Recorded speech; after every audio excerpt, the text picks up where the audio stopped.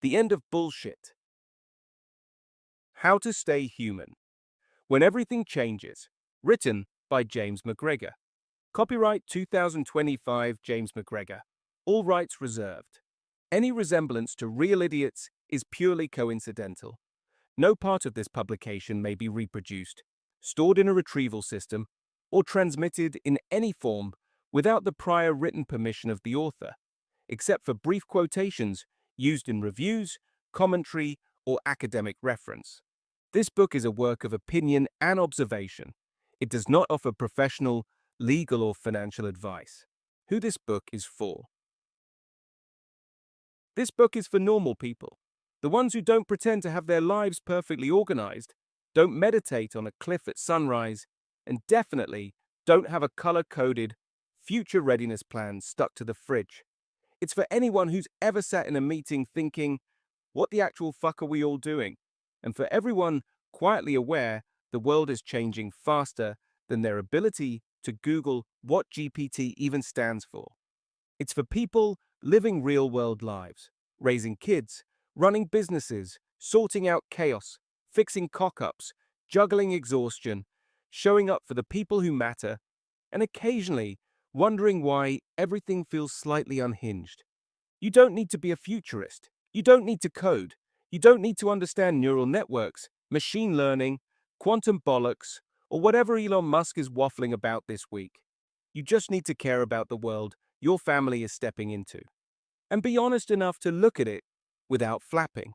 If that's you, settle in. You're exactly who this book was written for. Dedication. For my wife, for allowing me to be me, the greatest gift anyone could give. For my mum and dad, for the love and the values that still steer me now. For my mates, for the laughs, the honesty, and the piss-taking that keeps me human. For my son, the reason I try, the reason I learn, and the reason I care about the future. You are a breath of fresh air in every sense, and one of the best things to happen in my life and in the lives of those around you. You carry every value I care about, often better than I ever managed. You will shape your future and the people you meet in ways you won't fully understand for years. Don't stop being yourself. The world needs exactly who you are. Preface. You must read this, or fuck all makes sense.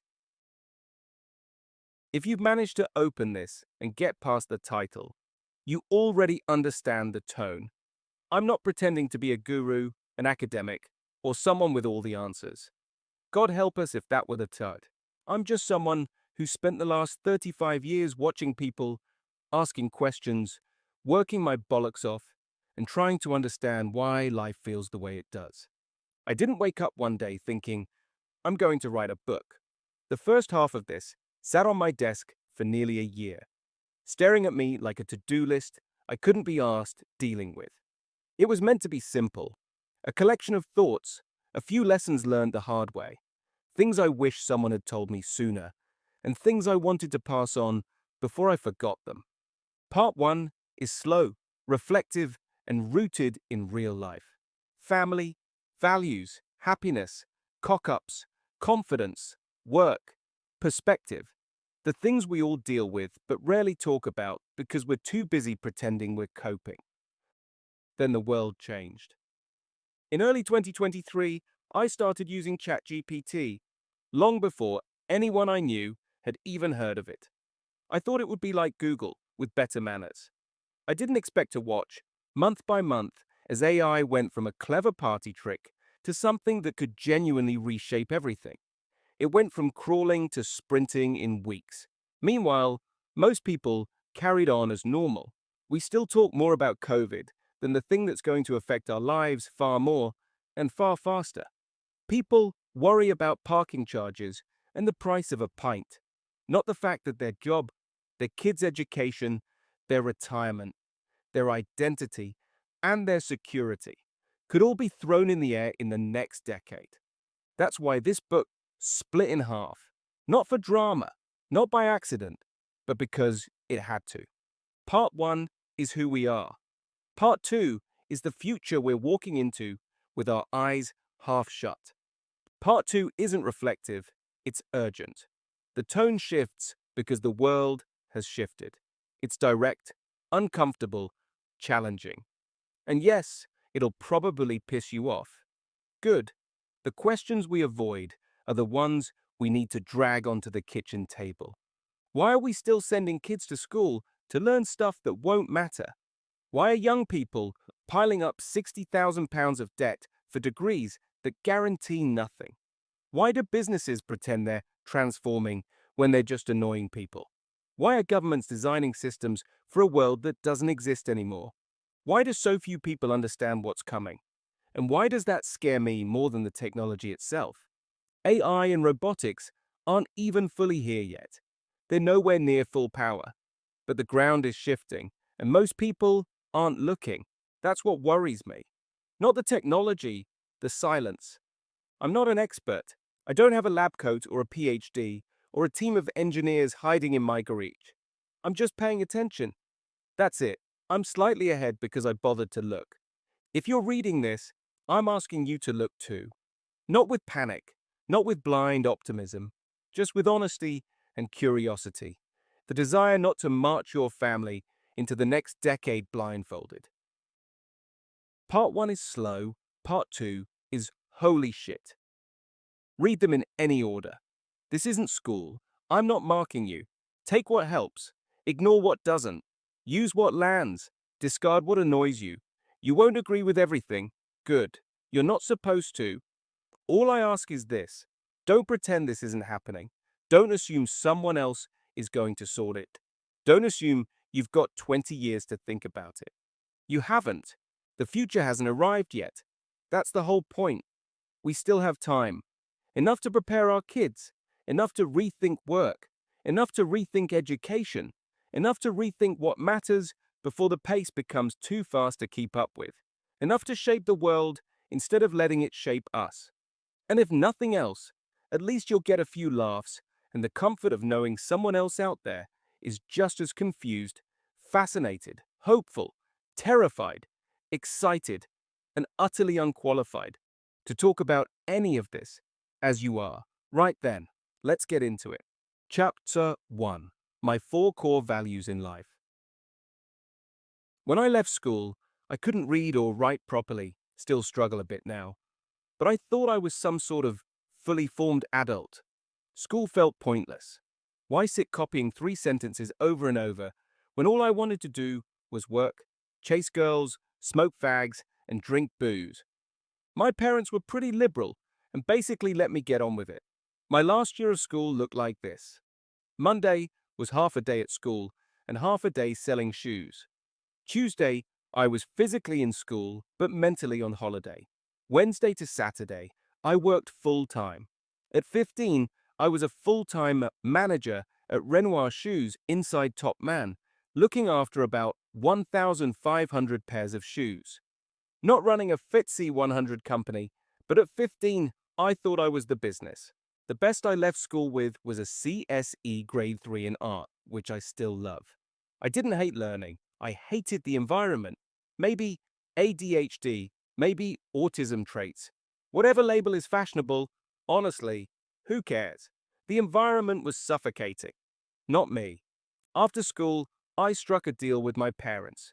If they paid for my cigarettes and gave me £30 a week, I'd study business at college. 7 years later, I graduated in the top 10 of my year, while working full-time in ASDA. The degree didn't give me what I expected. It taught me to sit on the fence, to analyze until I froze, to overthink instead of deciding. And when we first started, we all took a psychometric test. I came out bottom 1%, least likely to succeed. Didn't stop me, just made the result funnier. Now, with a son of my own, I realize none of the qualifications mattered. Life is built on values, not certificates.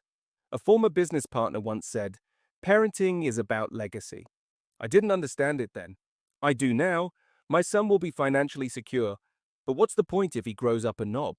Our job, parents, leaders, adults, is to pass on values that actually anchor a life. Here are mine, the 4 I live by, and the 4 I want him to carry into the world. Value 1, be happy. It sounds simple, but it's the hardest one. If you're not happy, what's the point? Life's too short to sit in a job you hate, surrounded by drainers, pretending everything's fine while your soul quietly leaves the room. Happiness isn't fireworks, it's contentment. It's choosing what matters and letting go of what doesn't. I tell my son, happiness isn't external. It's not a job title, a house, or other people's approval. It's how you feel living your actual life. Value 2. Have the confidence to talk to anyone. One of the best skills I ever learned, and far more valuable than any qualification, is talking to anyone. CEOs, cashiers, farmers, engineers, kids, pensioners, it doesn't matter. Treat people like people, and doors open that degrees can't. This isn't networking, it's humanity. Confidence isn't being the loudest person in the room. It's being comfortable enough in yourself to be real with others. Value 3. Give back. When you're young, everything is about moving forward.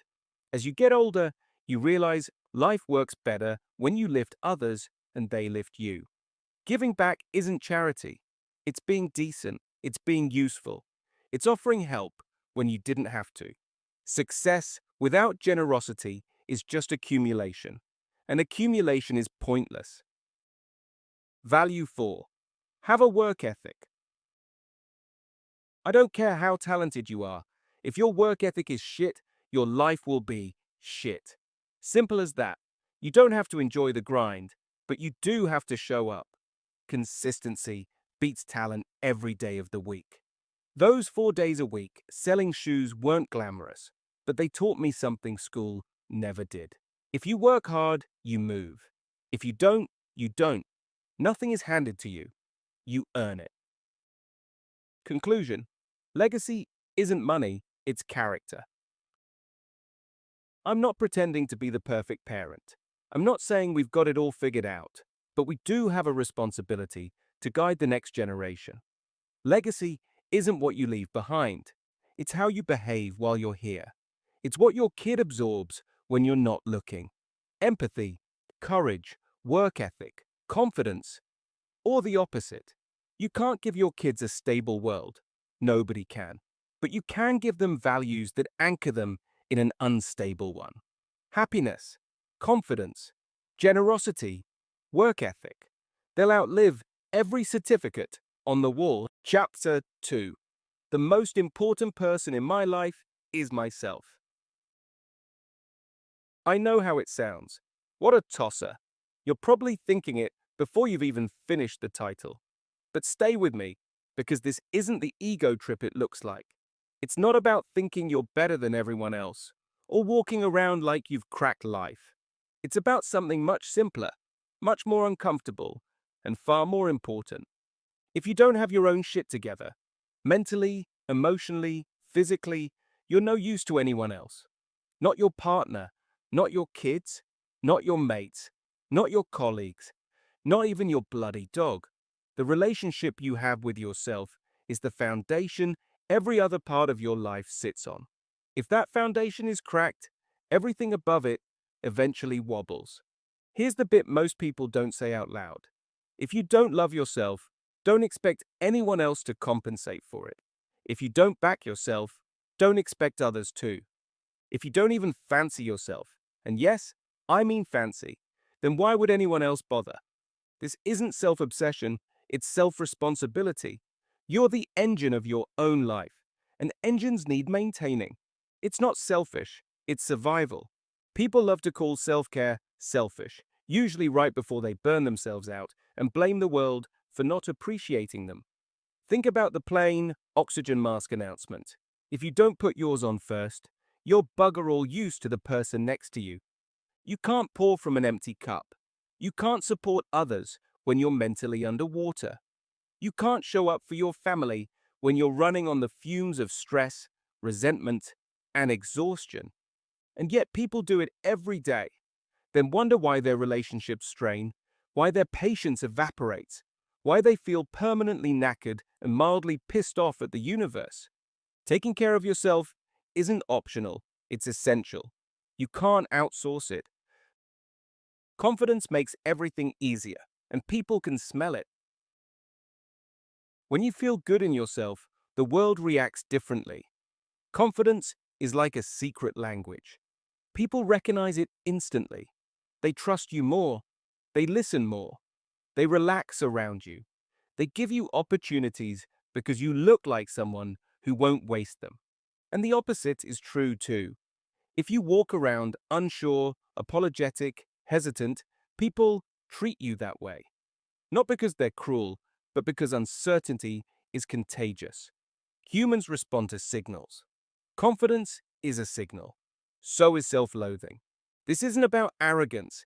It's about carrying yourself like you actually believe you deserve good things. And that starts internally, not externally. Self-love isn't vanity, it's acceptance. Most people think self-love means flexing your biceps in the mirror or saying affirmations into your iPhone. Bollocks. True self-love is much harder. It's being okay with who you are, flaws, quirks, the wonky bits, and all. It's understanding that being imperfect doesn't make you unworthy. It's choosing not to torture yourself for being human.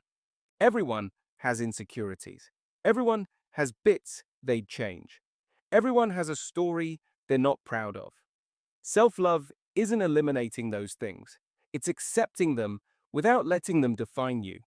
If you can't accept yourself, every relationship in your life becomes about hiding. Boundaries aren't rudeness. They're responsibility. A huge part of loving yourself is knowing when to say no. If you say yes to every request, every favor, every meeting, every emotional vampire who fancies a chat, you eventually shred your own well-being. You're allowed to say, "Not today." You're allowed to decline things that drain you. You're allowed to put your own needs first without writing a 3-paragraph apology. Boundaries protect your energy. Without them, you'll burn out and blame everyone else for it. Fancy yourself. Seriously. This bit makes people laugh, but I mean it completely. If you don't fancy yourself, if you don't see anything attractive or interesting or admirable about who you are, then how on earth is someone else supposed to? People are drawn to others who are comfortable in their own skin. Not perfect, not flawless, just comfortable. Fancying yourself isn't arrogance. It's self-respect. It's acknowledging your own worth. It's giving off the kind of energy that says, "I know who I am, and I like that person." When you can live like that, everything gets easier. Relationships are healthier. Work feels more purposeful. You stop chasing validation because you don't need as much of it. The harsh truth, no one else is coming to save you. This is the bit people don't like, but it's the bit that changes everything. No one is coming to fix you. No one is coming to validate you. No one is coming to give you permission to feel good about yourself. If you're waiting for someone else to make you happy, you're handing them control of your entire emotional life. And people are not consistent enough for that. Even the best people will let you down sometimes. It's not their job to hold your self-worth together like a dodgy bit of IKEA furniture. That's on you. The moment you stop waiting for approval, the moment you realize, "Oh shit, this is my job," everything in your life starts moving forward. Conclusion: be your own biggest fan. Yes, the most important person in your life is you. Not because you're above anyone else, but because everything you give the world flows outwards from how you treat yourself. If you don't take care of yourself, you can't take care of anyone else. If you don't respect yourself, you won't demand respect from others. If you don't fancy yourself, don't act surprised when nobody else does. Be your own biggest fan, not because it's trendy, not because TikTok influencers say so, but because your life will improve the second you stop outsourcing your worth. Back yourself, and the rest of the world has a funny way of following. Chapter 3: Being Present. There's something people don't talk about enough: the importance of being present. I don't mean standing in a room while your head is replaying yesterday's shitstorm or planning tomorrow's argument. I mean actually being there, mentally, emotionally, fully. Because when you're not present, two things happen at the same time: you're rude and you're miserable. It's rude because the message you send is, "You're not worth my attention." And it's sad because you're so focused on what's next, you completely miss what's happening right in front of you. Here's the part nobody wants to admit: if you're not present, you're not happy. End of the obsession with what's next. If you don't learn to be present, you'll wake up one morning and say, "For fuck's sake, my life is over and I missed every pissing moment of it." And the worst bit, you won't be able to blame anyone but yourself. You were too busy chasing the next milestone, the next upgrade, the next version of a life you still wouldn't appreciate once you got it. You trained yourself to never feel finished, never feel satisfied, never feel enough. And the real kicker, you'll be surrounded by things you once prayed for and you won't even notice. The myth of material progress. I'm slowly and painfully realizing that the material crap I spent years working for doesn't define me. If anything, most of it irritates me. Everything has a memory attached, and not a happy one. They're reminders of stress, sacrifice, arguments, anxiety, and moments I'll never get back. People walk into our renovated farmhouse and say, "Wow, you must feel so lucky." And sure, it looks impressive, but this house holds more mental scar tissue than luxury. It's beautiful on the outside and a PTSD trigger on the inside. Because this house nearly broke me. The project that ate my life. Forget the money. I don't care about that. It was the mental stress that nearly finished me off. The panic, the uncertainty, the 9 months spent living in a 40-foot by 12-foot static caravan because the house wasn't mortgageable and we were completely stuck. Every day was the same. Wake up, panic, look at the numbers, panic, try to work, panic, go to bed, panic, repeat. I lost almost a year of my life worrying about something that in the end wasn't worth the pieces of me it took. And the bit that surprised me most, the happiest part of the whole experience, wasn't moving into the finished house. It was the caravan. The tiny, cheap, freezing in winter, boiling in summer caravan. Why? Because that was the moment I realized I already had everything that mattered. None of the material stuff, none of the dream home fantasy, just the people I loved, the same people I'd been half ignoring while chasing the project. The caravan stripped away the noise, and what was left was clarity. What actually matters? In that cramped little space, I didn't give a shit about tiles, lighting plans, or mortgage valuations. None of the stuff society tells you is important meant anything. All that mattered were the people I'd been too distracted to appreciate. For the first time in months, maybe years, I could see what I'd been missing. Not because it wasn't there, but because I wasn't present enough to notice it. I'd spent so long chasing the next step that I forgot to actually live with the people who were supposed to be part of it. The house didn't bring happiness. The caravan did. Not because it was glamorous, but because it forced me to stop being a passenger in my own life. The cost of always wanting more. We're raised to believe life is a race. Get more, do more, achieve more. If you're not pushing forward, you're falling behind. It's complete bollocks. In the chase for more, you sacrifice the things you already have. You forget to appreciate the moments that actually matter. You convince yourself that peace exists only in the next milestone. The tragedy? There is no finish line. The goalposts always move. You never arrive because you don't allow yourself to. And one day, you'll realize it wasn't ambition driving you. It was fear. Fear of slowing down. Fear of being still. Fear of looking at your life honestly and seeing how much of it you sprinted past. Presence is the real wealth. Being present doesn't mean abandoning ambition, it means balancing it. It means noticing what's already good instead of obsessing over what's not perfect yet. Presence is the only place real happiness actually exists. Not in the past, that's memory. Not in the future, that's imagination. Right now, that's life. When you're present, you stop chasing shadows and start living moments. You breathe. You see the people around you. You actually feel the things you've worked for. The world becomes richer without earning another penny. Conclusion: don't miss your own life. Being present is harder than it sounds, especially when the world constantly drags your attention into tomorrow. But presence is where life actually happens. Not at the end of the journey, not after the next achievement, not after the next crisis. Right now, if you don't slow down and appreciate what's in front of you, you'll blink and realize you spent decades chasing something that never mattered. The biggest lesson I learned from nearly losing my mind over a house is this: happiness doesn't come from more, it comes from noticing what you already have. It comes from being present in the tiny, ordinary, everyday moments that actually make a life, if you're lucky enough to be paying attention. Chapter 4. If you don't have anything positive to contribute, don't speak. I've learned a golden rule over the years, and I wish more people lived by it. If you don't have anything positive or useful to contribute, shut the hell up.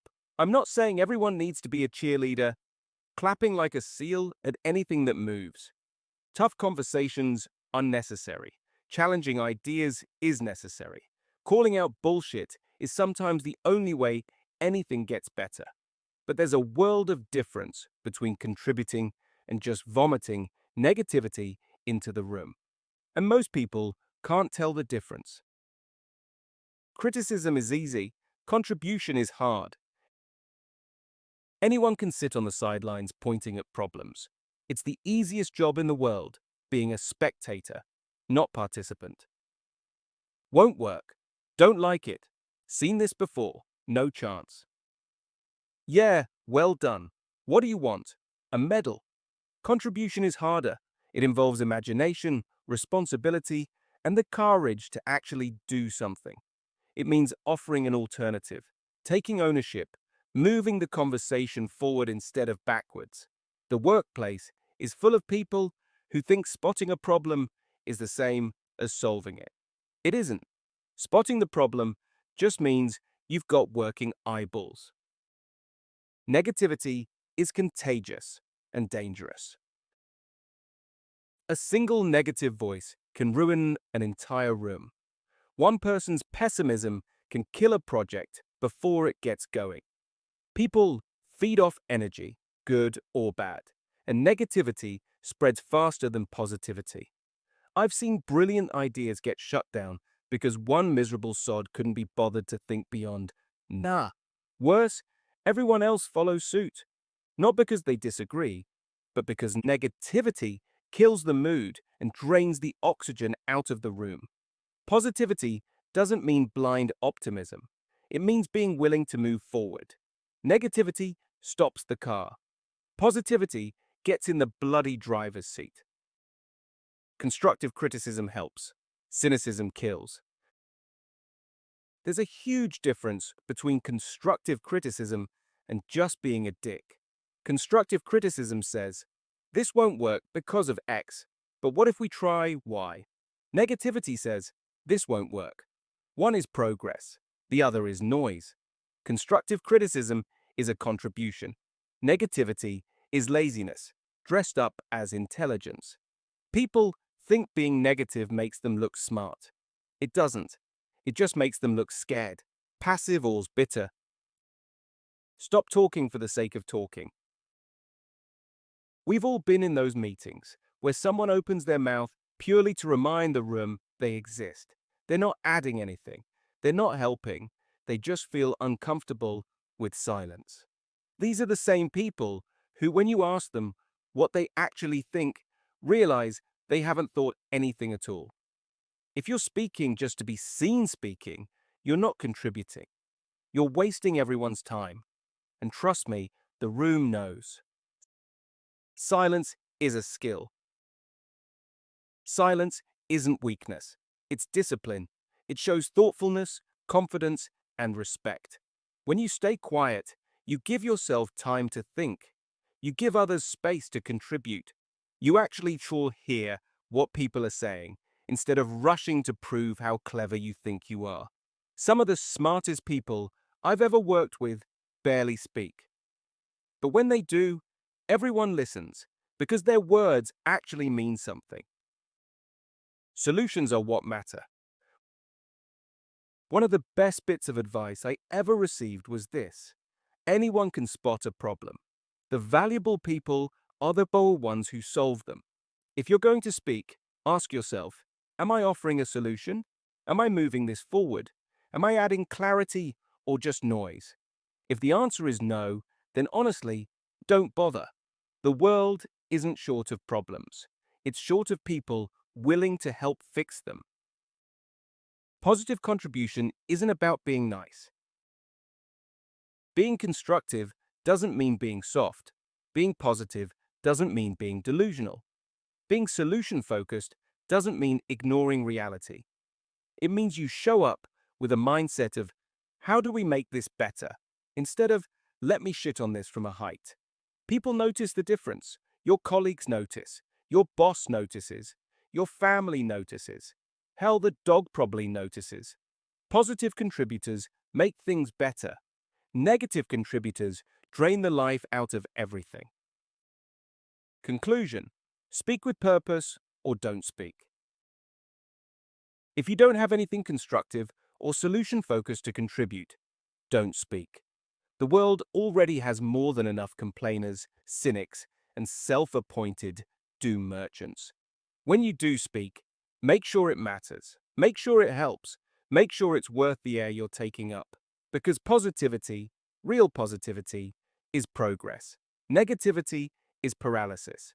And the people who get the furthest in life aren't the ones who spot the most problems.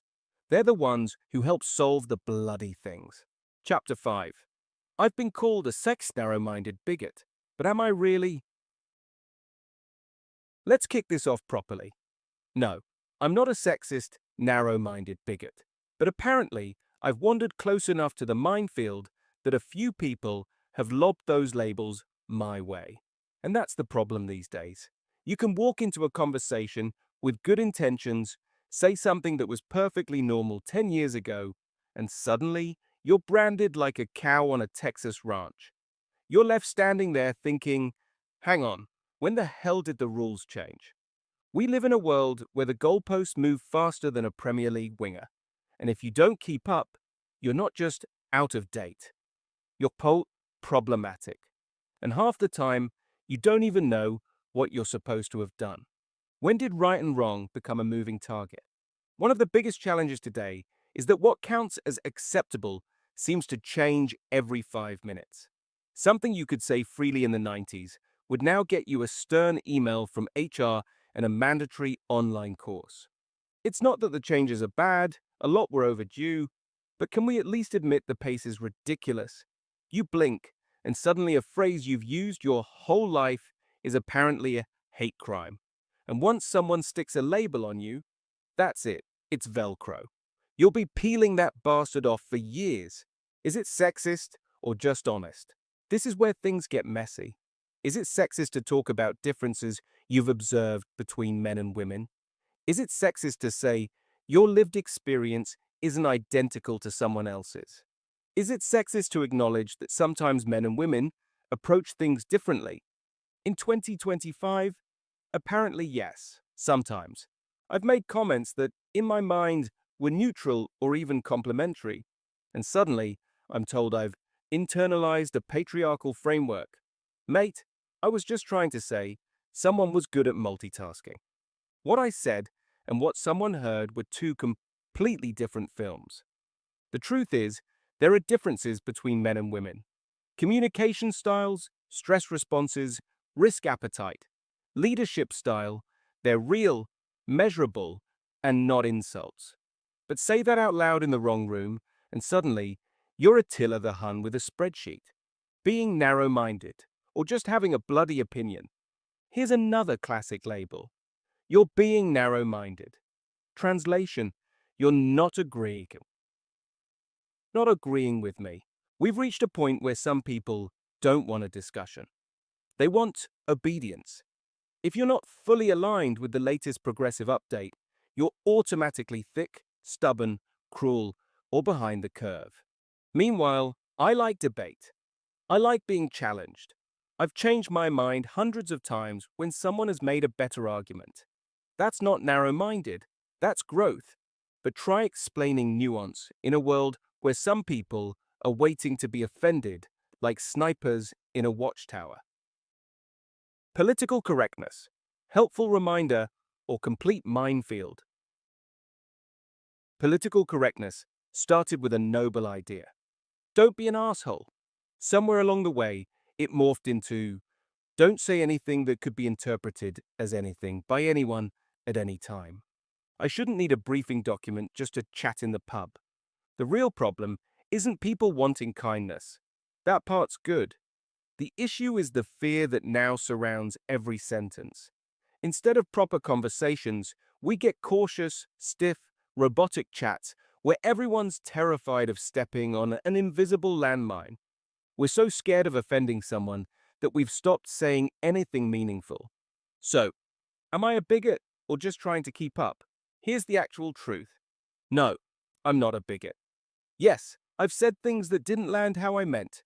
Yes, I've used phrases that were fine once and apparently aren't now. Yes, sometimes I've been behind the pace of change. But I'm also trying. I'm listening. I'm adjusting. I'm not digging my heels in and shouting, PC gone mad, like someone in a Weatherspoons at 10 a.m. Most of us aren't bigots. We're just humans adjusting to new rules written in wet cement. Sometimes we slip. Sometimes we get it wrong. Sometimes we offend without meaning to. But intent still matters. Context still matters. Effort still matters. Calling someone a monster every time they misstep isn't helping anyone. It's just pushing good people into silence. Conclusion: labels don't define you. If someone calls you sexist, bigoted, narrow-minded, whatever label of the week it is, you've got a choice. You can either shut down or show who you actually are. You're not defined by the worst interpretation of your words. You're defined by how you respond, how you learn, how honest you are with yourself. Most of us aren't hateful. We're just navigating a fast-changing world with the occasional wrong turn. So next time someone slaps a label on you, or you catch yourself ready to slap one on someone else, remember this. Labels are lazy. Conversations take effort, and effort is where real understanding starts. Chapter 6. Traditional family roles completely reversed, and better for it. If you met my wife and me, you'd probably assume we're your classic traditional couple. And in some ways, we are. Solid partnership, nearly 3 decades together, proper team. But scratch the surface and the whole thing flips upside down. Let me give you one example. Years ago, I tried to cancel Sky Sports. Not because of money, because I wasn't watching it. My wife, she nearly filed for divorce. She's sports obsessed. If there was a world championship in competitive ironing, she'd have her face painted and a spreadsheet of player stats. Meanwhile, I'm the one who loves interior design and buys her clothes because she hates shopping and anything designy. The chapter about the farmhouse, she was knocking walls down like a budget-friendly wrecking ball while I was picking cushions. So, yeah, we've completely reversed the stereotypical male-female roles and still ended up with one of the most traditional partnerships you'll find. Because the roles don't matter, the partnership does. Why so many relationships fall apart? Here's something people rarely admit. When I look around at long-term relationships, I see arguments, resentment, point scoring, and the constant tally of who does what around the house. Financial resentment, chore resentment, parenting resentment, a spreadsheet of, you didn't do this. I always do that. Why didn't you put the bins out? No wonder people are miserable. Too many couples act like flatmates sharing a mortgage rather than partners building a life. And half the time, it's because they're both working, both exhausted, both chasing careers, and both paying someone else to raise their kids so they can buy more stuff. Neither of them has time to enjoy. It's madness. You're supposed to be a team. Imagine working in a job where you constantly resent your colleague. Count every task they did or didn't do, so keep score of every tiny contribution. You'd leave that job within a week. But people live like that in their marriages for decades. The best thing my wife and I ever did was refuse to keep score. We don't care who washed the dishes more this week, or who earns more, or who's doing their share. We work to our strengths, we pick up what the other drops, and we both accept that some days one of us will carry more. That's partnership, not 50-50, 100-100, depending on the day. The staying home stigma and why it's nonsense. Here's the part that gets people twitchy. I don't understand why society decided that raising a family is a lesser job than going to work. When did we start looking down on the parent who stays home? When did raising the next generation become something we outsource like washing the car? If you've got kids, why is it strange for one parent to actually raise them? I'm not saying everyone must do that. Many people can't financially, and that's real. But for the people who can, why is it treated like failure? My brother stayed home to raise their 4 kids. His wife had the stronger career trajectory at the time, so it made sense. Emotionally, financially, practically. And guess what? It worked. The kids thrived. Their marriage thrived. He didn't lose his dignity. He didn't become less of a man. He was doing what was right for their family. The value of raising kids isn't measured in salary. The American conservative women twist, but not how you think. Here's something interesting happening in the US. A lot of conservative women are pushing back against the idea that your worth comes from your job title. Not because they want to go back to the 1950s, not because they think women belong in the home, but families collapsing under the weight of 2 adults burning themselves out while their kids are raised by strangers. Because they see. Their message is basically, we've lost the plot, family matters. And on some level, they're right. We've put careers on such a pedestal that people feel ashamed if one parent wants to step back and actually be present for their kids. Man or woman, whoever is best positioned to nurture the household. Great. Whoever is better placed to earn the money. Fine. Just choose what works for your family and ignore everyone else's opinions. Stop the scoreboard. Start the partnership. Most relationship problems are scoreboard problems. Who earns more? Who does more housework? Who sacrifices more? Who's more tired? Who cares more? But marriage isn't a competition. It's a joint venture. A merger of 2 weird, flawed humans trying to build something meaningful. The only thing that matters is this. Are you operating like a team or like 2 people sharing a bathroom? My wife loves sports. I love design. We don't fit the stereotypes, and we don't need to. What we do have is respect, humor, teamwork, and the ability to pick up the slack when the other is drowning. That's the real meaning of partnership. Everything else is noise. Conclusion. It's not about roles. It's about respect. Traditional, modern, reversed. Who cares? Your relationship will thrive or fail based on one thing, whether you treat each other like partners or opponents. Forget the labels, forget the commentary from society, forget what your mates think, forget what the internet says about gender roles. If you respect each other, support each other, and build a life together instead of competing through one, you'll be miles ahead of most couples. Because at the end of the day, it's simple. If you're not in it together, what's the point? Chapter 7. Don't be a social climber, and for God's sake, lose the chip on your shoulder. If there's one guaranteed way to make yourself look like a knob, it's social climbing. If there's a second, it's walking around with a chip on your shoulder, the size of a paving slab. Both behaviors scream the same thing: insecurity dressed up as personality. And the funniest part, people think they're hiding it. They're not. People can smell desperation, bitterness, and fake friendliness faster than you can say networking opportunity. So let's talk about not becoming that person. Dump the chip. You'll walk straighter immediately. A chip on your shoulder is insecurity with delusions of grandeur. It weighs you down, makes you paranoid, and convinces you that the entire world is grading you like a GCSE paper. With a chip, every conversation becomes a battle you think you have to win. Every achievement someone else has feels like an attack. Every room becomes an imaginary arena where you assume everyone is judging you. Newsflash, they're not. They're too wrapped up in their own chaos to care about yours. The moment you stop acting like you've got something to prove is the moment people actually start taking you seriously. Confidence doesn't come from walking around like a bouncer at a nightclub. Confidence comes from not giving a shit whether people are impressed. Being real takes you further than performing ever will.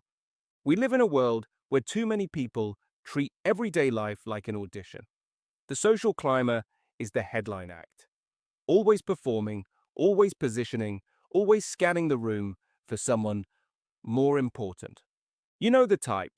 Over-friendly, over-keen, over-laughing at jokes that weren't funny the first time, pretending to be fascinated by someone purely because they think that person can open a door for them. People don't trust that. They sense the falseness instantly. They'll smile, nod, be polite, and then tear you to shreds the second you leave the room. Authenticity has become a superpower. Showing up as the actual you, flaws, personality, rough edges and all, relaxes people. They trust you more because you're not performing. You're not curating. You're not pretending. When you're real, people feel safe. When you're fake, people feel trapped. Ambition is great. Using people isn't.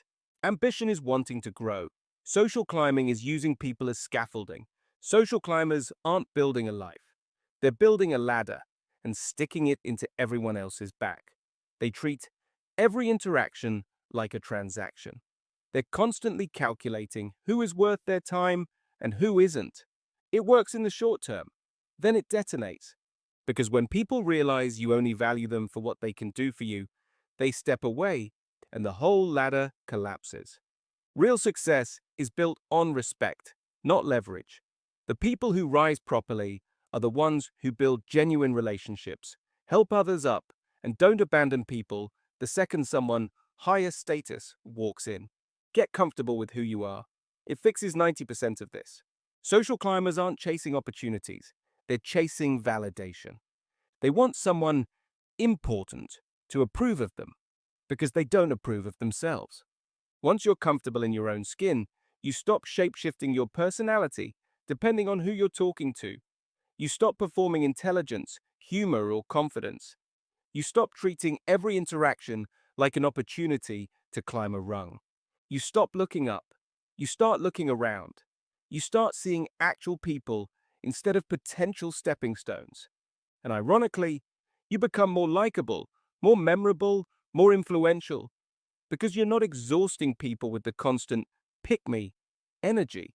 Social climbers spend their whole life looking up the pyramid. Who's above me? Who can I impress? Who can elevate me? Meanwhile, they completely ignore the people beside them, the ones who could become genuine friends, collaborators, partners, allies, the ones who actually matter in the long run.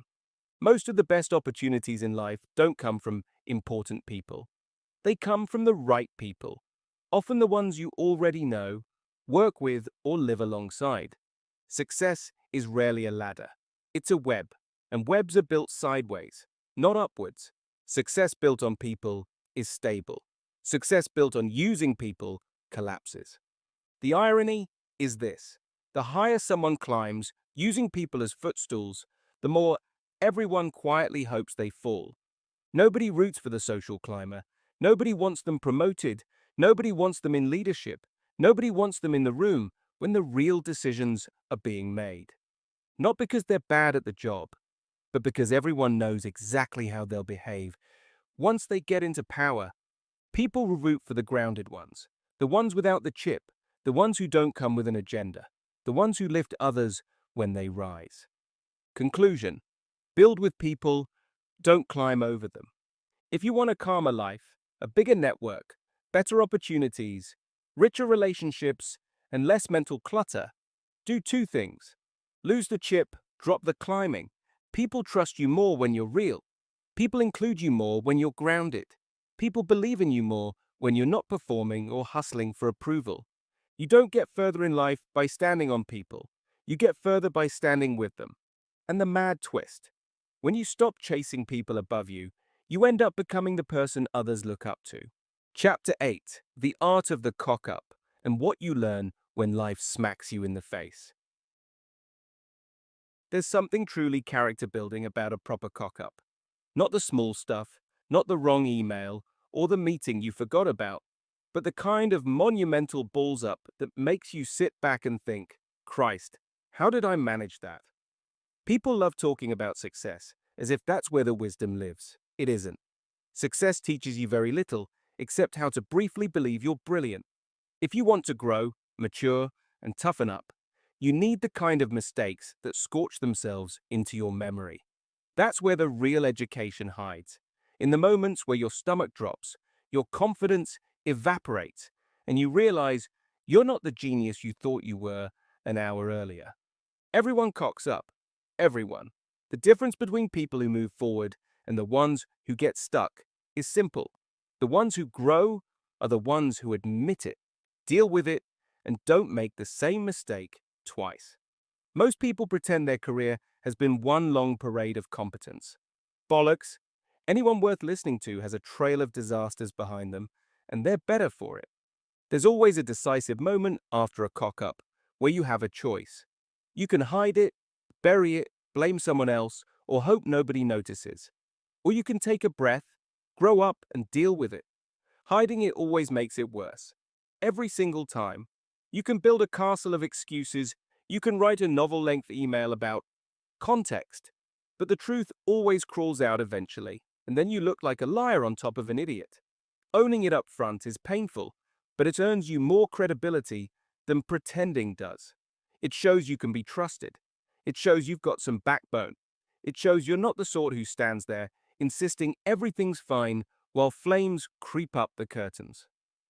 The best way to tackle a mistake is simple. Explain what happened, why it happened, and what you're doing about it. No drama, no self-flagellation, no heroic speeches, just honesty and a plan. People forgive cock-ups far quicker than they forgive bullshit. But then there are the bigger ones, the ones where life doesn't just nudge you, it knocks you flat. There's a category of disaster above the usual professional embarrassment where everything goes proper, spectacularly, tits up. The kind where you don't just lose something, you lose everything. I've been there. One day, £500,000 vanished, gone. Not technically my fault, but that doesn't matter because the real mistake wasn't the event. The real mistake was being leveraged so tightly that one bad day became a catastrophe. I'd built a financial structure with no slack, no breathing room, no safety net, just pressure. So when the universe decided to have a laugh, I was the punchline. It hits you hard. You go from feeling secure to staring at the reality that you've got nothing. No cushion, no contingency, no plan B. It shakes you in a way that's difficult to explain unless you've lived it. Your stomach knots. Your chest tightens. You feel ashamed, angry, sick, hollow. It strips your ego so violently you barely recognize yourself afterwards. But here's the strange upside. When you lose everything, you discover what you've actually got. Once the dust settles, you realize you're still standing. You're still breathing. You're still you. And that's when you realize something powerful.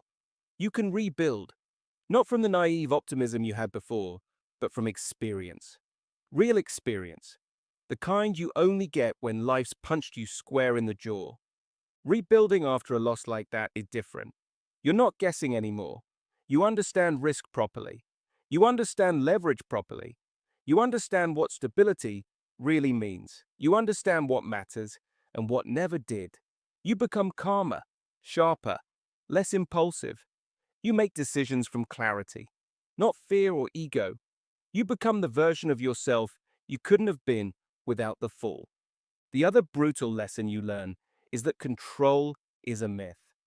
You can control your effort, your attitude, your behavior, and your response. The rest, luck, timing, markets, global events, other people's actions, none of it cares about your plans. Accepting that doesn't make you passive, it makes you wise. You stop beating yourself up for things that were never yours to control. You put your energy where it counts. And then there's the part nobody warns you about. Nothing is worth losing your health over. Not money, not a job, not a business, not an investment. If something destroys your mind, drains your sanity, or wrecks your sleep, that's the real disaster, not the loss itself. Sometimes the catastrophe is the wake-up call telling you that what you were clinging to wasn't worth clinging to. The point of all this is simple. Mistakes and losses don't define you. They shape you. Every cock-up is an invitation to grow. The people who thrive aren't the ones who avoid mistakes. They're the ones who deal with them, learn from them, and come back stronger. A mistake handled honestly earns respect. A mistake denied earns ridicule. A mistake learned from becomes a weapon you carry forward. If you can come back after losing everything, if you can rebuild after being chewed up and spat out, you're already ahead of most people. That resilience, not the money you make or the job title you get, is what sets you apart. Chapter 9. The value of loyalty and why most people misunderstand it completely. Loyalty is one of those words people love to throw around, but half the time they don't even know what the hell it means. They use it like a badge of honor. I'm loyal. We're loyal. They should be loyal to the company. But when you look deeper, what they actually mean is, do what I want, don't question me, and definitely don't leave me. That's not loyalty. That's control dressed up as virtue. Real loyalty is completely different. It's rare, it's quiet, it's proven, not performed. And most importantly, it works both ways. The moment it becomes a one-way street, it stops being loyalty and becomes obligation. An obligation is where resentment breeds. I've seen loyalty at its best and at its worst. I've seen people give everything they have to someone or something that couldn't care less if they lived or died. I've also seen people walk away from situations where they were genuinely valued because they didn't understand the difference between being loyal and being trapped. Most people get loyalty wrong in both directions. Loyalty isn't about sticking around forever. It's about sticking around for the right reasons. It's choosing to stay because the relationship matters, not because you're scared of what happens if you leave. It's being able to look someone in the eye and know you're showing up for them, not because you have to, but because you want to. You learn the value of loyalty the hard way. You learn it when someone betrays your trust. You learn it when someone you thought was ride or die vanishes, the second things get uncomfortable. You learn it when you realize some people were only in your corner because it suited them. Anyone can clap when you're winning. Loyal people stand next to you when everything goes to shit. There was a time I assumed loyalty was automatic. If you treated people well, they'd treat you well.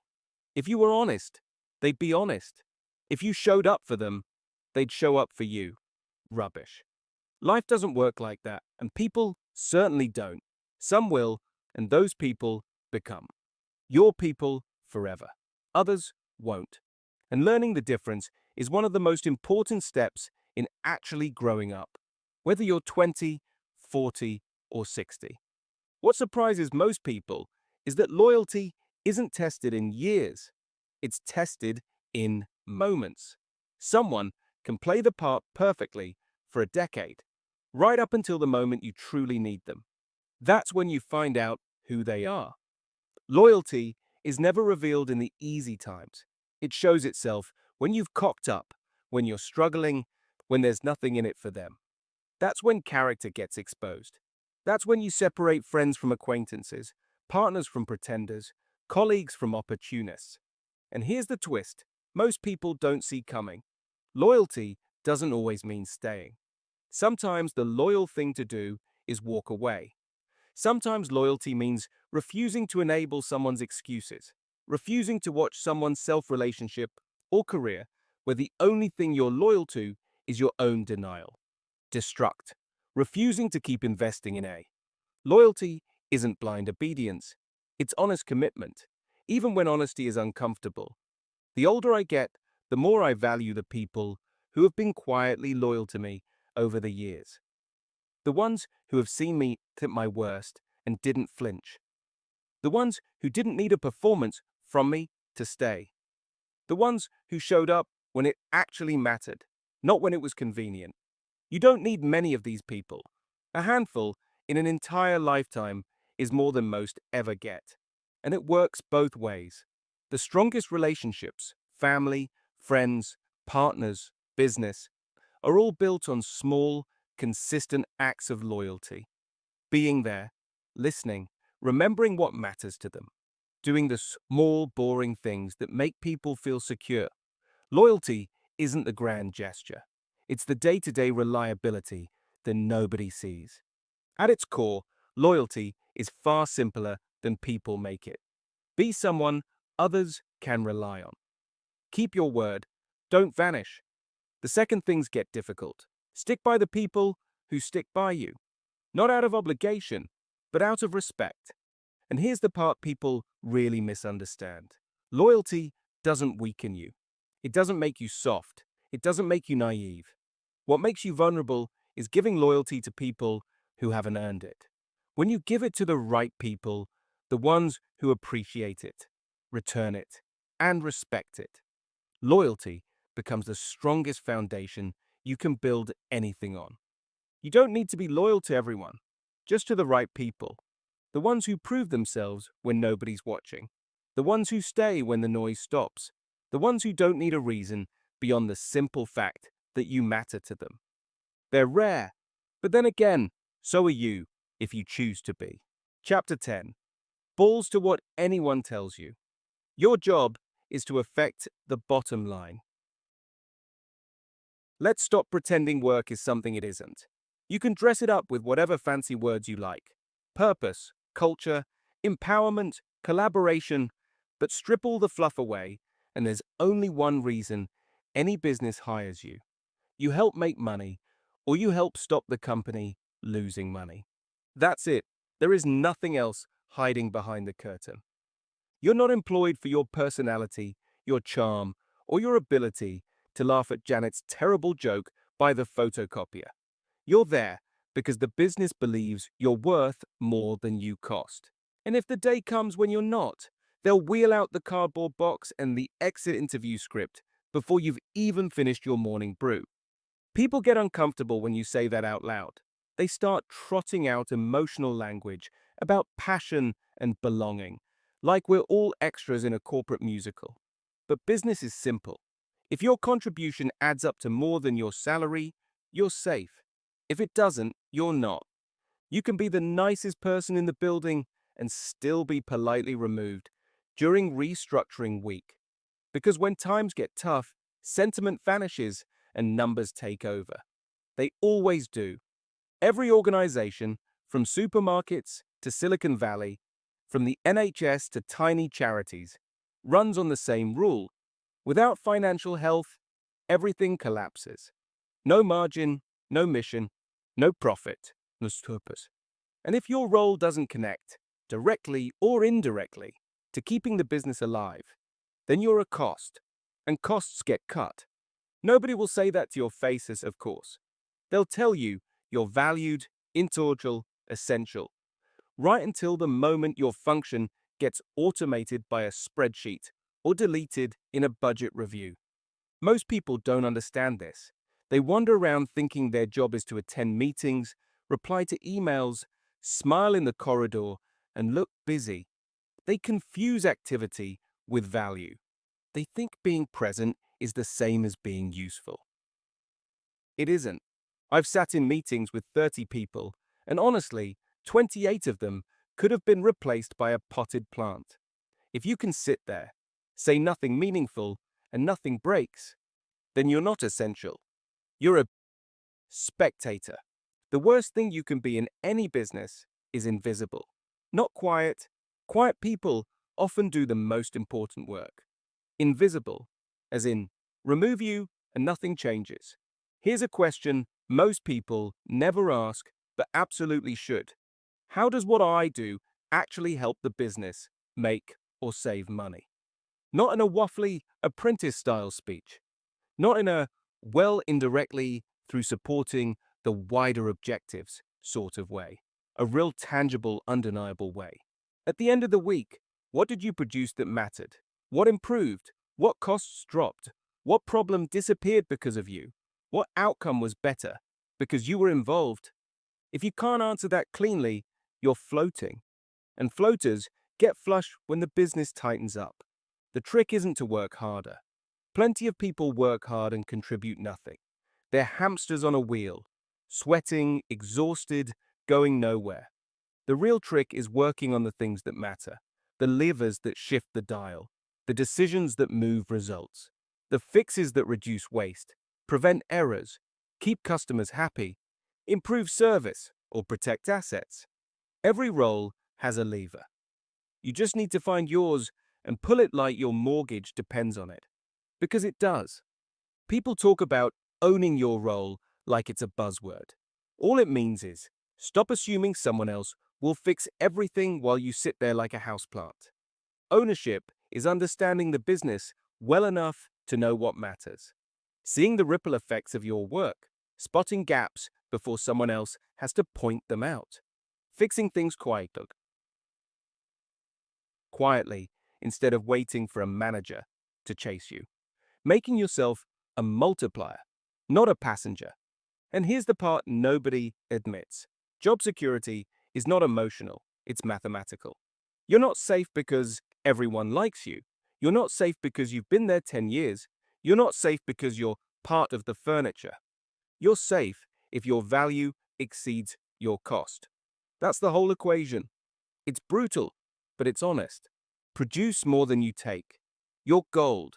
Take more than you produce, you're gone. And here's why this isn't depressing. It's empowering. Once you understand the game, you can actually play it.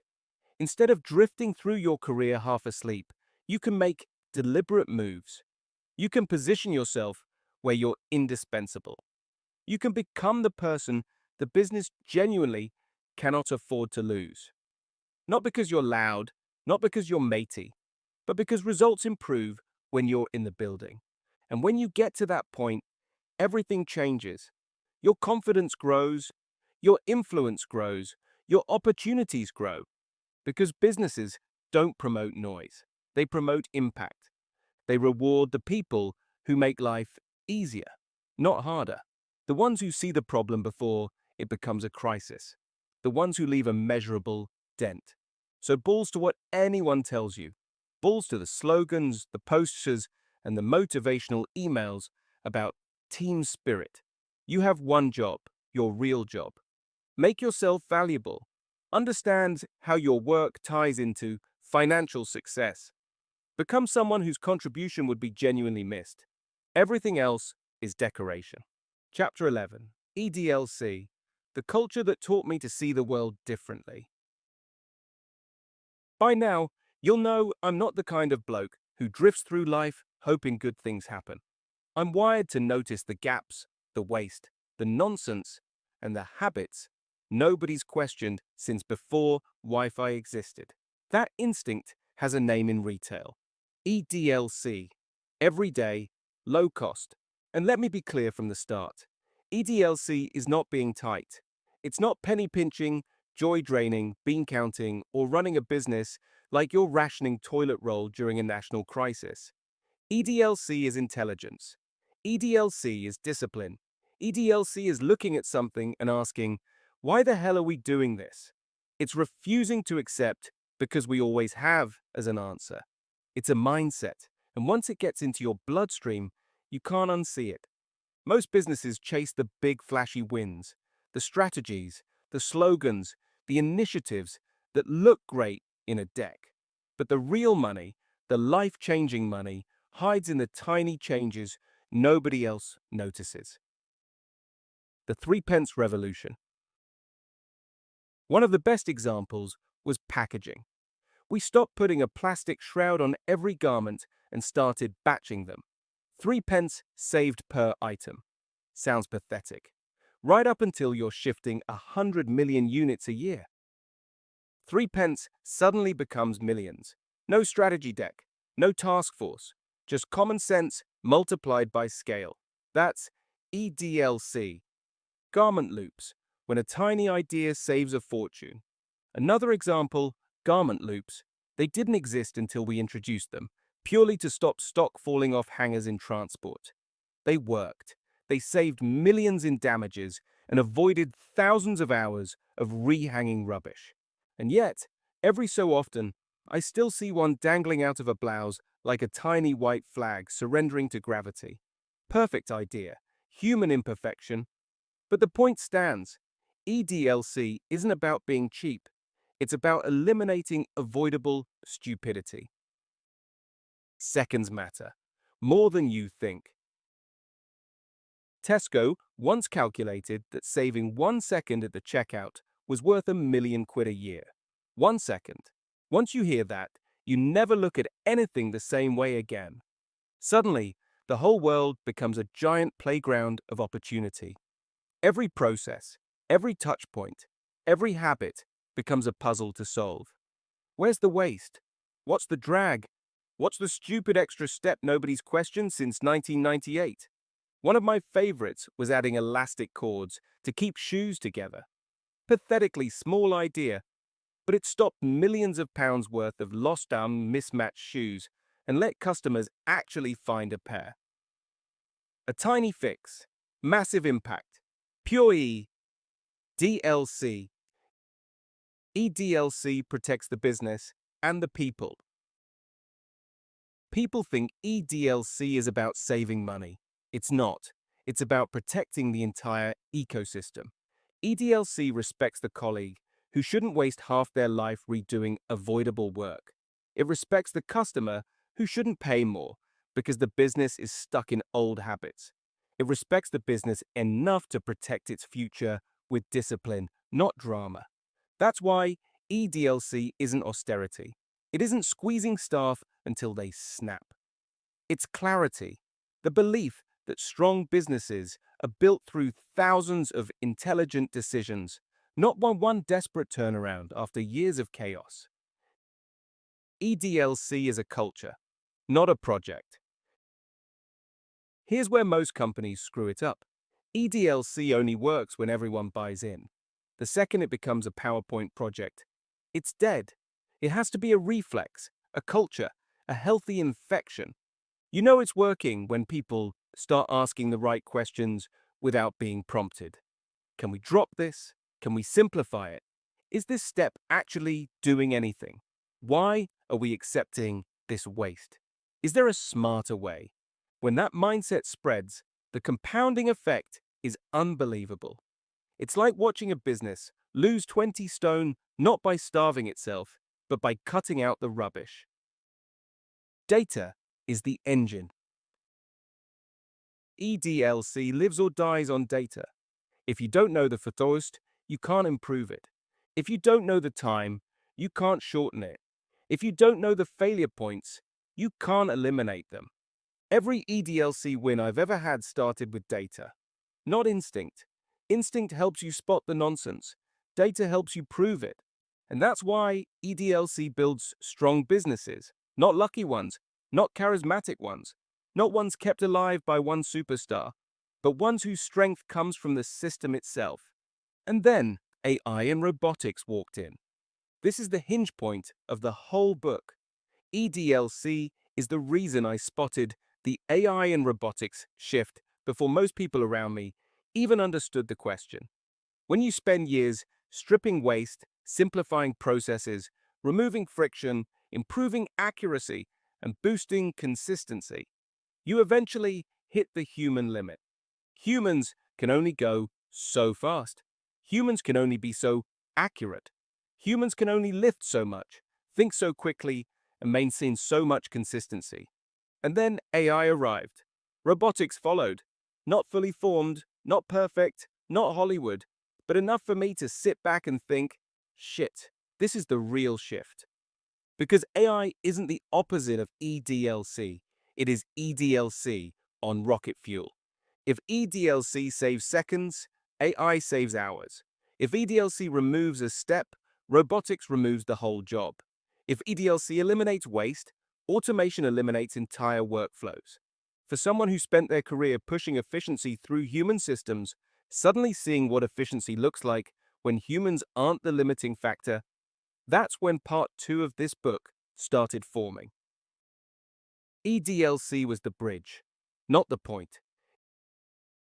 EDLC taught me how to think, how to question, how to see the invisible waste most people walk straight past, how organizations collapse under the weight of their own habits, how tiny changes compound into massive outcomes. It made me the kind of person who could see the next wave before it arrived. Not because I'm clever, but because I've lived what happens when efficiency meets scale. Now the world is about to live it too. That's why this chapter sits here. It's the hinge between everything you've just read, the human part, and everything that's coming next, the future. EDLC is where those two worlds meet. Human discipline meets technological acceleration.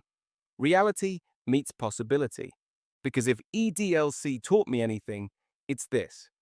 When the world becomes more efficient, everything changes, whether we're ready or not. Chapter 12. Would you employ yourself? Let's stop pissing about and go straight to the question most people dodge because they know the answer is going to sting. If you were hiring tomorrow, would you actually employ you? Not the polished version, not the interview day version who suddenly becomes articulate, motivated, and full of ambitious sound bites. Not the version who magically remembers their strengths and makes weaknesses sound like charming personality quirks.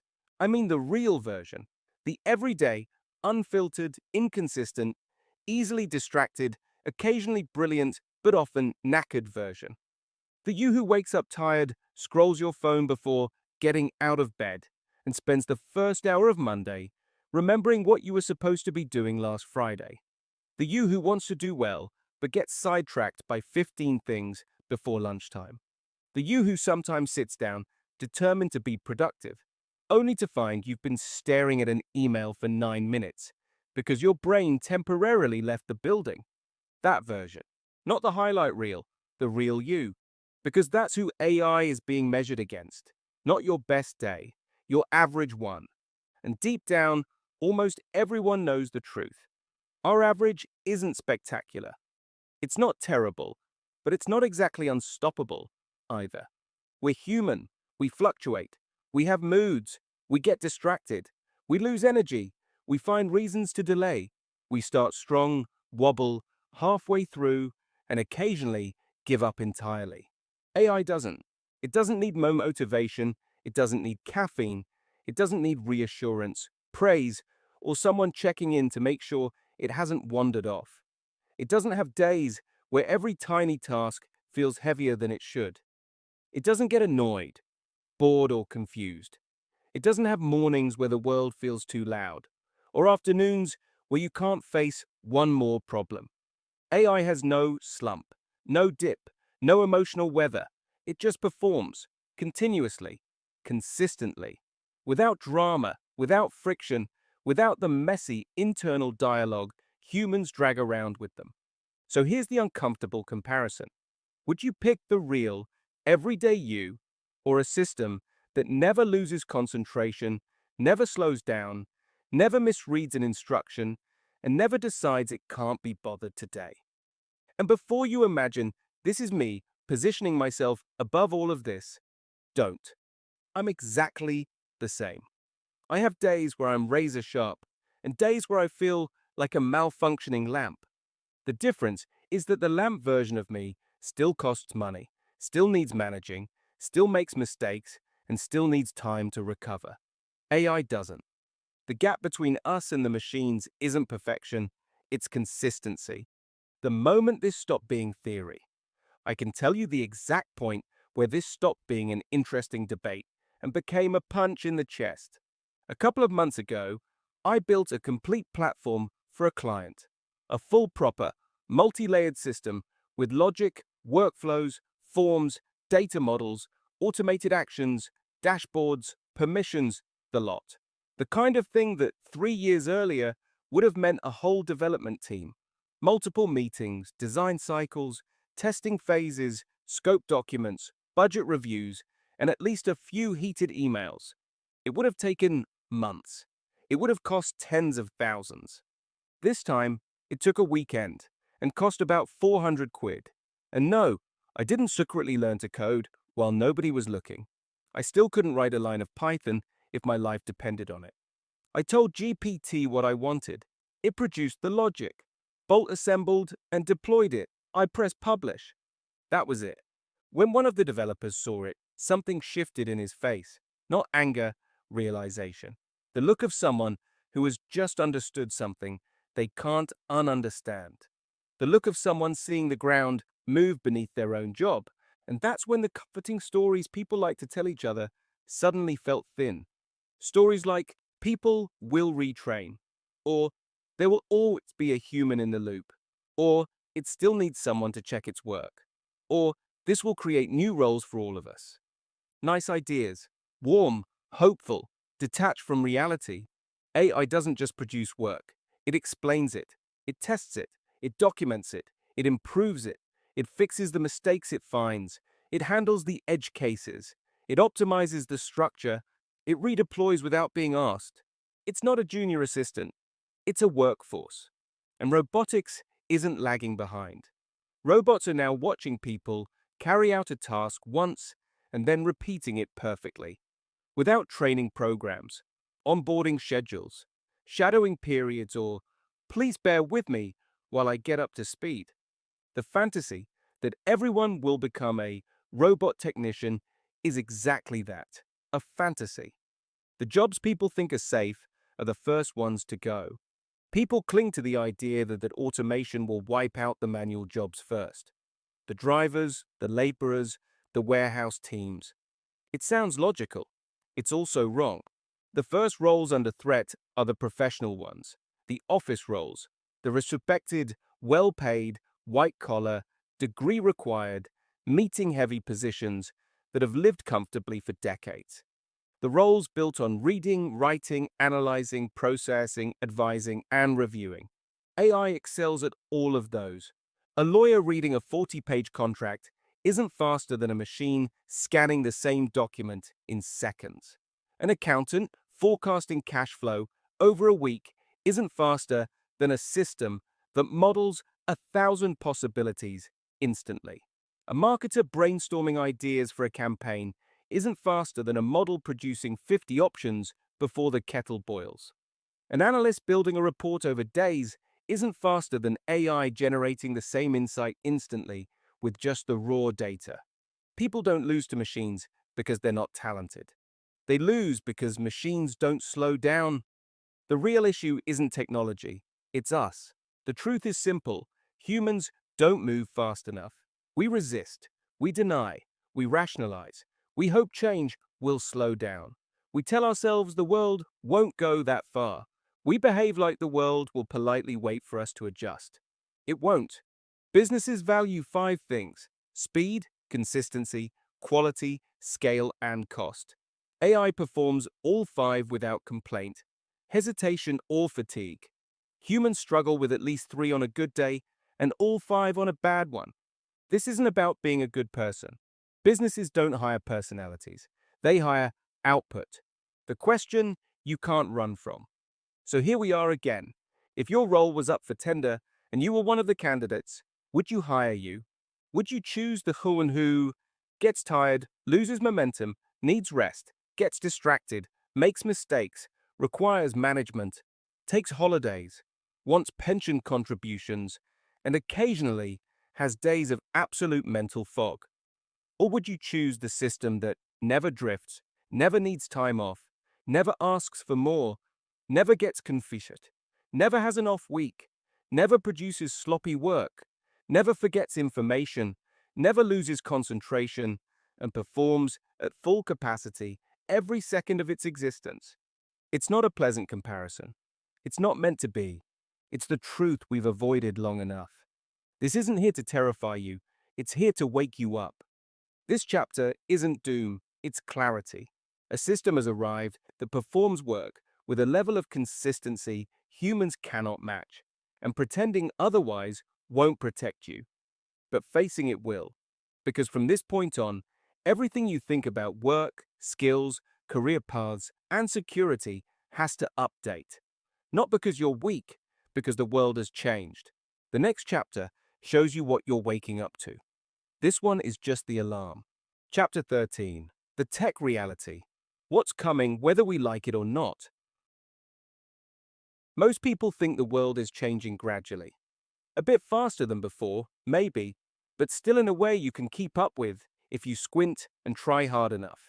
They picture change like a dimmer switch, gently shifting, slowly brightening, gradually adjusting. That's not what's happening. We're living through the fastest acceleration of capability humanity has ever seen, and the vast majority of people haven't registered it yet. Not properly, not deeply, not in a way that shakes them. Not because they're stupid, because they're overwhelmed, because they have bills, kids, work, problems, routines, arguments, anxieties. People are doing their best to keep their own lives together. Never mind contemplating the collapse and rebuilding of the entire labor market. Nobody wakes up thinking, I should probably spend an hour today grasping the trajectory of machine intelligence and the implications for the next decade. People wake up and think, where are my keys? Or, why is the dog staring at me like that? Or, please God, let today be less shit than yesterday. But the pace doesn't care. The pace keeps accelerating whether you understand it or not. The world is shifting while we're busy living in it. This is the part that people are missing. The change didn't start last month. It didn't start when ChatGPT arrived. It didn't start when a robot lifted a box on a YouTube video. It didn't start when some tech influencer shouted, AI is the future, on TikTok. It started slowly, quietly, invisibly. The way earthquakes start deep under the surface with murmurs you can't feel. For years, we thought of AI as something slightly pathetic. Gadgets, clumsy chatbots, autocorrect systems that couldn't spell tomorrow. Then, almost overnight, it grew teeth. Except it wasn't overnight. It was exponential, which looks like nothing for a long time, then suddenly looks like everything. Humans don't naturally understand exponential growth. Our brains evolved for seasons, harvests, linear improvements. We understand one more. We don't understand 10,000 more. We understand slightly faster. We don't understand you blink and everything is different. That's the speed we're dealing with. You can see it everywhere if you actually look. A model in 2023 could hold a conversation. A model in 2024 could reason. A model in 2025 can build, design, troubleshoot, analyze, strategize, and operate at a level that outperforms professionals with decades of experience. And these models don't just get better, they stack. Each new model becomes the training data for the next. Each improvement compounds. Each release accelerates the one after it. Humans get better by practice. AI gets better by scale. That's not a fair fight. My background made this impossible to ignore. I've spent decades walking into businesses and stripping out inefficiency. The wasted motion, the duplicated effort, the convoluted steps, the internal nonsense everyone has accepted as normal. The thing you learn quickly is this. Most businesses aren't well run. They survive in spite of themselves. They're a jigsaw held together with hope and habit. They depend on people working harder than they should have to, compensating for systems that don't make sense, and tolerating processes that were designed for a world that no longer exists. Every industry claims to be unique. Retail, manufacturing, engineering, supply chain, construction, healthcare, logistics. But underneath the branding and the jargon, They're all built on the same thing: humans doing mental tasks with varying accuracy, varying consistency, and varying enthusiasm. Which means the moment a faster, cheaper, more reliable form of intelligence arrives, the foundation of every industry shifts. People think AI is a tool. It isn't. It's a workforce. Not a workforce with hands yet, but a workforce with brains. Brains that don't get tired, bored, resentful, overwhelmed, or distracted. Brains that don't ask for more money. Brains that don't tell you something can't be done because they can't be asked. Once you see that, you can't unsee it. Why people keep underestimating this? People are still thinking about AI the way they think about household technology. Microwaves, smartphones, sat-navs, gadgets that make life easier but don't fundamentally rearrange society. AI isn't that kind of technology. AI doesn't automate small tasks. It automates capability. It automates intelligence. It automates the part of work we've always believed humans had a monopoly on. And here's the kicker. AI doesn't care what industry you're in.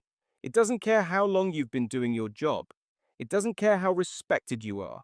It doesn't care whether your role is creative or strategic or highly skilled. AI's improvement curve doesn't slow down for your comfort. Most technology grows at human speed.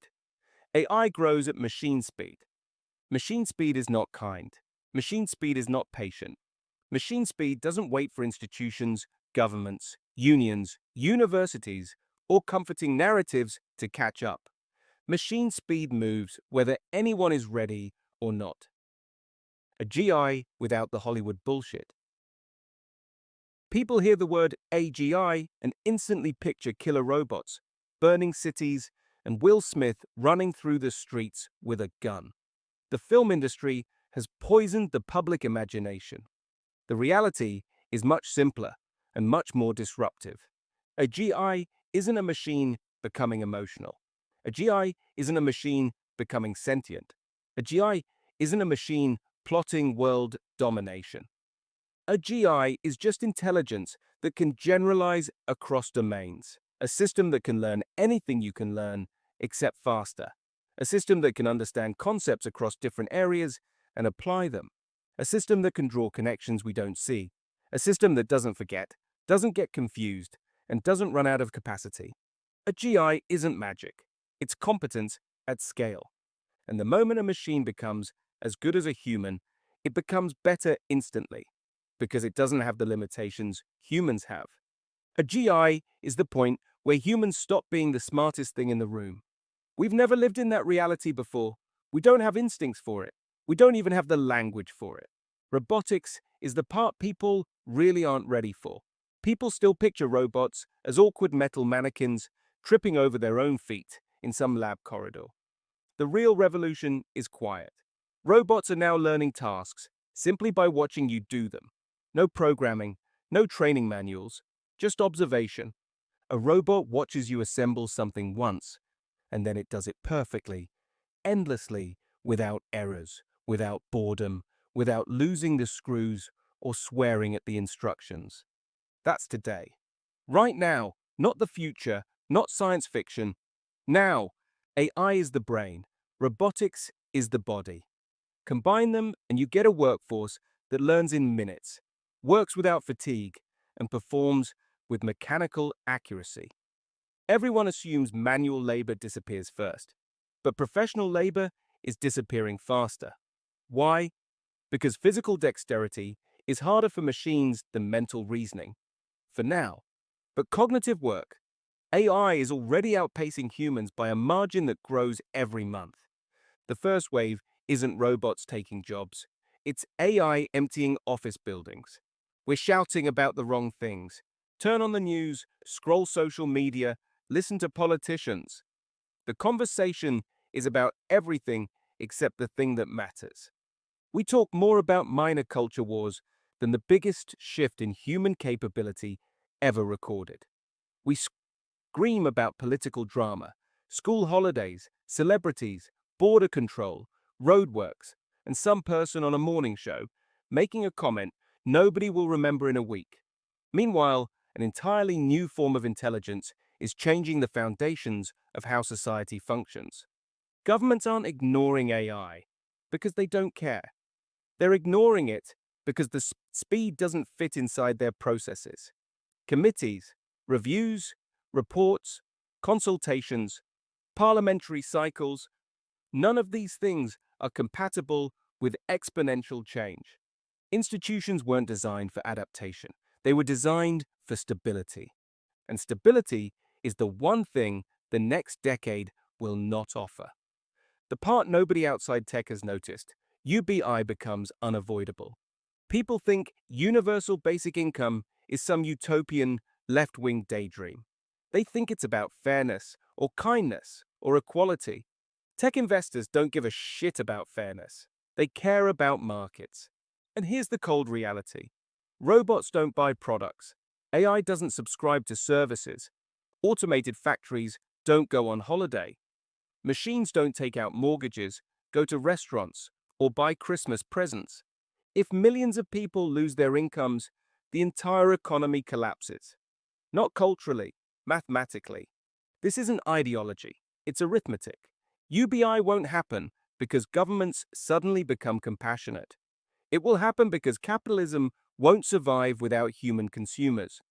And the number of roles available for humans is about to shrink dramatically. So where does this leave us? It leaves us in a moment no generation has ever faced. We're not heading into a world where work disappears. We're heading into a world where the definition of work changes so fast that society will struggle to adapt. Education systems are preparing children for jobs that won't exist. Universities are awarding degrees that are already obsolete by the time students graduate. Businesses are pretending 5-year plans mean something. Governments are legislating for a world that expired 3 years ago. Parents are giving career advice rooted in the 1990s. Whole industries are still acting like intelligence is a human monopoly. It isn't anymore. AI didn't break the system. It exposed the cracks that were already there. This chapter isn't here to frighten you. It's here to strip away the comfort we've been hiding behind. Because the next decade isn't waiting for anyone. And the world your children will step into is nothing like the world you grew up in. That leads us directly to the next problem, the truly human one. Why do we deny reality even when it's in front of our eyes? Why do people resist change, even when resisting makes things worse? That's where we're going next. Chapter 14. The human problem. Why we resist, deny and delay what's coming. Human beings are clever enough to build extraordinary things and stupid enough to pretend those things won't turn around and challenge us. We are a species powered by contradiction. We can imagine the future, but cling to the past. We crave progress, yet panic when it arrives. We create tools to make life easier, and then become threatened when those tools get a bit too good. If you want to understand why the next decade is going to be so chaotic, don't look at the technology. Look at us. We've spent centuries believing we're the smartest things on the planet. That belief has shaped everything. Our identity, our work, our status, our ambitions, our education, the entire concept of society. Intelligence has always been the foundation of human superiority. It's the one area where we've never had to compete. We didn't need sharper claws or faster legs. We had bigger brains. And for thousands of years, that was enough to win. AI is the first thing in history that challenges that. And it exposes something uncomfortable. Humans don't handle threats to identity very well. We like to pretend we're rational. We're not. People tell themselves they're logical thinkers. They're not. They're emotional thinkers who use logic after the fact to justify what they already feel. Nothing exposes this faster than AI. Ask someone what they think about the future of work. They won't give you an objective answer. They'll give you a self-preservation answer disguised as an opinion. It'll never replace humans, usually means, please don't replace me. There will always be a need for oversight, usually means, I hope oversight is the bit I get to keep. Will retrain usually means I want to guarantee that someone will make this transition painless for me. We survived the Industrial Revolution. Usually means I'm trying to calm myself down. People aren't stupid, they're scared. And fear makes us reach for comforting stories, even if they're nonsense. The ego problem nobody talks about. AI isn't threatening jobs, it's threatening egos. A solicitor doesn't just do legal work, a solicitor is a solicitor. A defining part of their identity is tied to that role. Same for accountants, analysts, managers, designers, consultants, planners, marketing leads, HR specialists, policy people, the entire world of professional identity. We've built our sense of worth on what we know. AI shows up and suddenly knows more. We've built our confidence on our experience. AI learns faster. We've built our status on our qualifications. AI doesn't need them. We've built our careers on being the person others come to for answers. AI gives better answers. It's not losing the job that scares people. It's losing the narrative of who they are. Imagine someone spending 20 years becoming an expert in something, only to watch a system learn the same thing in a week and outperform them without breaking a sweat. That isn't a technological shock. It's an identity crisis. Familiarity is our anesthetic. Humans cling to what feels safe. We choose the devil we know, even when the devil we know is on fire. We settle for routines, roles, habits, and beliefs that are outdated because the alternative, stepping into uncertainty, feels unbearable. Nothing illustrates this more than the way people respond to dramatic change. When something challenges our worldview, our brains don't say, interesting, let's investigate. They say, nope, absolutely not. Let's shove that under the mental carpet and pretend it isn't happening. AI presents the largest mirror humanity has ever had to look into, and most people instinctively look away. Not because they're ignorant, but because they're human. It's easier to stay where you are than admit the world has moved on without you. The emotional backlog we're all carrying. One of the biggest myths about the AI revolution is that it's a technical issue. It isn't. It's emotional. People today are exhausted. They're stretched thin. They're dealing with woes that drain them, finances that worry them, families that need them, and a world that feels increasingly unpredictable. Into that comes AI, not politely, but loudly. And instead of giving people breathing space, it hands them an existential dilemma. What happens when something arrives that does the thinking part of your job better than you? What happens when something becomes more accurate, more patient, more consistent, and less stressed than you? What happens when the thing that made you feel valuable is suddenly no longer uniquely yours? These aren't technical questions. They're emotional detonations. People fear irrelevance more than unemployment. Being replaced feels like erasure. Being outperformed by a machine feels like humiliation. Being told your skills aren't needed feels like rejection. You can't expect people to calmly process that. Their entire internal world is being rearranged, and they're trying to hold themselves together long enough to pick the kids up from school. The weight of institutional slowness. People assume the system will guide them through the transition, but the system is slower than the people inside it. Schools still teach kids to memorize facts they could Google in seconds. Universities still act like a degree is a shield against uncertainty. Governments still debate tiny policy changes while the ground shifts beneath their feet. Healthcare systems still drown in paperwork AI could vaporize.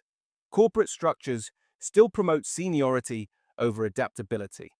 Recruitment still asks for experience in tools that will be obsolete in 18 months. The entire infrastructure of society was built on the assumption that humans would remain the smartest actors around. And nobody has updated that assumption. Institutions aren't prepared because institutions don't evolve until they're forced to. They don't adapt during calm. They adapt after collapse. And collapse is exactly what rapid technological transition creates if you don't anticipate it. Why most people will react too late. Here's the harsh truth. No politician, business leader, or motivational speaker wants to say, most people won't adapt fast enough. Not because they're lazy, because they're overloaded. Humans respond to what screams the loudest. And right now, most people are drowning in immediate problems. Money stress, childcare pressures, burnout, inflation, relationships, health, work drama, family obligations. These things feel urgent. AI feels distant, right up until it isn't. The danger isn't that people are asleep, it's that they're awake in the wrong direction. They're focused on the emails, the school runs, the deadlines, the noise. And while they're balancing all of that, the ground beneath their career is shifting. By the time they look up, the gap will already be massive. It's not a motivation issue, it's a timing issue. This chapter isn't here to judge, it's here to explain. We have never experienced a moment like this.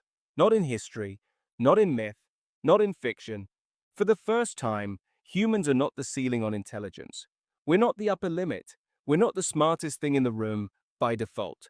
That alone is enough to shake the entire psychological structure of society. This chapter isn't here to make you feel small or powerless. It's here to make you aware of the emotional weight everyone is carrying, so you don't blame yourself for reacting like a human.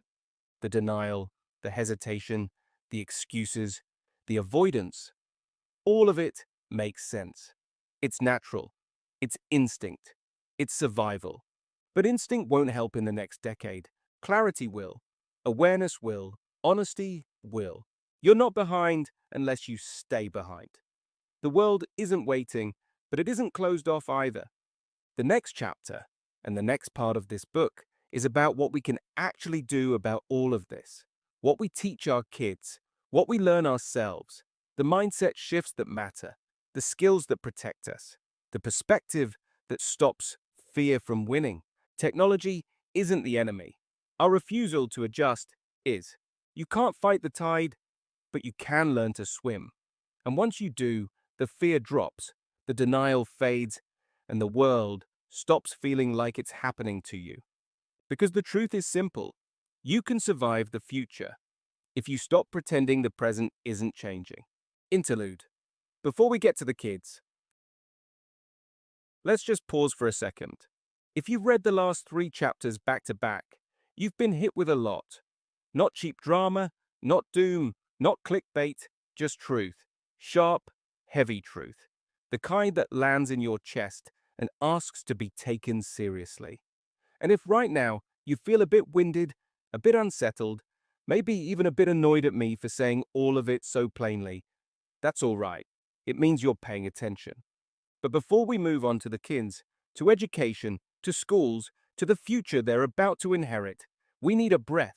Not a break from honesty, but a break from intensity. The point of the last few chapters wasn't to make you panic.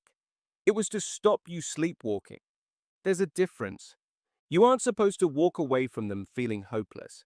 You're supposed to walk away feeling awake. And here's the part I want you to remember before we dive into the next section. Humans are still extraordinary, messy, emotional, stubborn, inconsistent, hopeful, irrational, sure, but extraordinary all the same. We're the only species that has ever looked at the world and thought, I can make this better, and then actually gone out and done it. We built cities from mud. We built stories from imagination. We created families, societies, tools, rules, jokes, music, meaning, and moments worth remembering. We built entire communities around nothing more than shared experience. We took chaos and shaped it into civilization. Yes, we're slow to adapt. Yes, we cling to old habits. Yes, we panic when the world shifts beneath us. But that's because we care. It's because we've built meaning into the lives we already have. AI doesn't replace that. Robots don't replicate that. No system, no model, no algorithm touches the part of you that is human. The part that loves, protects, imagines, comforts, creates, mentors, grows, forgives, and keeps going even on the days you feel like you're held together by a cup of tea and a swear word. Nothing in the last 3 chapters was written to tell you that you're outdated. It was written to show you that the world is changing and that you deserve to navigate that world with your eyes open, not stuck in denial or false reassurance. Think back to everything you've survived in your life. Think of the things you've figured out with no roadmap, no guidance, and no guarantee of success. Think of the problems you've solved, the people you've supported, the responsibilities you've carried, the weight you've held up when nobody else could. Think of your resilience, not the big dramatic resilience, the quiet daily kind. You've done more hard things than you give yourself credit for. The point of facing reality isn't to shrink, it's to stand up straighter. The next chapters aren't about fear, they're about responsibility and opportunity. They're about how we prepare the people who are looking up to us, the kids, the teens, the young adults, for a world that doesn't care about tradition, nostalgia, or what worked in 1985. We can't protect them from change, but we can prepare them for it, and that's where you get your power back. This section of the book isn't about criticizing schools or telling you you're doing parenting wrong, or insisting that there's one correct way to raise a child. It's about something much simpler and much more important, making sure we don't hand the next generation the same blind spots we inherited. It's making sure they're not walking into adulthood with skills built for a world that isn't there anymore. It's giving them a fighting chance to thrive, not just survive. It's giving them reality without robbing them of hope. It's giving them fun, strength, curiosity, adaptability, and backbone, the stuff AI can't touch. So take a second, take a breath, take a sip of whatever you're drinking. Let the weight of the last few chapters settle, not as fear, but as clarity. Because now we're stepping into the part of the book that matters more than anything. Your kids, their future, and the choices we get to make with the time we've got left. Right then, let's get into it. Chapter 15. Why the hell are we still sending kids to school? Walk into any school today, and the first thing you'll feel, before the smell, before the noise, before the existential dread of your own memories flooding back, is that the place is running on software from a different century. Everything about it feels familiar, predictable, solid, and completely divorced from reality. It's like walking into a museum exhibit called Education, the One System We Forgot to Update. The bell rings. Kids shuffle between boxes with their bags, their hormones, and their general confusion. Teachers walk with the determination of people who absolutely did not sign up for this level of chaos. And every corridor, every classroom, every assembly hall still operates on the same assumptions the world used to run on: that life moves slowly, that knowledge changes gradually, that jobs remain stable, that the future gives you enough warning before it slams the door open. But outside, the world isn't walking. It's sprinting, barefoot, on fire, downhill, with a jetpack.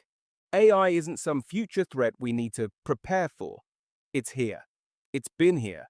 And it's evolving faster than any education system on Earth, faster than any government can regulate, and faster than most parents can even define. Yet inside these buildings, survive in a world that stopped existing around the time MSN Messenger died. Kids are still being trained to. The truth is brutally simple. The education system still assumes the future will look roughly like the past. But the past is gone. The present is wobbly. And the future is basically a blender set to liquidize. And still, we push kids through a process designed for a world where computers weighed more than the children using them. Before anyone accuses me of teacher bashing, let me be clear. Teachers are not the issue. Teachers are the only reason the whole thing hasn't sunk into the sea. They are underpaid, overworked, and held together by caffeine, goodwill, and emotional resilience that should qualify them for military honors. They'd happily teach kids about AI, creativity, adaptability, resilience, curiosity, and everything the future demands. If the system wasn't clamping both hands over their mouths, the issue is the structure, the KPIs, the fear, the rules written by people who haven't set foot in a classroom since Nokia made flip phones. Look at the KPIs schools actually run on, because this is where the madness becomes crystal clear. Schools are judged on attendance percentages, behavior records, whether kids sit still long enough to be counted, and exam scores written by committees of people who probably still ask teenagers to show they're working for things an iPhone can answer instantly. That's it. Those are the pillars. You could burn down half the creativity in a school and nobody would notice. But if your attendance dips by 0.3%, 6 people appear demanding an action plan. And the biggest KPI of all? Control, not learning, control. Schools are designed to manage children first and educate them second. It makes sense logistically. You can't run a building containing several hundred teenagers by shouting, "Follow your passions," and hoping for the best.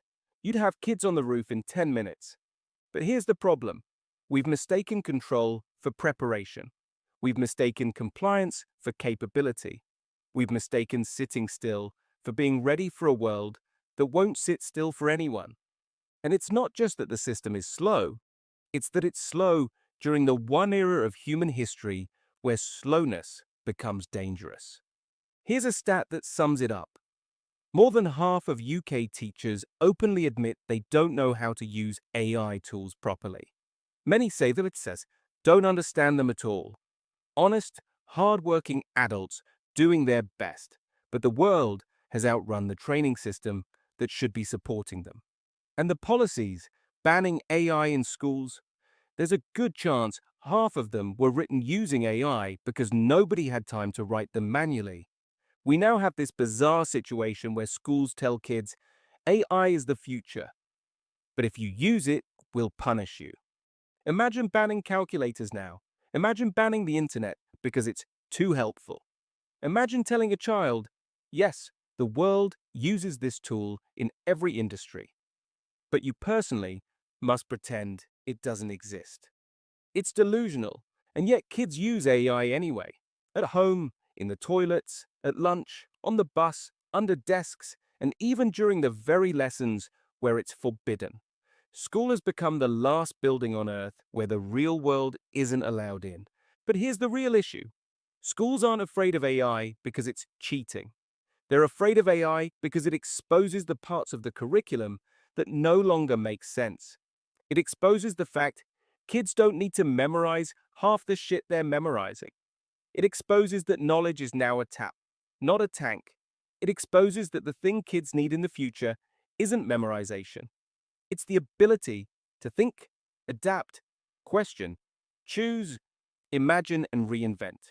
And none of that fits nicely into an exam paper.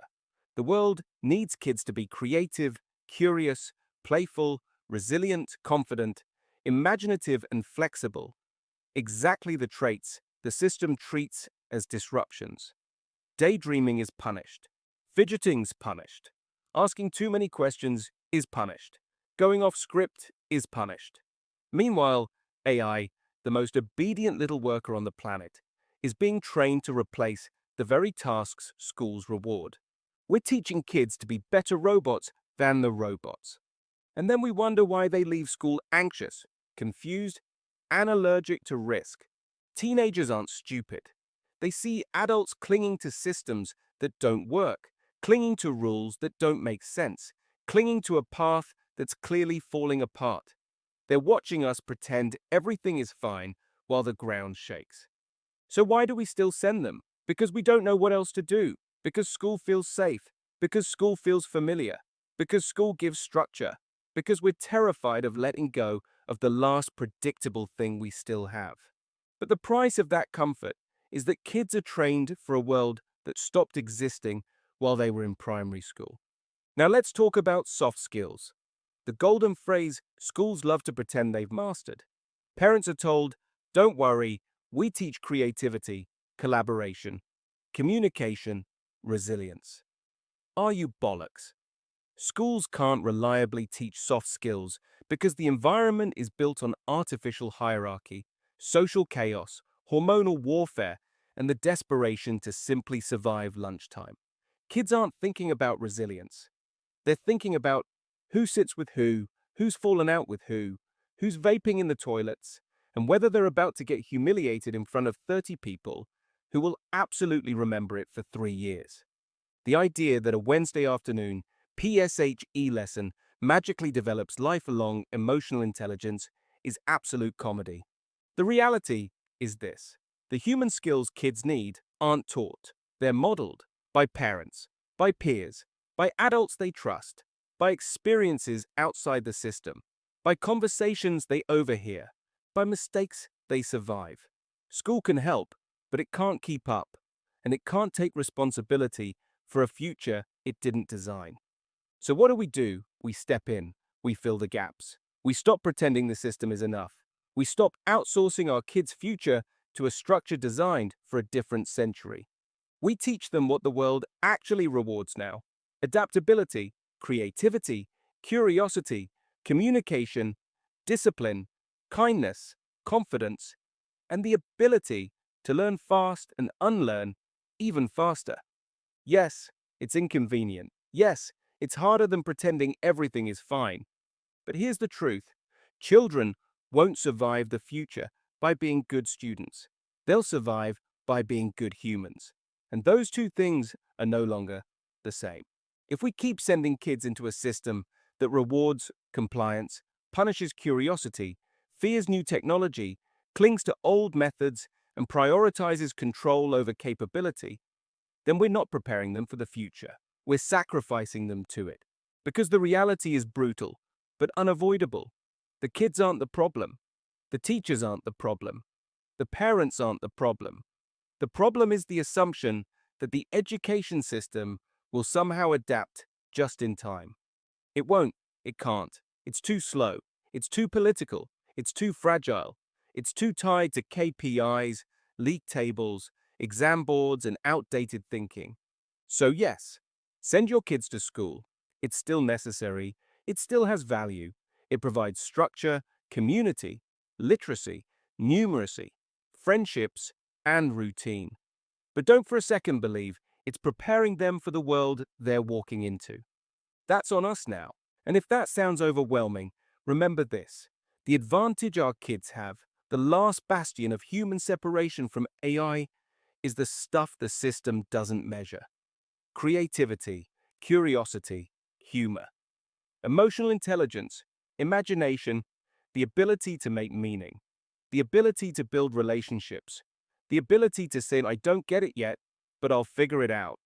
Which brings us neatly, painfully neatly, to the next great British tradition that hasn't aged well at all: university, the single biggest cultural, financial, and emotional commitment we still cling to, even though everybody quietly knows the maths doesn't add up anymore. And that's where we go next. Chapter 16. University, the last great myth we still don't want to question. There's a strange silence that hits a room when a teenager says they're going to university. Parents soften, teachers beam, grandparents nod like the world makes sense again. Everyone relaxes because nothing says we've raised them properly like sending a barely formed human off to borrow 50 grand for a course they chose because the leaflet had nice colors. It's one of the last unquestioned rituals we've got left. And yet, if we're properly honest, we need to ask the question nobody wants to ask out loud.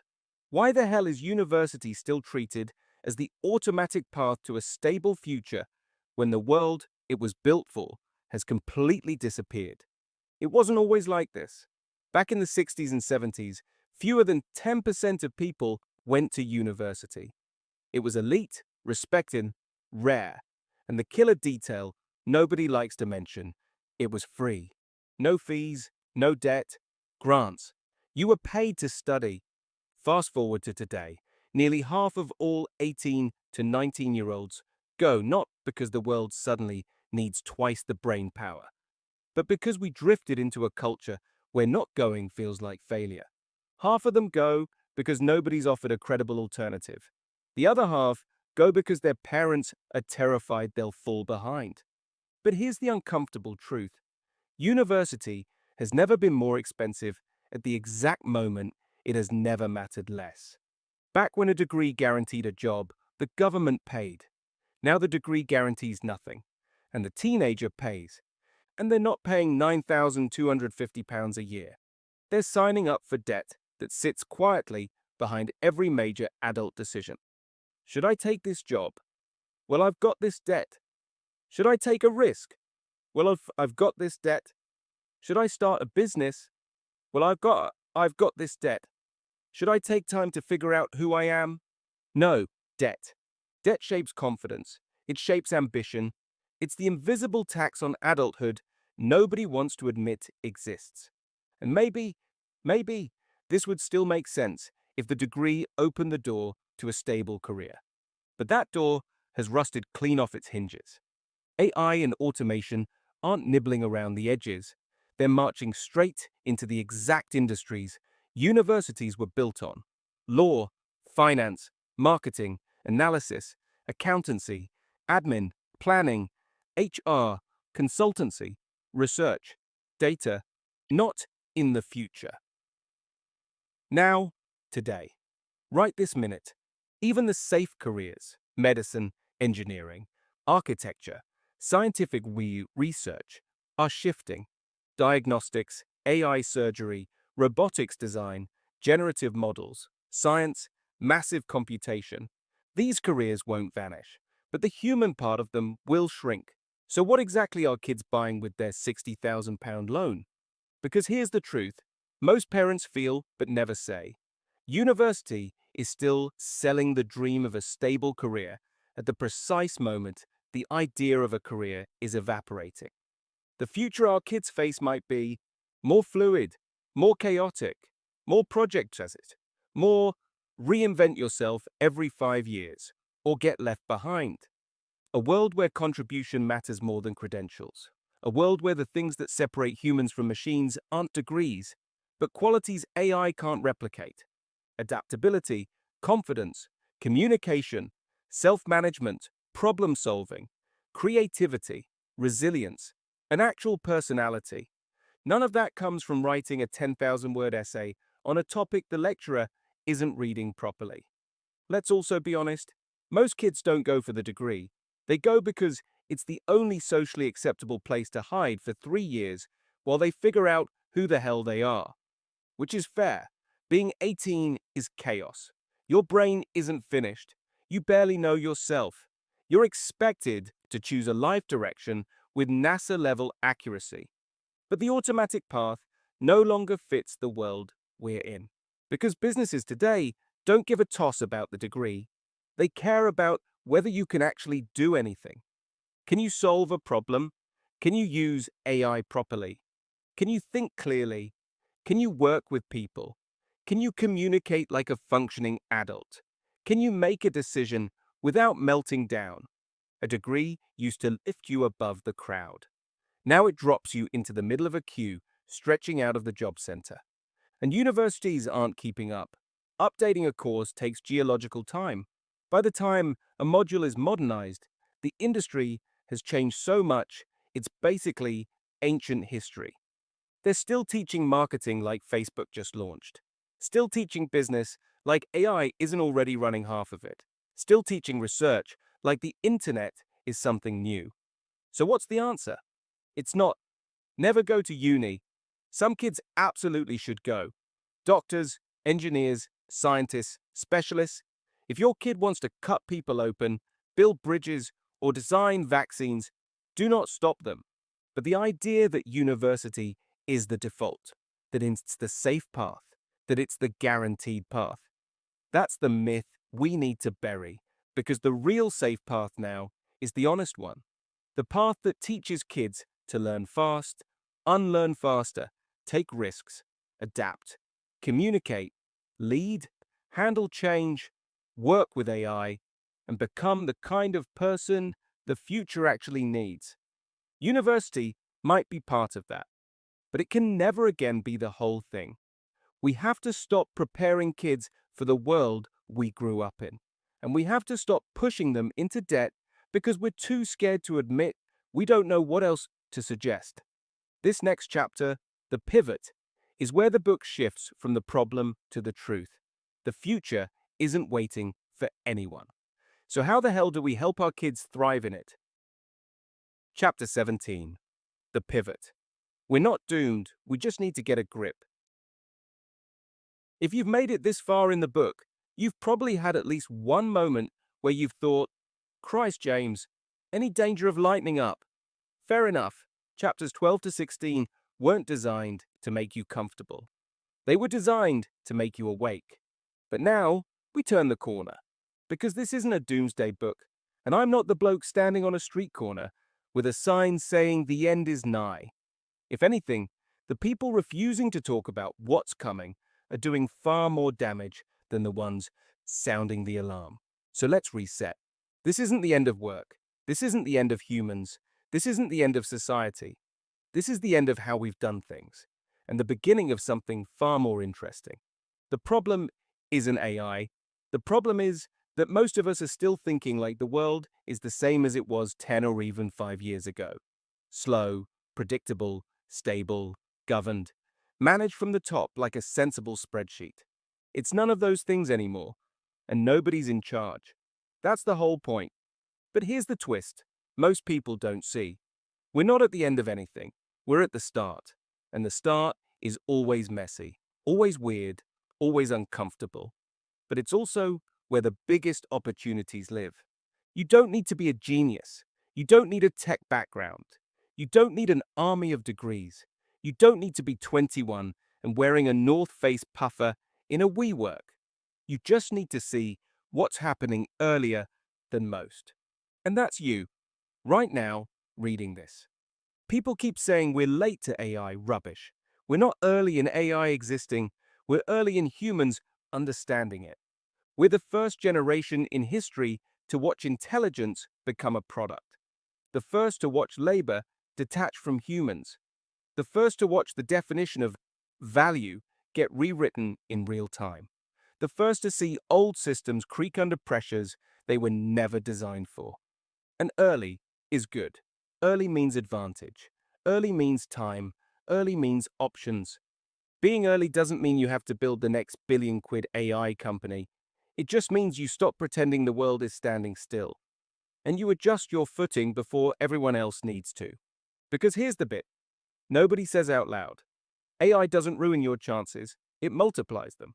What ruins your chances is behaving like nothing's changing. When you've worked in transformation as long as I have, you spot patterns. The people who thrive in moments like this aren't the smartest, the most technical, or the ones with the longest LinkedIn bio.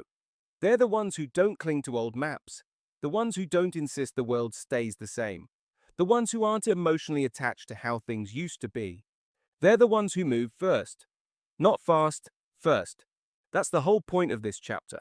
Not to frighten you, not to hype you up, but to get you to the emotional place where you can actually take advantage of what comes next. Because the truth is, the next decade isn't about survival. It's about positioning. It's about making choices with eyes open instead of eyes closed. It's about preparing yourself and your kids in a way most people still aren't even considering. AI doesn't remove opportunity. It removes waste. It removes nonsense. It removes the pretense that most of our jobs were anything other than piles of admin wrapped in nicer job titles. This technology is going to strip out the pointless parts of work we've tolerated for decades. The meetings, the bureaucracy, the paper pushing, the reporting, the filler that nobody will miss when it's gone. And what does that leave? Time, space, choice, creativity, real problems, real contribution, real humanity. AI is not the enemy of humans. AI is the enemy of bullshit, and the world is full of bullshit.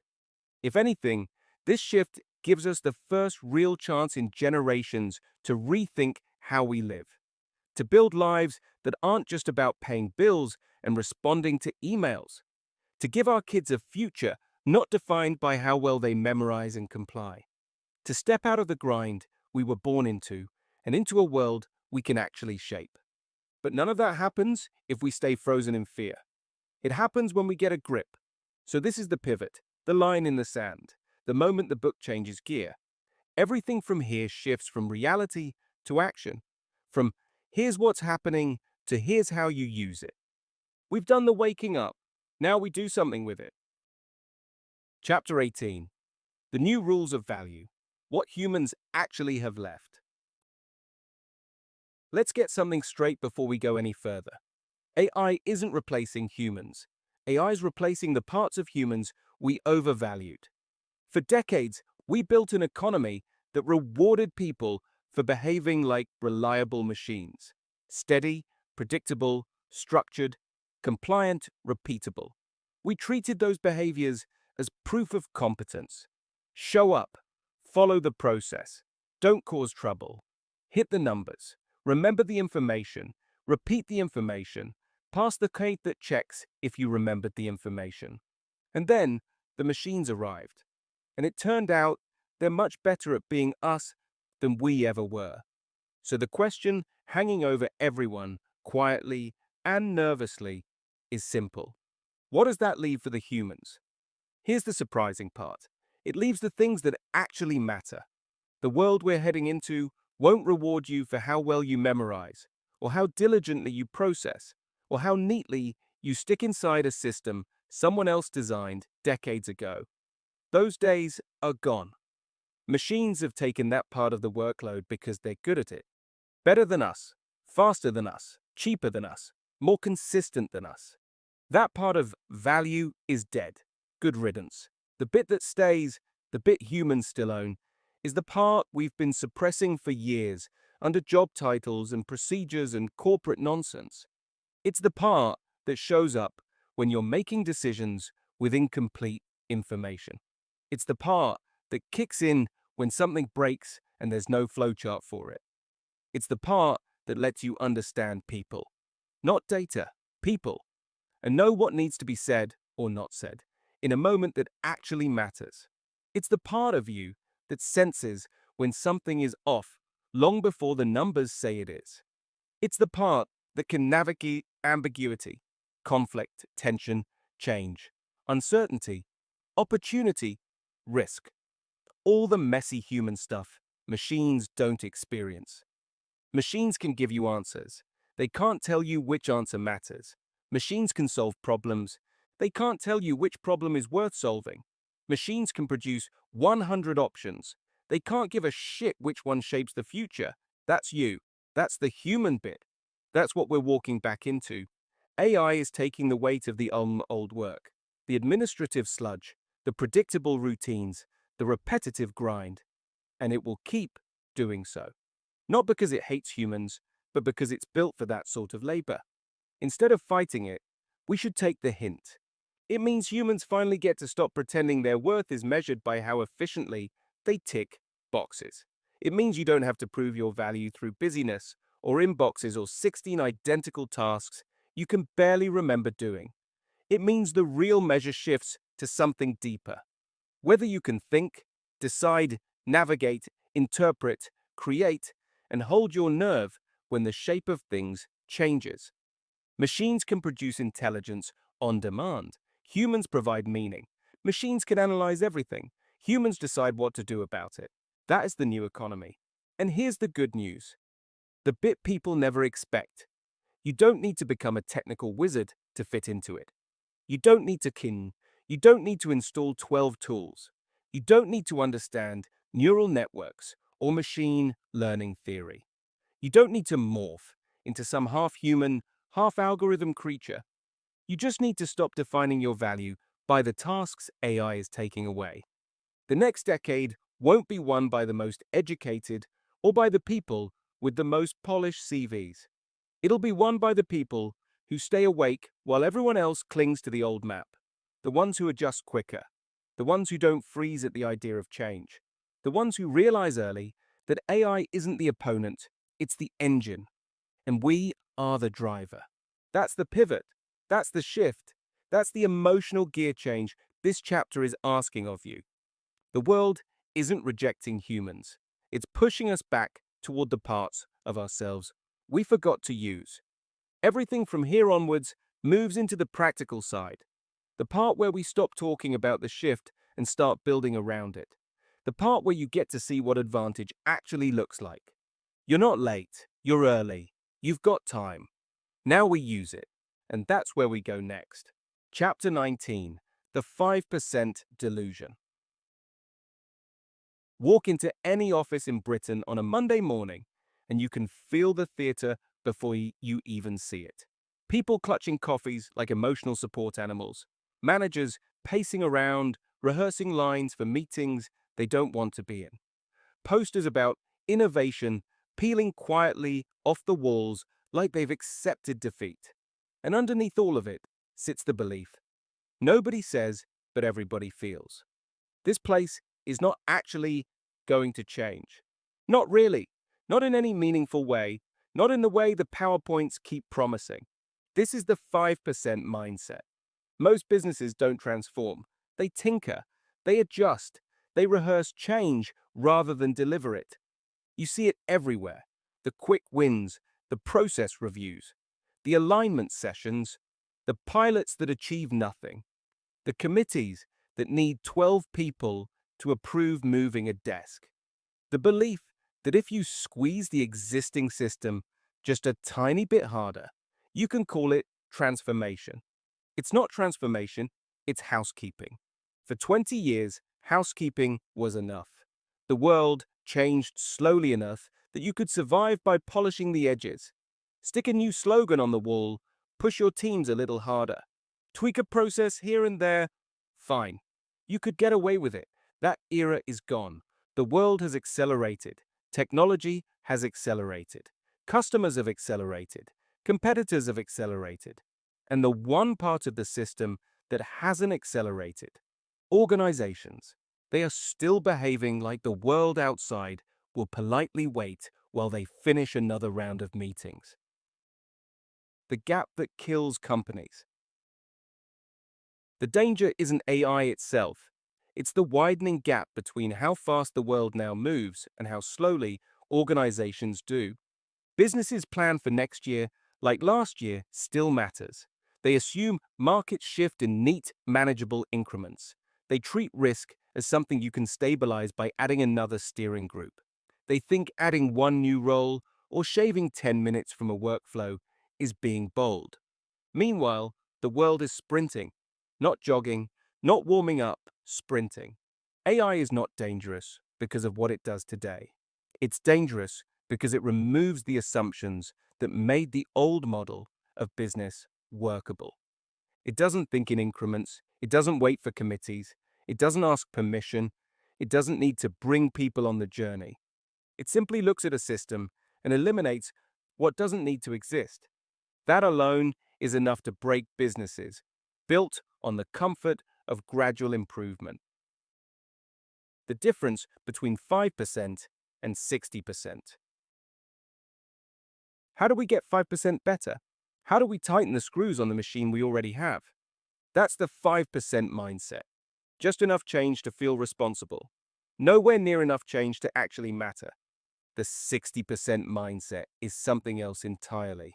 It asks, what if the machine itself is the problem? What if the structure is outdated? What if half of what we do doesn't need to exist? What if the customer doesn't care about 90% of our internal rituals? The 5% mindset optimizes the past. The 60% mindset builds the future. One is incremental. One is exponential. The gap between them is now the gap between survival and collapse. Why businesses cling to 5%?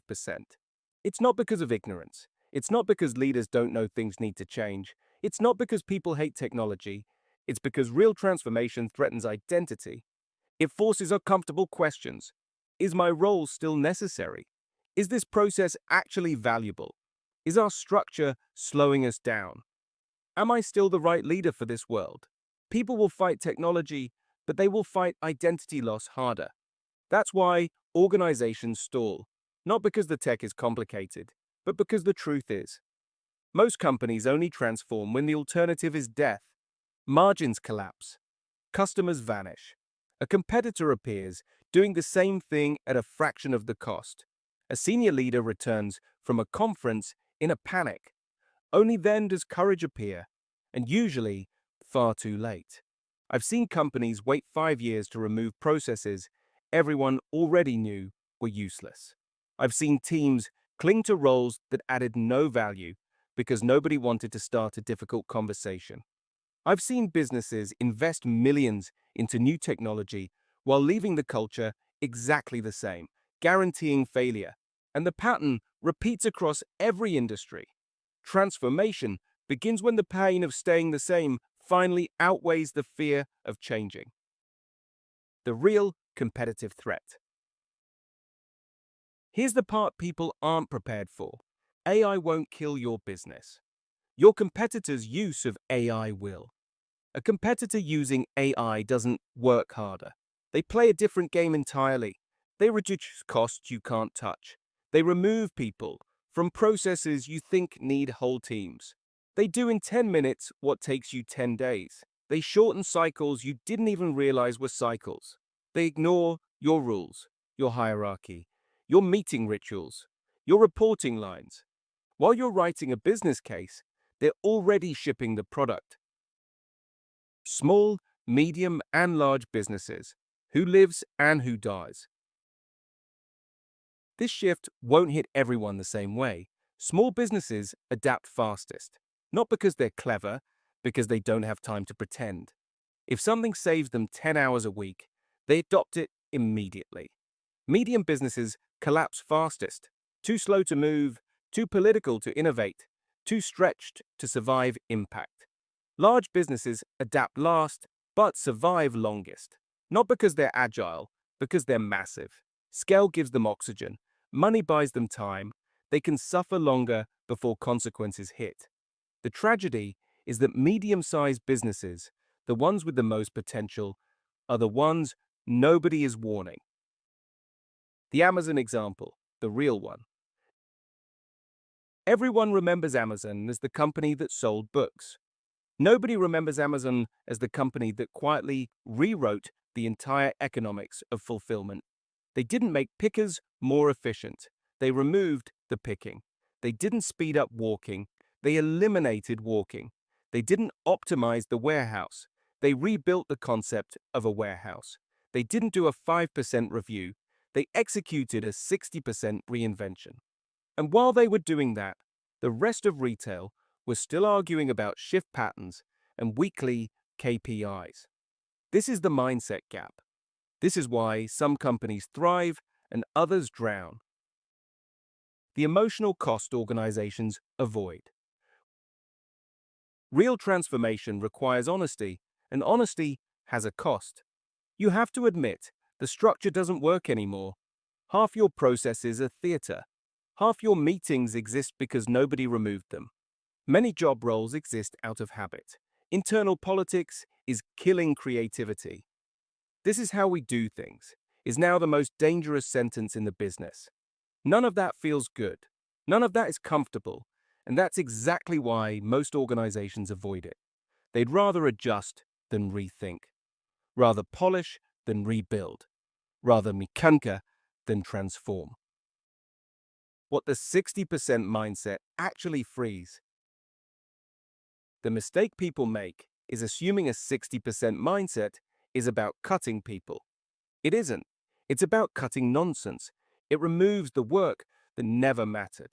It removes the admin nobody will miss. It removes the layers that slowed everything down. It removes the bottlenecks disguised as process. It removes the reporting that existed only to justify someone's job. And when you remove that, you get humans back. Humans with time to think. Humans with time to solve real problems. Humans with time to innovate. Humans with time to collaborate instead of coordinate. Humans with energy instead of exhaustion. Humans doing the work AI can't do. The human bit. Creativity, decisions, judgment, leadership, relationship building, understanding nuance, seeing around corners, feeling what the customer feels. The 60% mindset doesn't dehumanize work. it rehumanizes it. The bravery gap. Everyone wants transformation. Nobody wants to go first. Everyone wants the benefits. Nobody wants to take the risk. Everyone wants progress. Nobody wants discomfort. This is why real change drifts. People cling to what they know, even when what they know is slowly killing them. But the world doesn't care about comfort. AI doesn't pause for your readiness. Competitors don't sit quietly waiting for you to finish your alignment phase. And the next decade won't reward the cautious. It will reward the brave. What happens next? A small number of organizations, the ones feeling the shift reading this, will move early. They won't wait for collapse. They won't wait for crisis. They won't wait for the board to panic. They will see the opportunity before the danger. And those businesses will widen the gap every single month. Not because they have the best technology, not because they have the most money, not because they have the smartest people, but because they stopped pretending, because they chose honesty, because they let go faster, because they accepted the world as it is, not as they wish it still was. Where this chapter lands, transformation isn't a project, it isn't a roadmap, it isn't a slogan, it isn't a steering group, it isn't a committee. Transformation is a worldview, a choice between 5% or 60%, incremental or exponential, comfort or courage, polishing the past or building the future. If you're still thinking in 5%, you're already behind. If you're willing to think in 60%, you've already begun. And now we move to the next chapter, where this stops being theory and becomes practical, where we talk about what 60% actually looks like inside an organization, where the blueprint starts. Because once you see the world clearly, there's only one question left. What do we build now? Chapter 20, the AI-ready organization, what good actually looks like. Section 1, foundations, honesty, pace, elimination, discomfort, clarity. Before we get into the guts of this chapter, we need to get something straight. When I talk about 5% and 60%, I'm not talking about maths. I'm not asking anyone to get a calculator out. I'm not setting up some clever productivity formula. These numbers aren't measures. They're mindsets. They describe the gap between pretending to transform and actually transforming. 5% is the polite corporate dance, the illusion of progress, the slight adjustment of the edges, the grand declarations that amount to moving paper from one pile to another. 60% is the willingness to rethink everything, properly rethink it, including the bits everyone swears are sacred, the processes nobody questions, the teams that exist because they exist, the rituals people cling to like family heirlooms, the comfort blankets that slow a business down without anyone admitting it. We're now in the chapter where that difference actually matters. The earlier parts of the book were about waking up. This part is about acting awake, because becoming an AI-ready organization isn't about tools or tech or vendors or shiny dashboards.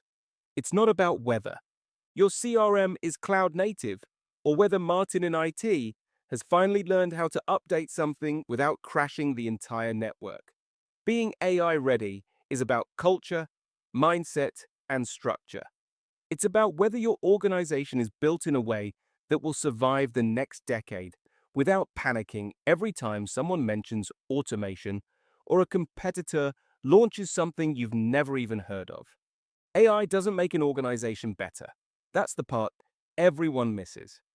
AI makes an organization more itself. If you're slow, AI exposes and magnifies the slowness. If you're political, AI turns everything into a political circus. If you're chaotic, AI puts a spotlight on the chaos and broadcasts it in high definition. But if you're decisive, clear, and focused, AI becomes the best fuel you've ever had. It amplifies everything, good or bad. And that's why the next decade is going to be brutal. Not in a theoretical way. In the real way, businesses quietly collapse, slowly at first, then all at once. And always, while someone in a senior meeting is still confidently announcing that our fundamentals remain strong. The organizations that win won't be the ones with the best software. They'll be the ones with the courage to tell the truth about themselves. They won't hide behind traditional process. They won't cling to the past because it feels safer. They'll do the bit most companies avoid. Look at themselves honestly and ask whether the way they work actually makes sense anymore. The AI-ready organization starts with truth. Every organization loves to claim they value honesty. It's usually written on a wall, somewhere in a font, chosen to make it look inspirational. But what organizations really mean when they say they value honesty is that they want honesty that doesn't make anyone uncomfortable. They don't want honesty that forces change. They don't want honesty that challenges power. They don't want honesty that threatens the little empires people have built over years. They want the kind of honesty that fits neatly inside a slide deck and upsets absolutely no one. AI doesn't work in places full of polite lies. It can't. It won't. AI amplifies whatever's already there. If your organization is full of inefficiency, AI will expose it. If your processes are nonsensical, AI will show you how ridiculous they are in minutes.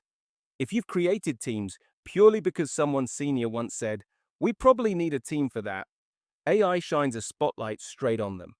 It doesn't tidy the dysfunction, it magnifies it. The first sign of an AI-ready organization is brutally simple. It tells the truth about itself, not the rehearsed truth, not the truth packaged for a board meeting, the real truth, the kind of truth people normally whisper in corridors or moan about after a pint. The truth that says, "This process makes no sense," or "This role only exists to feed another role that shouldn't exist," or "We've been doing this for years and no one can remember why." Most organizations can't handle that level of honesty. It's too raw, too revealing, too disruptive. But the organizations that can handle it, they move. They stop wasting energy protecting a narrative and start investing energy into reality. And that shift alone is transformational. Speed is the new stability. That sounds counterintuitive until you watch a slow organization try to survive in a world moving at this pace. Slow organizations don't collapse dramatically. They fade quietly, gradually, painfully. They slip downwards while they're still congratulating themselves for initiating phase one of the roadmap. They hold alignment sessions and working groups and scoping discussions, while competitors just get on with it. They move like they have all the time in the world. AI-ready organizations move differently. They move like adults. They make decisions without sending everything through an approval chain that requires 14 signatures and a ritual sacrifice. They don't treat every decision like a potential career-ending event. They don't schedule meetings for next Thursday to discuss something that could be decided in the next 15 minutes.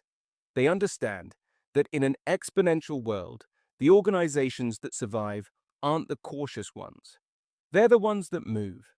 The irony is that pace doesn't feel frantic inside an AI-ready organization. It feels calm, clear, clean. Pace doesn't mean running around like a headless chicken. It means removing the sludge that slows organizations down. The unnecessary processes, the redundant steps, the political approvals, the endless meetings, the rituals that once made sense but now exist purely out of habit. Pace feels natural when you're not dragging dead weight behind you. Elimination, not optimization. This is the part nearly every organization gets wrong. They buy AI thinking it will make their existing processes more efficient. They hope it will shave a few minutes off tasks, reduce a bit of headcount, make a workflow smoother. That's optimization, the 5% mentality. The corporate tinkering that creates the illusion of progress while protecting the structure exactly as it is. AI-ready organizations don't optimize. They eliminate. They ask questions most organizations are terrified to ask. Why does this process exist at all? What if we remove this entire workflow? What if this team doesn't need to exist? What if automation is things up by 20%, but about removing the task altogether? It's about speeding. AI doesn't give you a better workflow. It forces you to confront the workflow. It forces you to see that half the things people do aren't valuable. They're inherited, legacy, ritualistic. Someone wrote them down 10 years ago, and nobody ever questioned them again. AI organizations have the courage to let these things die. There's a reason elimination feels so uncomfortable. It requires confronting identity. Jobs, roles, processes, people tie themselves to them. Eliminating something feels like attacking the person responsible for it. But the organizations that thrive will be the ones that can detach ego from process. The ones that understand that elimination is not an attack, it's a liberation. The shift from tasks to humanity. This is the most misunderstood part of the entire AI conversation. People panic about job losses. They imagine robots pushing humans out of the building. They imagine a workforce replaced by code. But the truth is far more interesting. AI replaces the parts of work that never needed to be human in the first place. The repetitive, predictable, rules-based tasks that drain the life out of people. The tasks humans tolerate because they have to, not because they provide value. AI-ready organizations don't fight that. They lean into it. They use AI to remove the admin, reporting, reconciling, note-taking, updating, scheduling, assembling, formatting, copying, pasting, and box-ticking that fills so much of a modern working week. They stop asking humans to behave like machines and finally let humans behave like humans. They let judgment, creativity, empathy, decision-making, nuance, leadership, and insight rise to the surface. Humans don't become redundant. Humans become unburdened. And when people stop drowning in repetitive work, they become sharper. They start thinking again. They become more engaged, more aware, more ambitious. The organization stops treating talent like something fragile that needs protecting and starts treating something powerful that needs freeing. Talent-like. Most companies won't reach this point because they won't let go of the nonsense. They'll cling to the rituals. They'll protect the admin. They'll defend the old work. They'll treat every redundant task as if it's part of their heritage. AI-ready organizations won't make that mistake. They'll stop suffocating their people, and in doing so, discover that their people were capable of far more than the old system ever allowed them to show. Letting go of comfort. This is the emotional heart of the chapter. Organizations cling to comfort. Legacy feels safe. Processes feel safe. Hierarchy feels safe. Predictability feels safe. People protect these things because change feels threatening. But AI isn't compatible with comfort. The next decade will challenge job titles, processes, identities, department structures, and leadership styles. It will challenge the way work has been done for decades. It will challenge the stories people tell themselves about why their role exists. AI-ready organizations accept the discomfort. They don't run from it.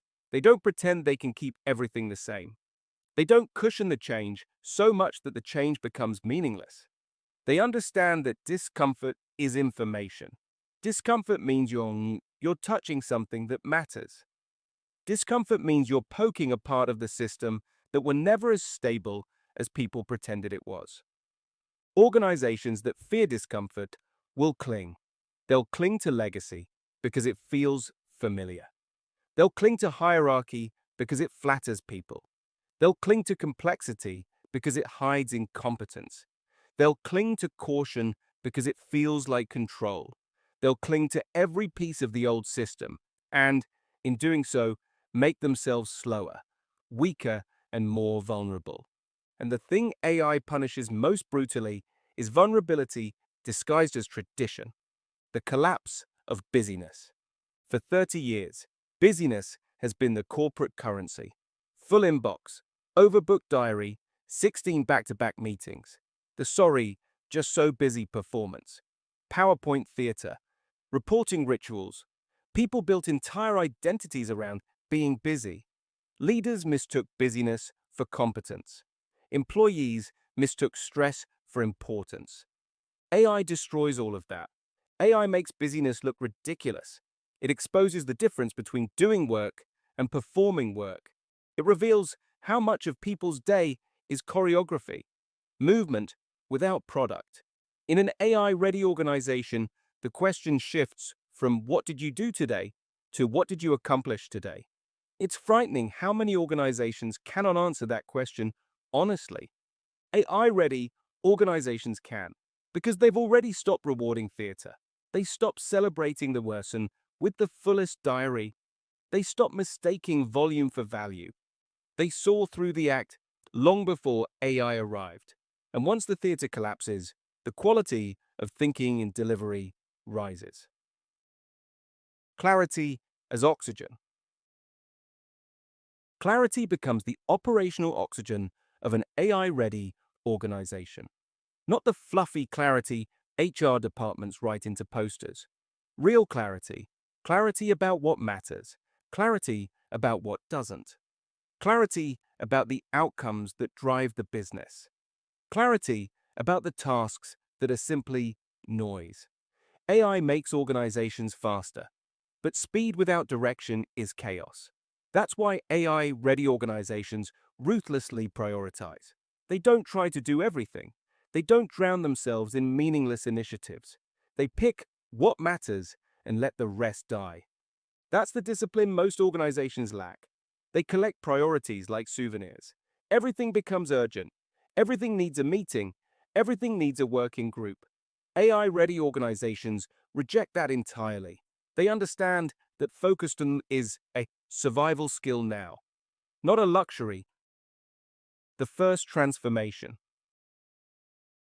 By the end of this first section, there's one core idea to hold on to. AI readiness isn't about being futuristic. It isn't about tech. It isn't about tools. It isn't about dashboards or automation workflows or integrations. AI readiness is about whether your organization is emotionally and structurally capable of honesty, courage, pace, and clarity. It's about whether you're able to stop clinging to the past long enough to build the future. And that's where we move next. Section 2. Leadership. If Section 1 was about honesty, momentum, and the emotional foundation of becoming AI ready, this section is about the part nobody wants to talk about. Leadership. Not leadership as a job title, not leadership as the motivational rubbish printed on corporate mugs, but leadership as the operating system of an organization. Because AI doesn't just expose weak processes, it exposes weak leaders. It pulls the wallpaper off all the behaviors that have been allowed to hide behind bureaucracy for years. And when that happens, the entire culture of an organization is revealed, whether it's ready or not. Leadership in most organizations has become theater.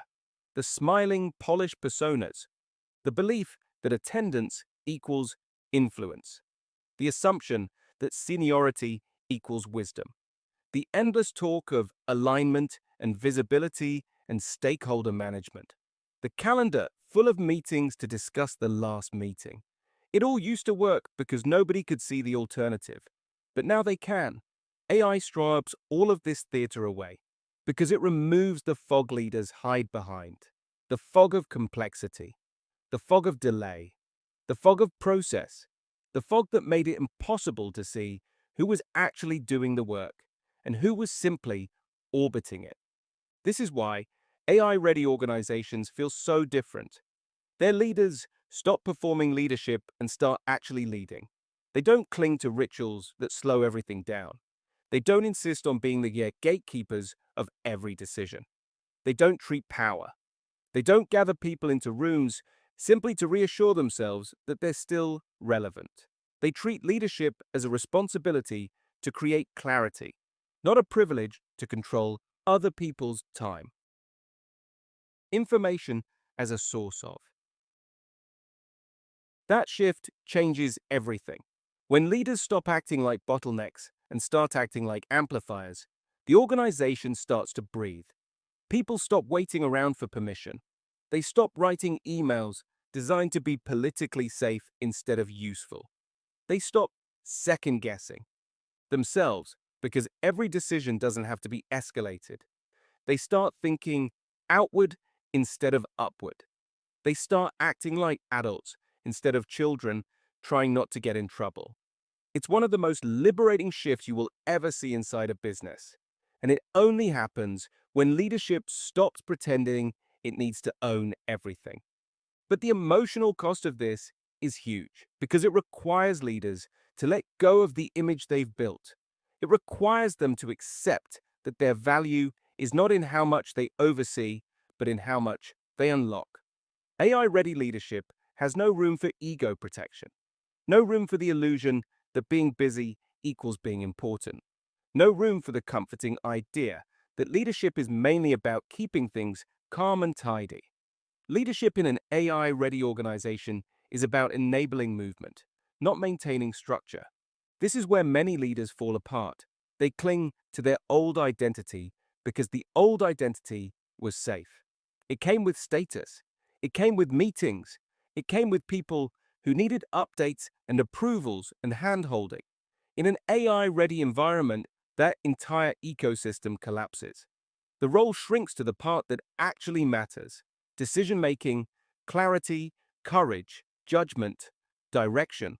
Everything else dissolves.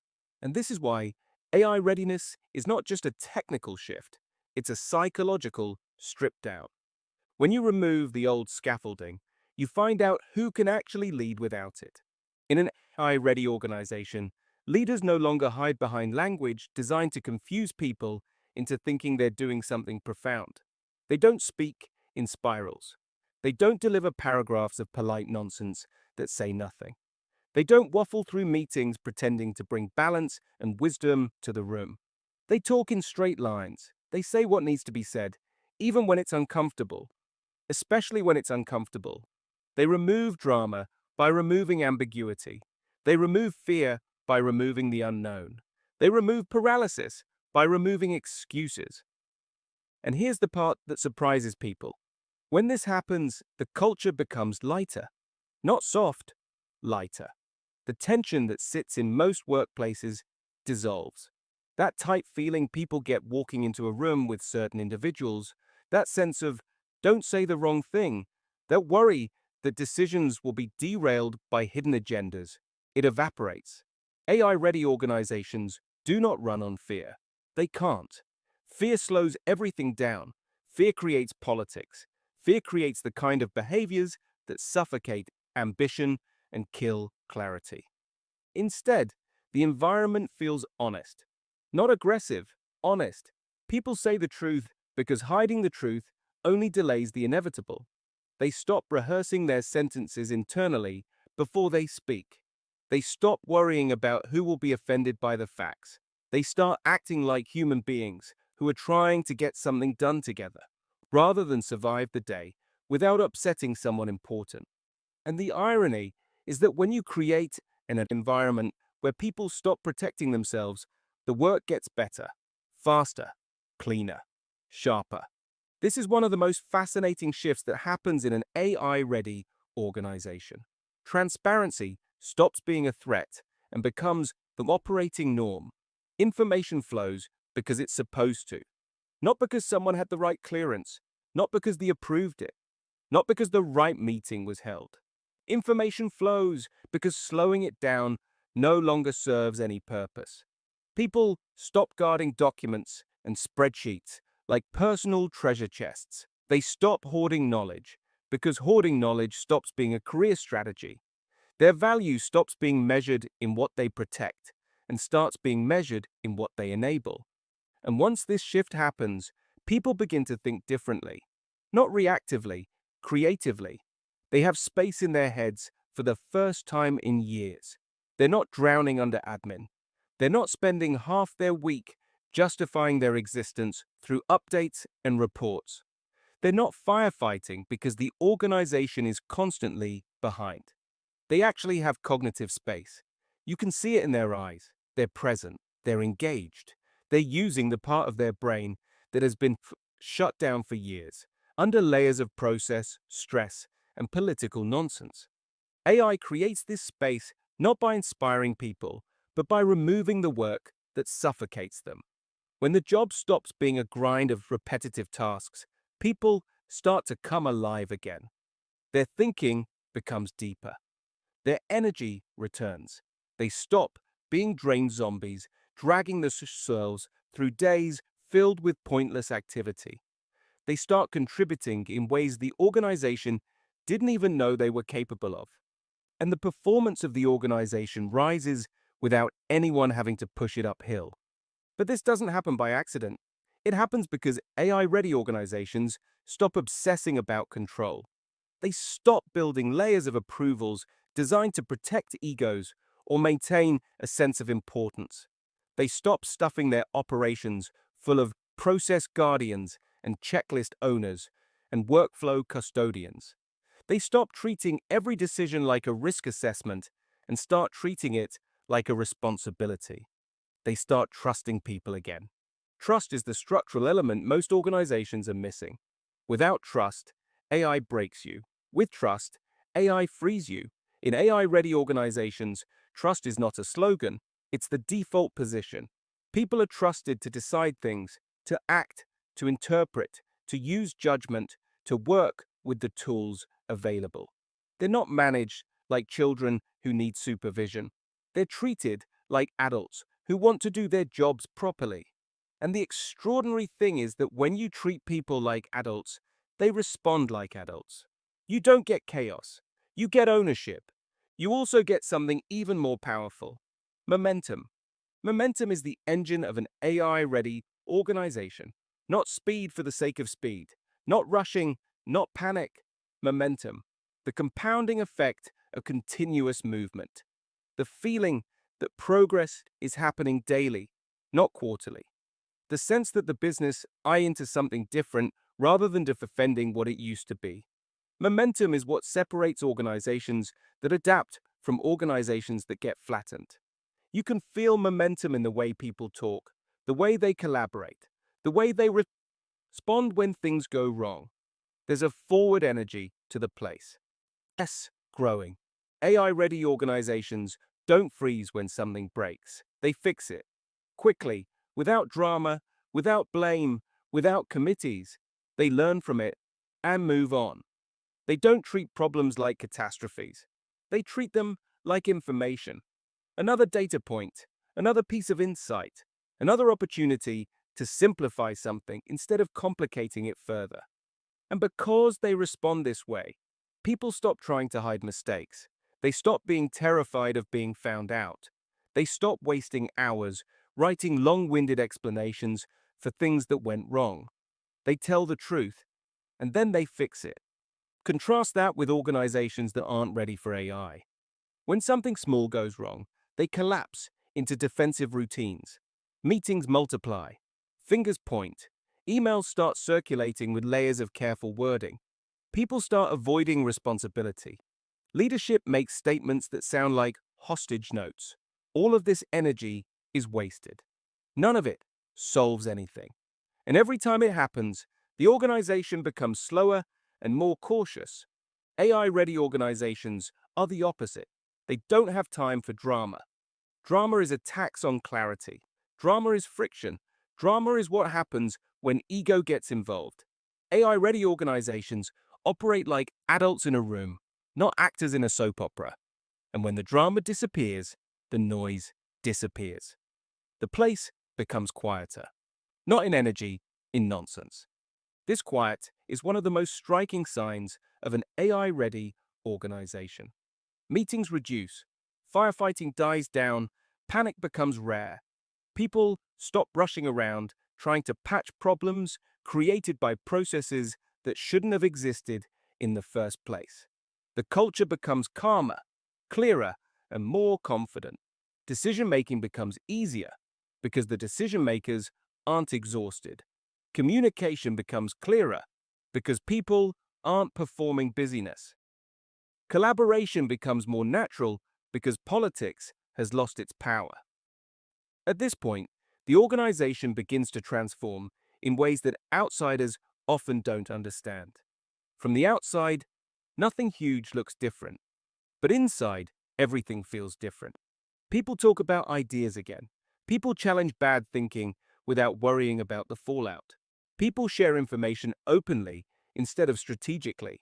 People think bigger because they're no longer weighed down by the fear that big thinking will create big responsibility they won't be allowed to handle.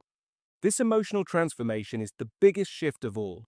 The organization stops behaving like a system built to prevent mistakes and starts behaving like a system built to create value. It stops orienting itself around the past and starts orienting itself around the future. It stops trying to preserve stability and starts trying to generate momentum. It stops treating change like a risk and starts treating it like the environment. And this is where the organization finally becomes something entirely new. Not a factory of tasks, but a vehicle for human capability. AI becomes the infrastructure. Humans become the intelligence.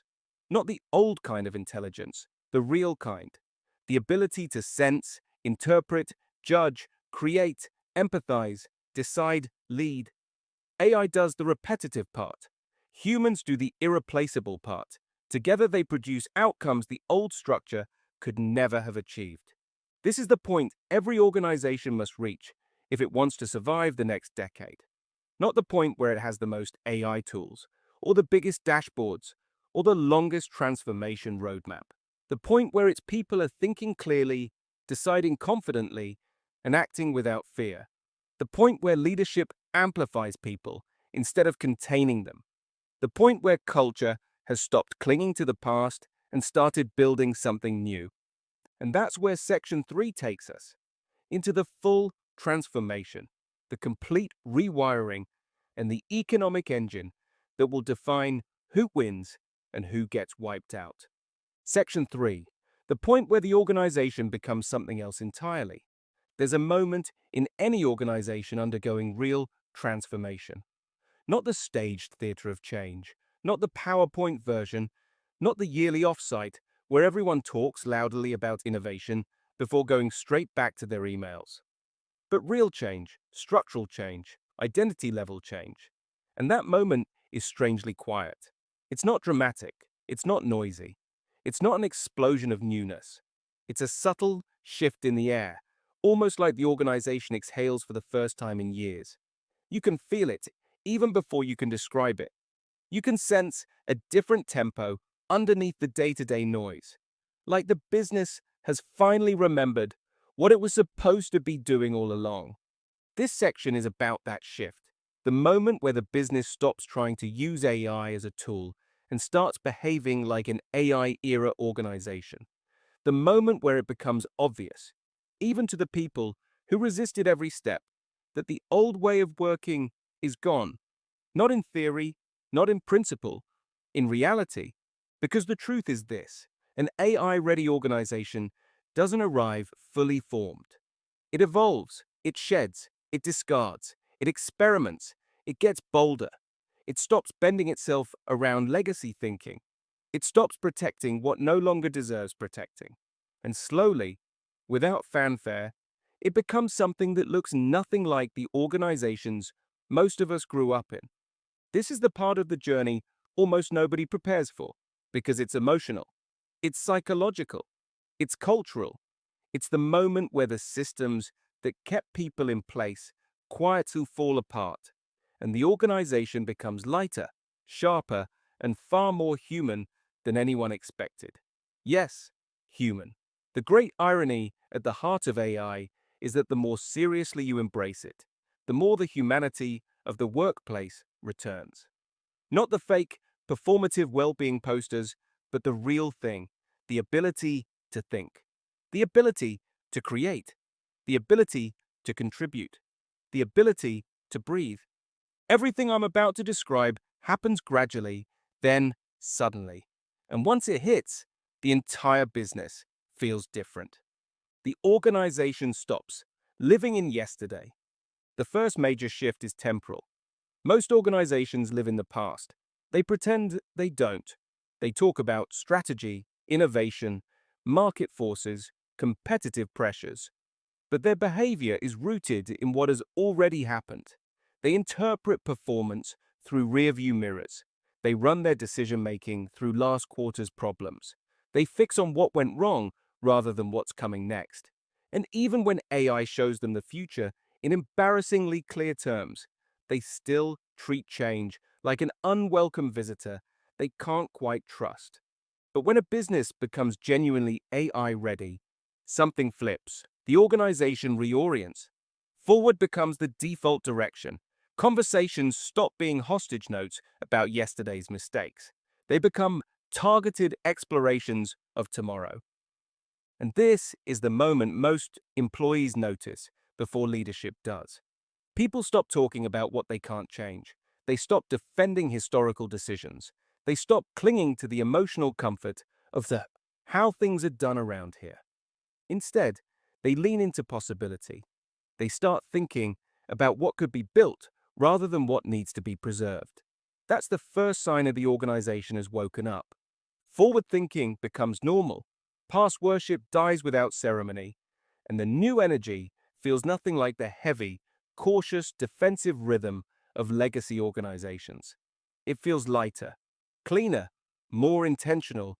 The business starts playing offense instead of defense. The organization stops pretending.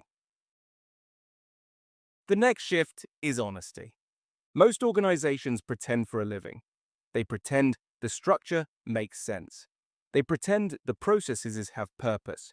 They pretend complexity equals maturity. They pretend everything is under control, even when every part of the system is groaning under the weight of its own nonsense. In an AI-ready organization, that pretending stops. Not because people suddenly become brave, but because reality becomes impossible to hide. When I automate a 20-hour process in 2 minutes, you can't keep pretending the old way was necessary. When AI produces insights faster than your reporting cycles, you can't pretend your monthly packs are anything more than ritual. When a competitor with half your headcount starts outperforming you, you can't pretend the theater of transformation is working. Pretending becomes embarrassing. And so, the masks fall off. The language becomes erect. The meetings become shorter. The excuses stop landing. The organization looks at itself without flinching. It acknowledges that half the stuff it once protected was never actually valuable. The relief, enormous, almost physical. Because the business stops needing to justify everything. It stops needing to wrap truth in layers of politeness. It stops needing to perform professionalism instead of living it. In that moment is. Once the pretending stops, clarity takes its place. Real clarity, the kind that cuts through problems rather than tiptoeing around them. And that clarity becomes the cultural baseline. AI becomes the machine. Humans become the capability. The third shift is structural. Not the organizational chart, the work itself. Most organizations run on the assumption that humans are the engine and the admin is the cost of keeping the engine running. They treat people like machines. Input, process, output. And then wonder why everyone looks exhausted, disengaged, cynical, and half a step away from handing in their notice. AI-ready organizations invert this completely. AI becomes the machine. Humans become the capability. AI handles flow. AI handles repetition. AI handles predictable tasks. AI handles reconciliation. AI handles reporting. AI handles scheduling. AI handles information movement. AI handles the drudgery. Humans handle judgment. Humans handle nuance. Humans handle decisions. Humans handle creativity. Humans handle relationships. Humans handle leadership. Humans handle interpretation. Humans handle what matters. This isn't theory. It's not a motivational poster. You feel it the second you walk in. People have space in their heads again. They aren't drowning in email hell. They aren't sprinting between pointless meetings. They aren't performing busyness. They aren't doing work that feels like punishment. They have time to think. They have time to plan. They have time to challenge. They have time to contribute. It's not magic. It's the natural consequence of removing the bullshit. The moment this shift embeds itself, the quality of work explodes. People stop doing what they've always done and start doing what they're actually good at. Talent that was buried under ritual emerges. Confidence grows because people are finally valued for what only humans can do. It's the closest thing to liberation that can happen inside a business. AI doesn't replace humanity. It frees it. Improvement becomes the default state. The fourth shift is pace, but not the frantic, panicked pace of legacy organizations that treat every minor issue like a national security crisis. It's controlled pace, confident pace, generative pace. Improvement becomes continuous, not through huge programs or expensive consultants or months-long workshops. Improvement happens because the cost of experimentation collapses. You can try 10 things before a traditional organization books the room for the first meeting. And here's the weird part. It's calm, the noise drops, the drama disappears. Problems shrink because the organization doesn't wait for them to metastasize into organizational tumors. The place starts solving things before they break. Teams move from reactive firefighting to proactive design. It feels like the business has grown up. Legacy organizations are addicted to chaos. AI-ready organizations are addicted to clarity. This alone becomes a competitive advantage, so strong it's almost unfair, because while ready everyone else is dragging themselves through the mud of their own processes, the AI organization is accelerating. Not loudly, quietly, confidently, repeatedly. The noise dies, and the adults take over. When the bullshit dies, the adults return. Not adults in terms of age or seniority, adults in terms of emotional maturity and capability. People stop hiding, they stop performing, they stop clinging to process as a shield. They stop acting defensively. They stop guarding their tasks like territorial animals. They stop playing politics because politics no longer gives them anything worth having. For the first time in their careers, they start behaving like contributors instead of survivors. Meetings shrink, approvals disappear, escalations vanish. People solve rather than discuss. People decide rather than debate. People move rather than wait. The workplace becomes less about protecting comfort and more about delivering value. And everyone feels it. Most organizations infantilize their workforce without meaning to. They treat employees like children who need permission for everything. They reward compliance rather than contribution. They create systems that punish initiative. They're surprised when their people behave exactly as they've been conditioned to behave. AI-ready organizations flip that.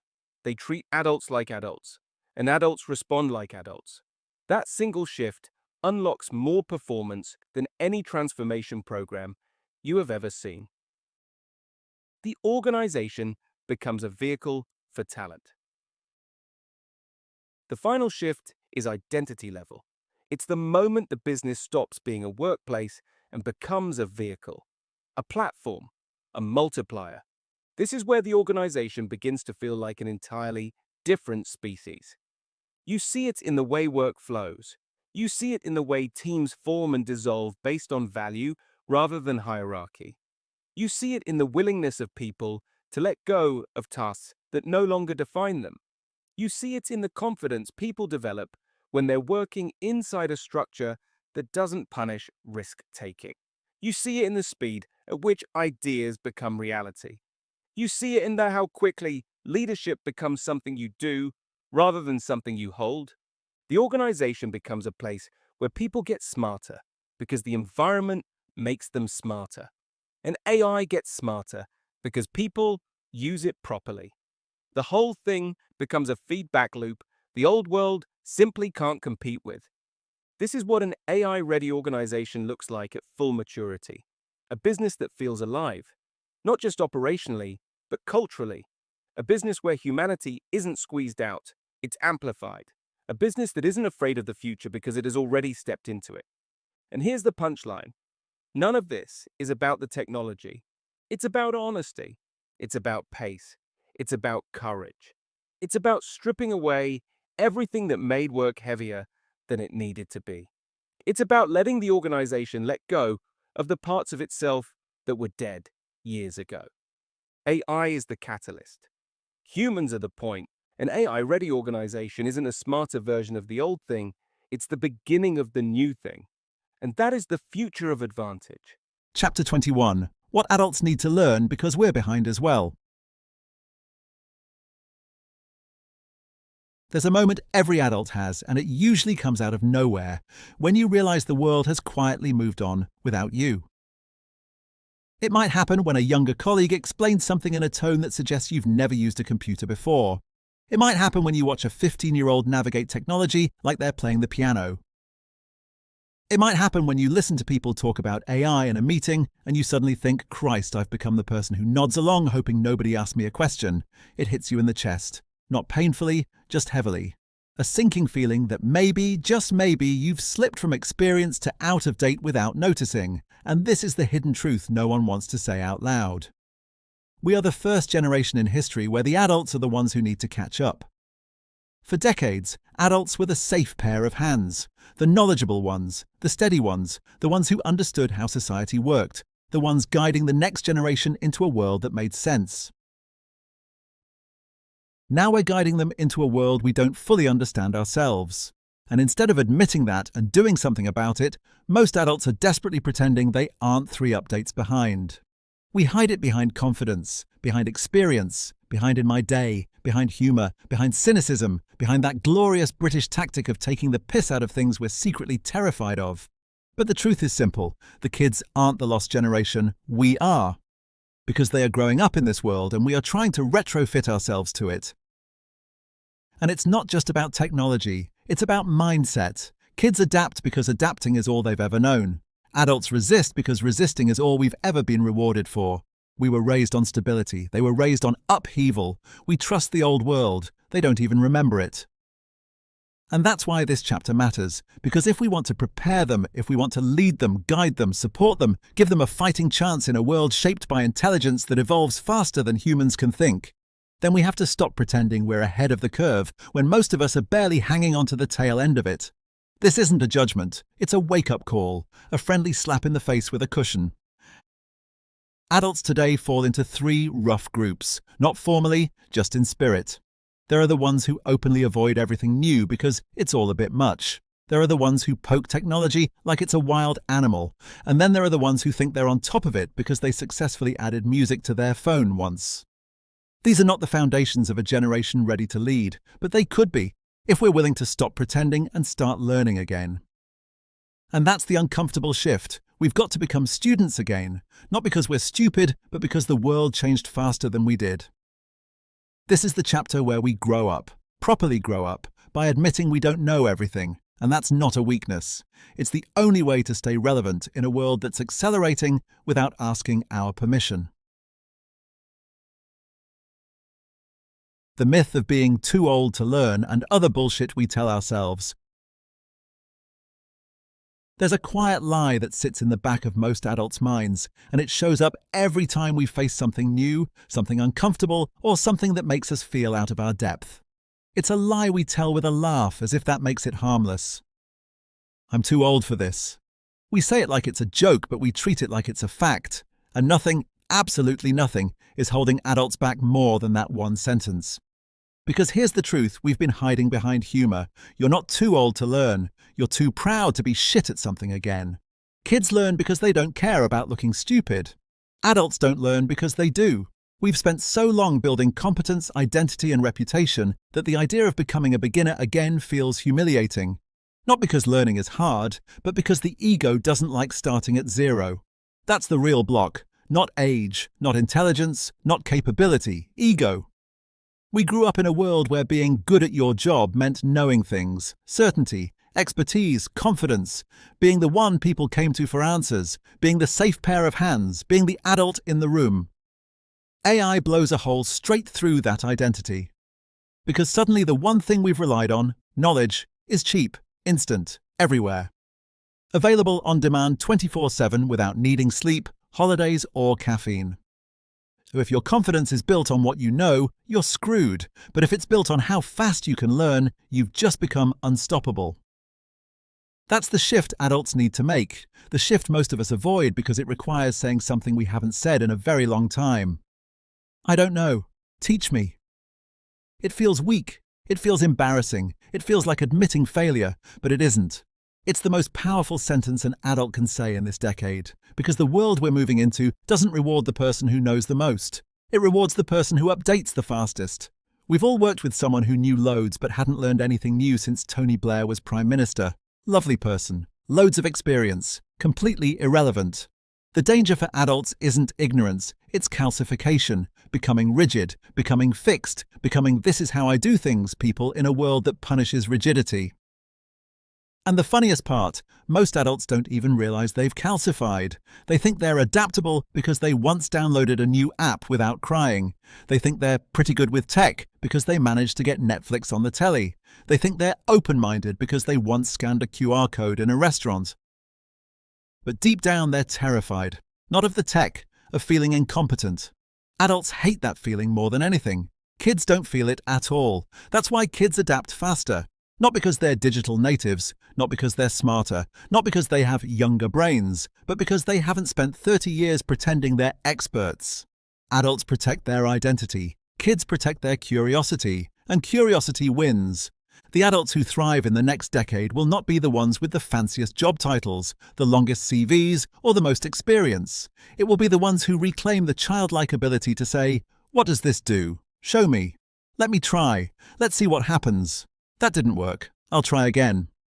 That's where the opportunity is. That's where momentum comes from. That's where confidence is rebuilt. Not from pretending you understand everything. Not from faking competence. Not from nodding along in meetings. Not from mocking AI because it makes you uncomfortable. Not from pretending you're too busy to learn. Not from telling yourself that's for the younger ones.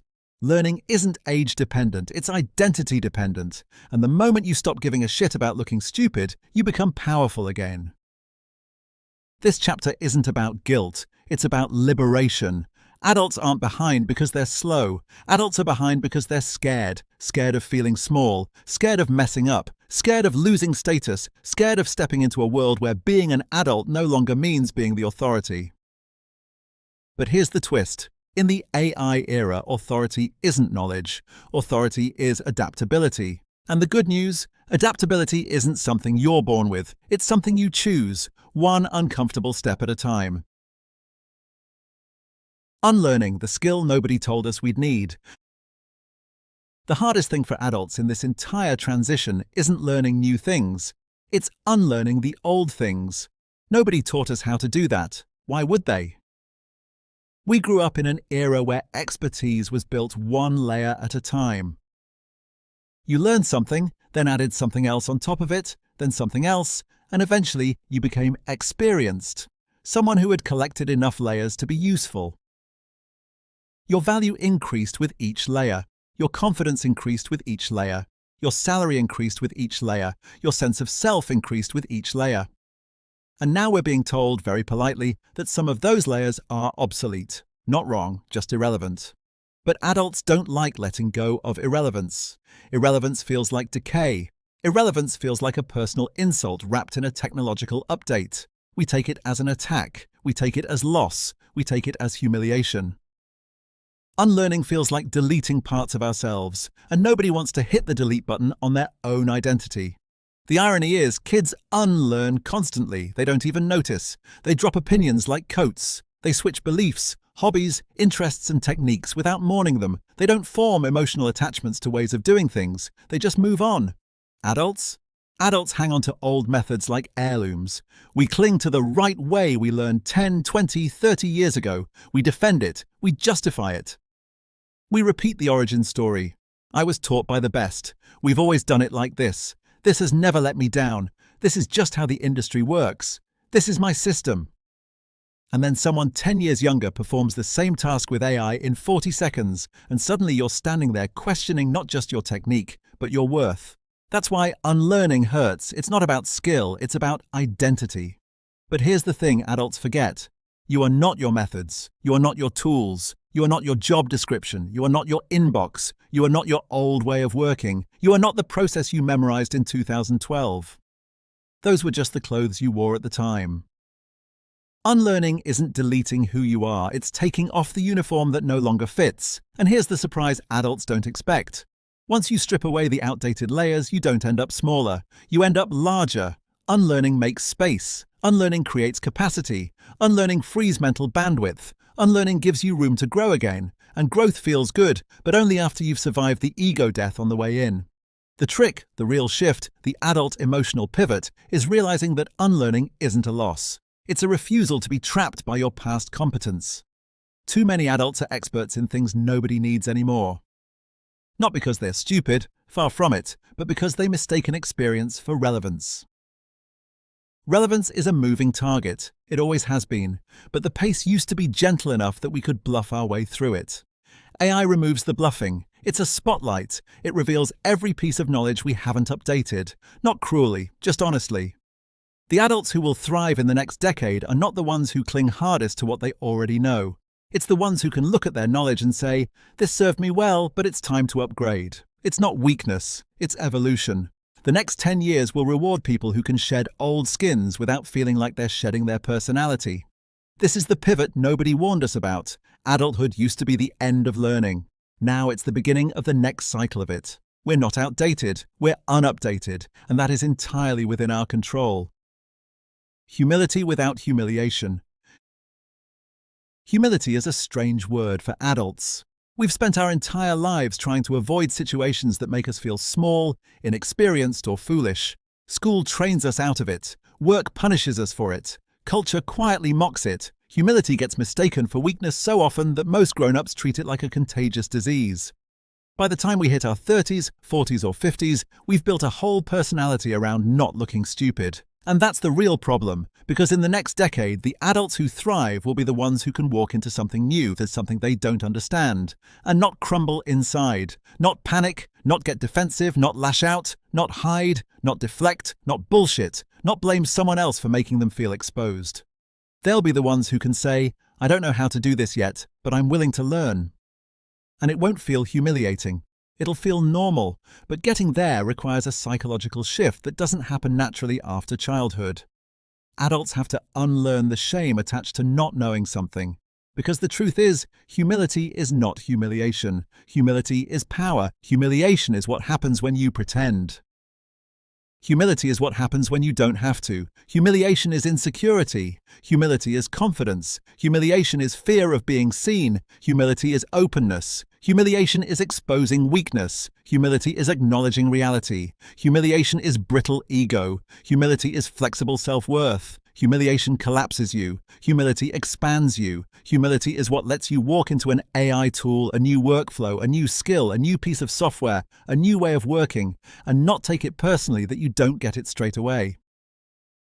Humility is what lets you ask the stupid question, the question every other adult in the room is too scared to ask because they're clinging to the tatters of an outdated identity. Humility is what lets you laugh at yourself without collapsing into shame. It's what lets you try, fail, adjust and repeat without needing to protect your self-image every 5 seconds.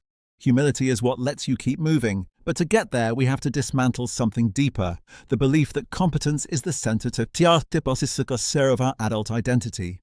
For years we've defined ourselves by what we're good at, our careers, our roles, our expertise, our ability to handle things. It gave us security, it gave us value, it gave us pride. But AI flattens the idea that competence is stable. It turns everything into a moving target. What made you valuable last year might be automated next year. What made you important last month might be irrelevant in 6 months. What made you an expert might just become a footnote in a system update. And that's not your fault. It's not a moral failure. It's not a personal deficiency. It's the world shifting. Humility allows you to shift with it. Humility says, my worth isn't built on what I already know. It's built on who I am and who I'm capable of becoming. Humility lets you navigate the future without dragging your ego like a wounded animal behind you. Adults without humility cling to the past. Adults with humility walk into the future with curiosity, calmness, and the kind of confidence that doesn't need to pretend. Humility is not the opposite of competence. It's the foundation of future competence. It's the only way adults can grow again without collapsing. So the question for the next decade isn't, are you good at AI? Are you technical? Are you digitally fluent? It's, can you be humble enough to start again? Because once you can do that, once humility stops feeling like humiliation, you become impossible to stop. The courage to go first. Adults love the idea of courage until it's actually required. We'll applaud courage in other people all day long. We'll share inspirational quotes about resilience, bravery, stepping out of comfort zones. We'll clap when someone tiny takes on something huge. We'll cheer when someone younger than us tries something bold. But when it's our turn, when the courage has to come from us, when it requires embarrassing ourselves or admitting we're out of our depth or stepping into something we're convinced everyone else understands except us, suddenly courage feels less like a virtue and more like a threat. Because the courage adults need in the next decade isn't dramatic. It's not running into burning buildings or fighting off wolves in the woods. It's quieter, more personal, more ego-dismantling. It's the courage to go first. The courage to be the adult in the group who says, right, I'm going to learn this. Who's coming with me? The courage to try the new tools before your team does, instead of waiting until they've become experts and you have to pretend you're on the same level. The courage to say, I don't understand this yet, without following it with a joke that lets you wriggle out of the discomfort.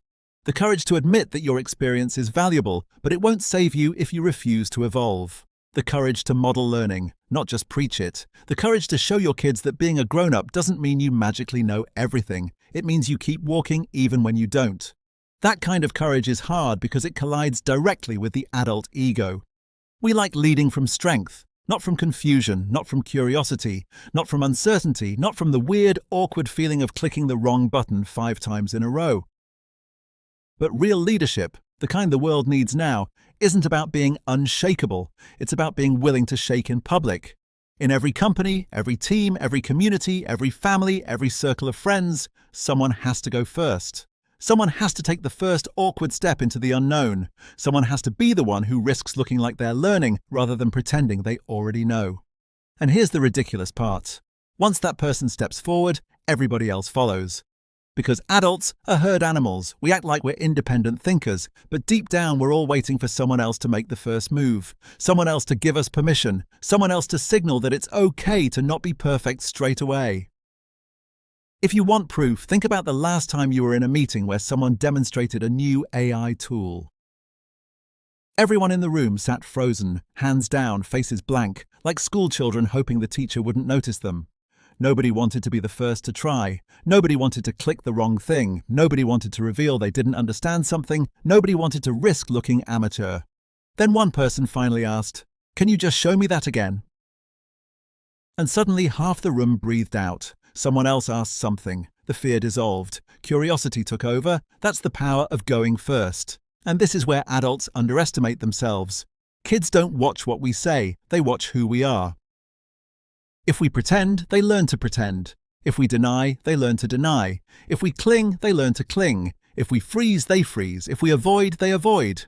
But if we step forward first, if we show them what courage looks like in the modern world, if we show them what it looks like to confront something new without falling apart, if we show them how to learn, not just what to learn, they will follow that, effortlessly, naturally, with pride, because children adapt when adults adapt.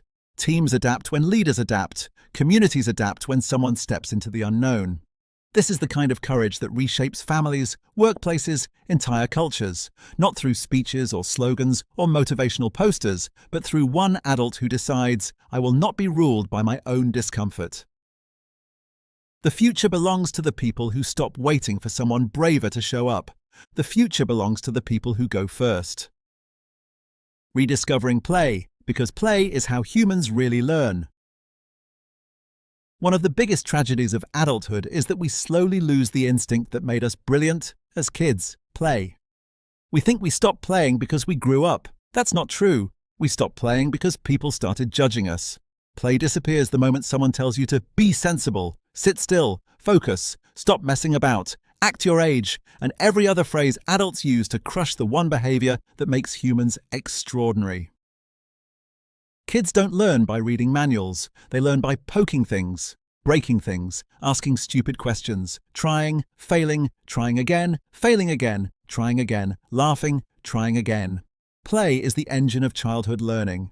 Adults look at that process and call it immaturity, but it's not immaturity, it's intelligence expressing itself freely. The problem is, the minute we become adults, we treat play like a luxury, something unserious people do, something creative people do, something children do, something that has no place in work, leadership, or professional development.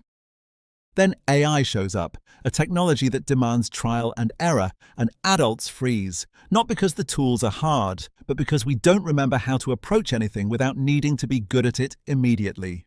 Play is the antidote to that paralysis. Play is how humans explore. Play is how humans learn without fear. Play is how humans develop intuition rather than memorize steps. Play is how we discover what something can do, not just what it's for.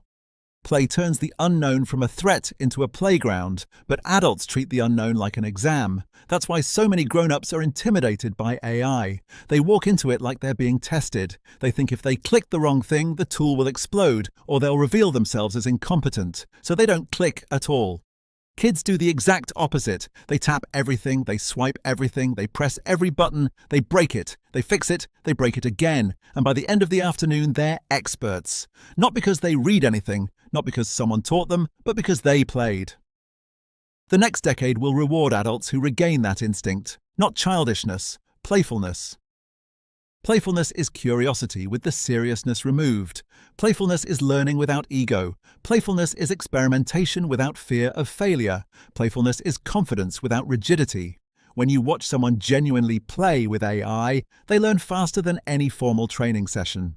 They find new uses nobody else thought of. They discover shortcuts. They break the rules. They invent their own workflows. They uncover value the designers didn't plan for.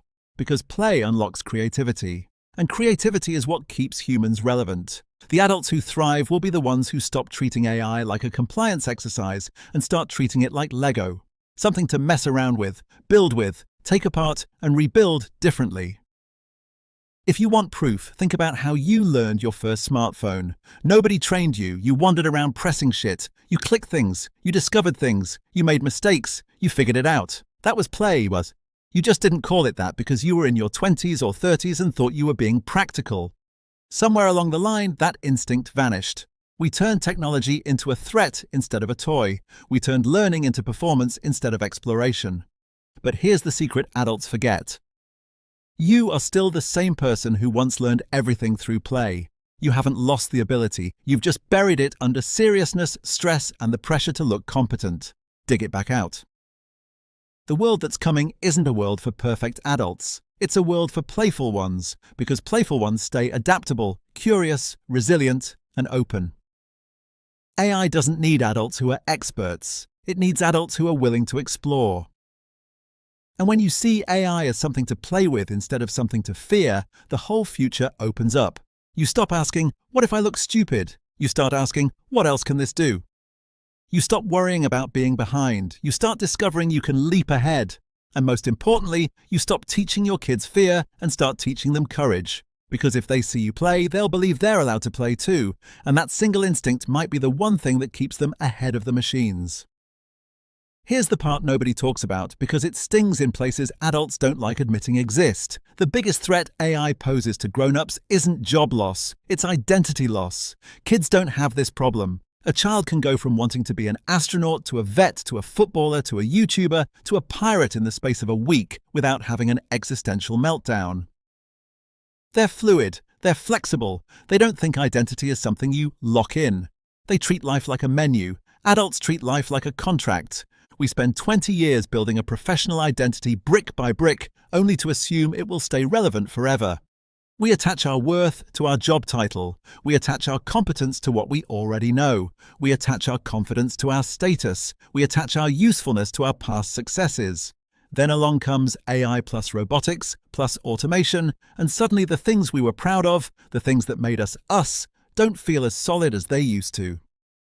It's not that the technology is replacing our job, it's that it's replacing the certainty we built our adult lives on. And certainty is the emotional scaffolding adults lean on when everything else feels chaotic. No wonder people are rattled. No wonder people lash out at the technology. No wonder people hide behind phrases like, "it'll never replace humans," or "it won't affect my industry." They're not making predictions. They're protecting themselves from the idea that their identity might need rethinking. Because the truth is awkward. AI challenges the stories adults tell themselves. The story that expertise is permanent. The story that experience is enough. The story that learning ends once you're settled. The story that stability is earned. AI isn't just rewriting industries, it's rewriting self-worth. And most adults don't have the emotional tools to handle that level of disruption because society never taught us how. We were taught how to build identity, not how to rebuild it. But here's the good news. Identity is not fixed. It never was. And if the old scaffolding is shaking, we have the chance, maybe for the first time in decades, to rebuild something stronger, something more flexible, something more human. The first step is brutal honesty, not the melodramatic kind, the quiet, grounded kind. It's saying to yourself, I'm more than my job title. I'm more than my expertise. I'm more than the things I've memorized. I can evolve even if it's uncomfortable. I can learn something new even if it makes me feel like an idiot for a bit. That last one is huge. Adults would rather drink bleach than feel inexperienced again. But the world we're heading into rewards people who can be beginners at 40, 50, 60, and beyond. The second step is giving yourself permission to move, to shift, to update, to grow without needing a crisis to force it. We talk about reinvention like it's a dramatic Hollywood montage. New wardrobe, new life, haircut, gym membership, dramatic sunrise. But real reinvention is quieter than that. It's subtle. It starts with curiosity, not crisis. It's trying something new without announcing it. It's learning something modern without apologizing for it. It's letting go of the version of yourself you built for a world that no longer exists. Identity in the next decade won't be about what you are. It'll be about what you're willing to become. And that's where adults have a secret advantage over kids. We understand meaning. We understand purpose. We understand values. We understand what matters and what doesn't. AI can think. Robots can do. But humans can choose. We choose what kind of adult we want to be. We choose what version of ourselves we grow into. We choose whether we collapse or adapt. We choose whether we cling or evolve. Your identity isn't being destroyed, it's being offered a redesign. And once adults embrace that, once they stop treating identity like a fragile heirloom and start treating it like something they can refit, expand, update, and strengthen, everything becomes easier. The fear fades, the rigidity softens, the learning begins, the ego relaxes, the future doesn't feel like a judgment anymore, it feels like an opportunity. But there's still one final piece of the puzzle adults need to learn, and it might be the hardest of all. How to let go of the bullshit stories we were raised with so we can actually move forward. Clearing out the bullshit stories we were raised with. Adults don't walk around with facts in their heads. We walk around with stories. Stories we inherited, absorbed, overheard, copied, or stitched together. Because they made sense at the time. Stories about work, stories about success, stories about intelligence, stories about what a good life looks like, stories our parents handed down to us like family furniture, assuming they'd always be useful. But the trouble with stories is that we rarely notice when they stop being true. Worse, most of the stories adults cling to were built for a world that no longer exists. Take the classic, work hard and you'll be rewarded. That one made perfect sense in a world where stability existed, where companies were built to last, where promotions came with loyalty, and where human effort was the most important asset. But now, you can graft for 30 years and still be overtaken by a 20-year-old who knows how to use the right tool, not because you're lazy, but because the world changed the rules without consulting you. Or the story that says, if you're smart, you'll succeed. That worked fine in a world where intelligence meant memory, logic, and the ability to crunch information fast. Now we have machines that can do all of that instantly, endlessly, without rest. It's not that humans stopped being smart. It's that the definition of smart shifted while we were busy paying mortgages and trying to keep up with life. Another favorite, get a good, stable job. Stable compared to what? The world where industries lasted decades, where companies didn't evaporate overnight, where work patterns didn't change every 5 minutes, where technology politely stayed in its lane. That world is gone. Stability isn't a job. Stability is adaptability. But adults cling to these old stories because they're comforting, familiar, predictable. They make the world feel less chaotic. They make us feel like we're doing the right thing, even when the thing we're doing hasn't worked for years. We're terrified of letting go of old stories because we think it means letting go of ourselves. But it's actually the opposite. It's how we find ourselves again. Think of it like clearing out a loft. You go up there meaning to get rid of 1 or 2 boxes, and suddenly you're knee-deep in things you don't need, don't use, don't recognize, and can't believe you've been dragging through your life. But there's always that moment, elbow deep in crap, when you realize you don't miss any of it. You're just used to it being there. That's what adult learning is now, clearing out the inherited stories that never questioned the future because the past felt stable enough. Most of us were raised on a script that said work is central, careers are linear, intelligence is fixed, stability is earned, technology is slow, education is the gateway. The system makes sense. The future will look like the present, just with slightly nicer phones. That script built the 20th century, but it cannot build the 21st.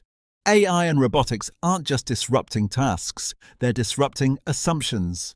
The whole narrative of do well at school, get the right qualifications, find a good job, keep your head down, climb the ladder, retire at 67 was designed for a world where human ability was the center of everything. Now we're entering a world where human ability is one part of everything. That doesn't make us obsolete. It makes us responsible. Responsible for updating the stories. Responsible for asking better questions than the ones we were raised with.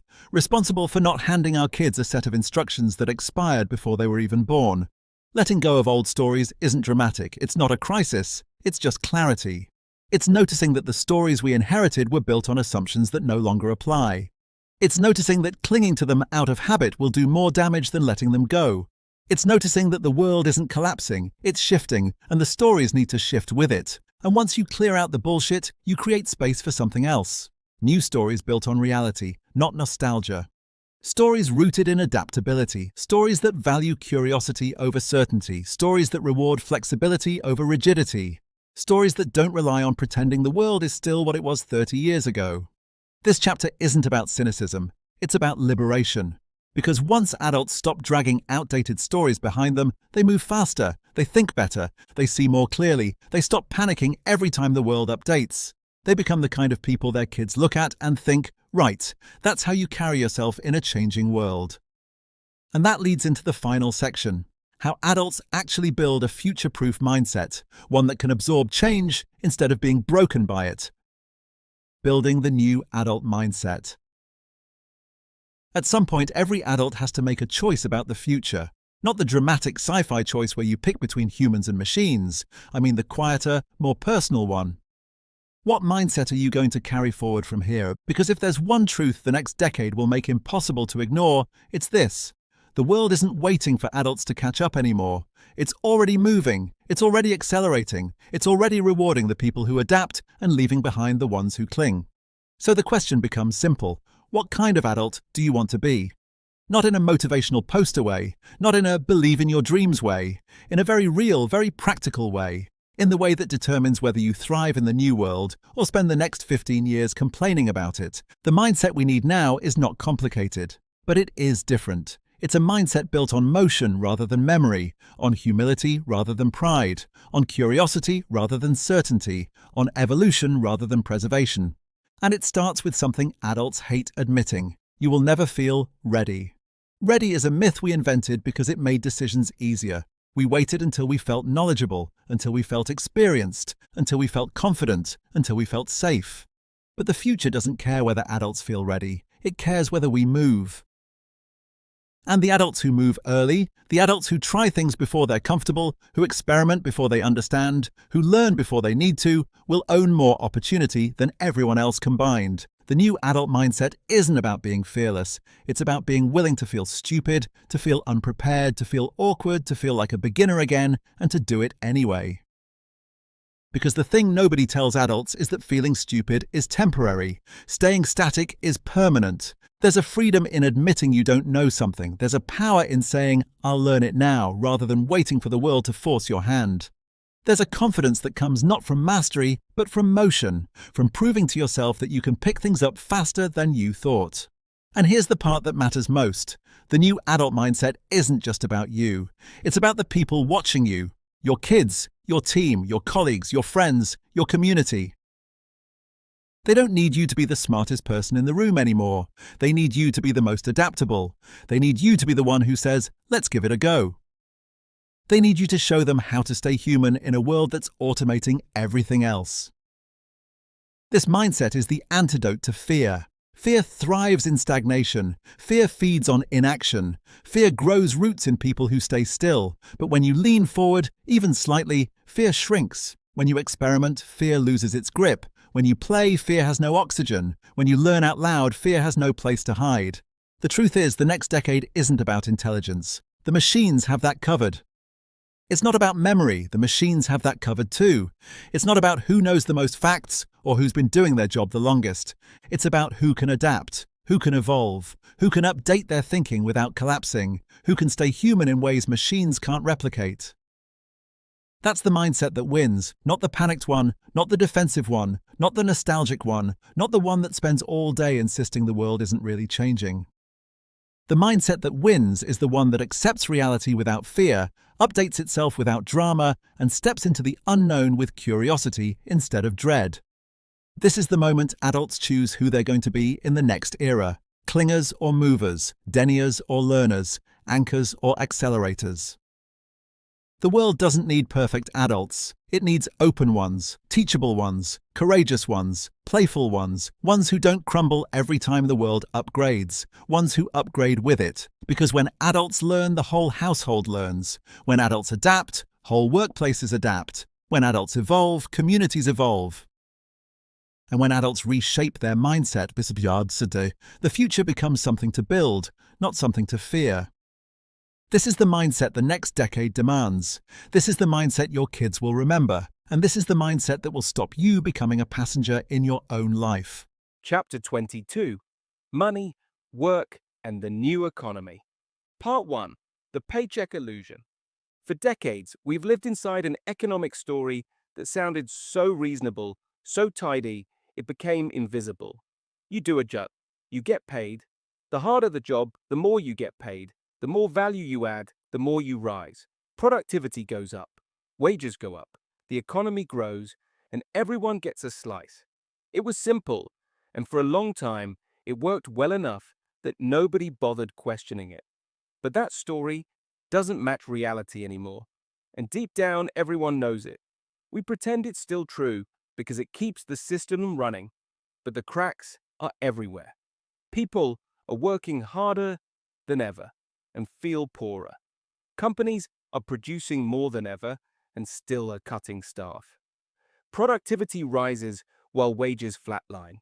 The cost of living spirals, and the advice we get is to cancel Netflix. Like that's the missing £500 a month.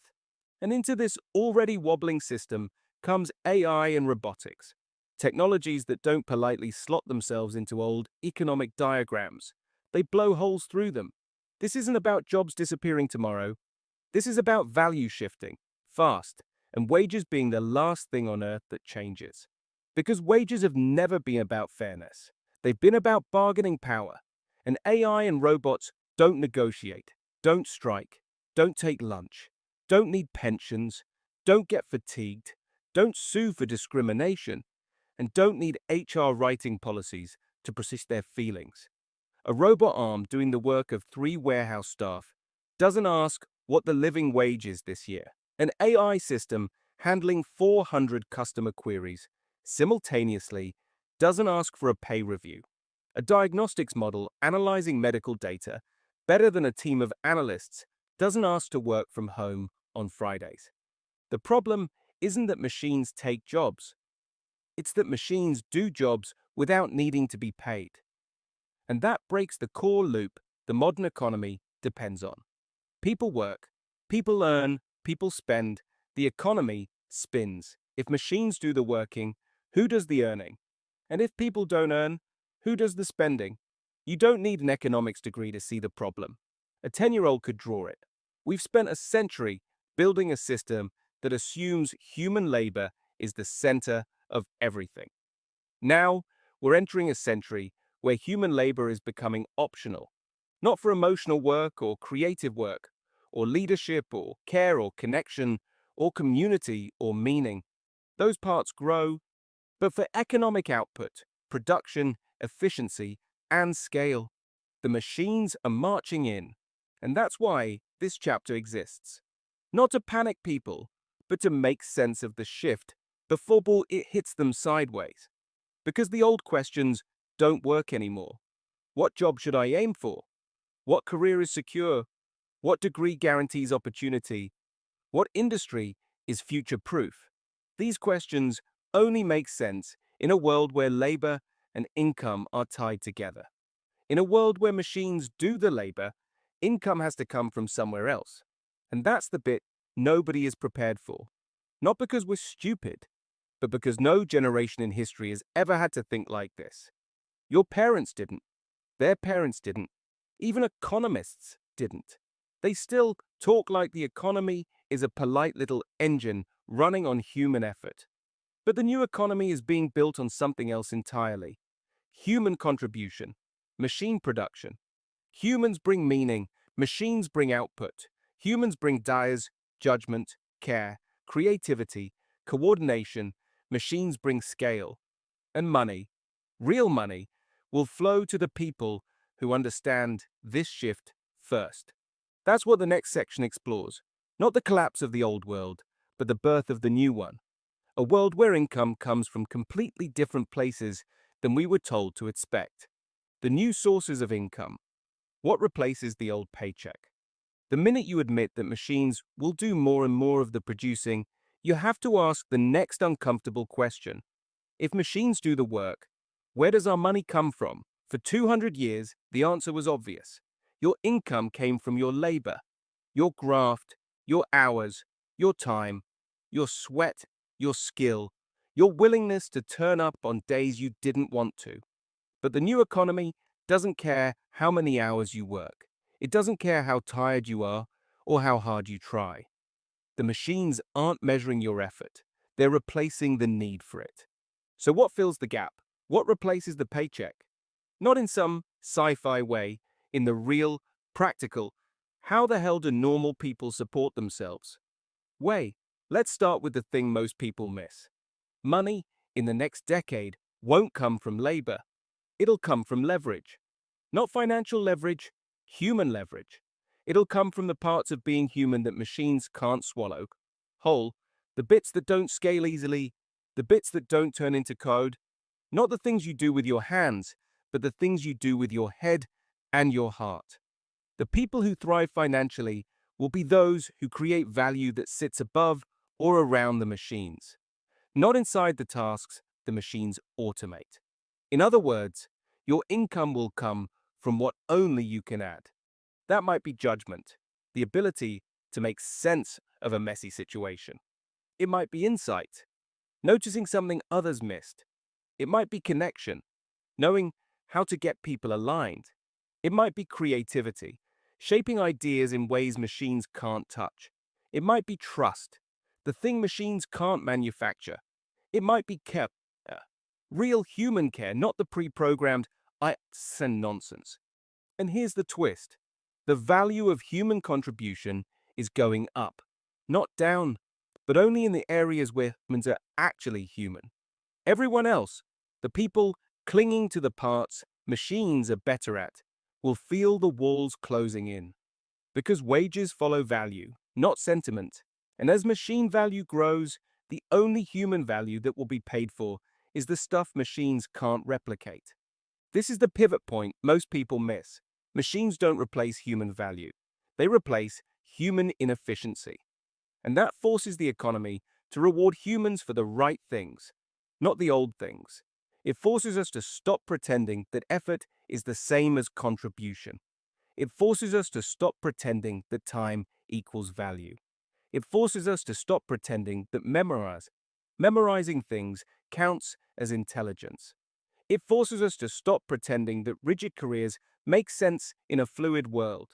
The new income streams will come from places that sound strange today, but will make perfect sense in hindsight. Some people will be paid for knowledge, some for guidance, some for trust, some for presence, some for building things with machines instead of competing with them, some for orchestrating many tools at once, some for doing the deeply human work that tech can't touch. And then there's a category we don't talk about because it bends people's brains. Income that isn't tied to work at all. This is the part that's already happening quietly beneath the surface. While governments pretend everything is normal, if machines produce more and more of the economic value, and human labor produces less and less of it, then income has to decouple from work, not as a political movement or ideological experiment, but as a mathematical inevitability. Someone has to buy the goods the machines produce. Someone has to live in the houses the robots build. Someone has to spend money in the economy. And if humans stop earning in the old way, the system has to create new paths for money to flow. Otherwise, everything jams. This is where the idea of some form of basic income stops sounding radical and starts sounding obvious. You don't need to be left-wing, right-wing, centrist, or apolitical to understand it. You just need to be paying attention. The economy isn't sentimental, it's functional. And a functional economy needs consumers, not just producers. When machines become the main producers, humans become the main stabilizers, the ones who keep the whole thing turning. That means money has to flow in new ways, through shared prosperity, through redistributed efficiency, through the value unlocked by automation, through systems that allow people to live even when machines do most of the labor. This isn't utopian, it's structural. It's the next logical step in a world where productivity goes vertical, but wages don't. And here's the twist most people don't see coming. This shift doesn't make humans less important. It makes our choices more important. For the first time in history, we'll have to ask not how do I earn, but what do I want to contribute. It sounds terrifying because we've been trained from childhood to tie our worth to our wages. But once you untangle those two things, something new becomes possible. Work becomes something you choose, not something you're trapped in. Income becomes something supported, not something you fight for every month. Contribution becomes meaningful because it's not forced. Creativity becomes central. Purpose becomes relevant again. Communities become necessary. People become more than their job titles. The new economy isn't an economic crisis. It's an identity shift. And the people who thrive will be the ones who see work as one part of life, not the whole damn thing. The death of the job title and why it's the best thing that could happen to us. Job titles are one of the funniest delusions in modern life. We treat them like they're carved into stone tablets handed down from the mountaintop, when really, half of them sound like someone panicked halfway through a PowerPoint and mashed together 3 business buzzwords hoping nobody would notice. Senior Strategic Operational Lead, Transformation Delivery Partner, Assistant Regional Functional Liaison. Half the time, you read someone's job title and still have absolutely no idea what they actually do. Sometimes they have no idea what they do, which is even funnier. Titles used to mean something. Builder, teacher, doctor, electrician. Clear roles, clear value, clear identity. Now we've ended up with job titles that sound like they were generated by an AI trained exclusively on corporate waffle. And here's the twist. The future doesn't give a shit about any of it. Job titles were invented to give structure to a world where work stayed still, a world where tasks were predictable, hierarchies were rigid, and companies needed tidy boxes to put people in because tidy boxes made management easier. But the minute AI and robotics start eating tasks rather than roles, the boxes fall apart. When half your job evaporates because a machine can do it faster, and the other half evolves into something new that didn't exist 6 months ago, the idea of describing yourself with a 2-word label becomes hilarious. The truth is, job titles disappear because the work underneath them melts and reshapes every few months. Whatever you're head of today might not exist by Christmas. Whatever department you sit in might merge, dissolve, or morph into something that didn't have a name yet. The future doesn't care about the label on your email signature. It cares about your ability to adapt. That's the big shift. Identity stops being tied to a title and starts being tied to contribution. People won't say, I am a senior planning analyst. They'll say, I make complicated things understandable. Or, I bring teams together when they're going in circles. Or, I help people make good decisions when everything's a mess. Or, I make stuff work that wasn't working before. Or simply, I solve problems, which is exactly how humans describe themselves before the job title industrial complex took over. If you want proof that titles are collapsing, look at what's happening inside companies already. The old career ladder is quietly disintegrating. People are hopping sideways, diagonally again, and sometimes into jobs that didn't exist the week before. Teams form and dissolve like weather patterns. Roles update faster than HR can rewrite the job descriptions. People are being hired and not because of what they are, but because of what they can be. And here's the part nobody admits. Most job titles were invented to hide how much bullshit was baked into the old system. A fancy label was the corporate equivalent of window dressing. It gave the illusion of progress, even if the role underneath hadn't changed since 1997. The death of job titles isn't a threat, it's liberation. It means you're no longer trapped in a box someone else designed. It means you stop measuring your worth by a couple of words on a business card. It means you get to define yourself by what you actually bring to the table. Your judgment, your presence, your ability to calm chaos, your skill at reading a room, your creativity, your humor, your humanity. Machines can produce output, but only humans can bring everything that doesn't fit neatly inside a job description. When job titles disappear, something else takes their place. An economy built around contribution rather than labels.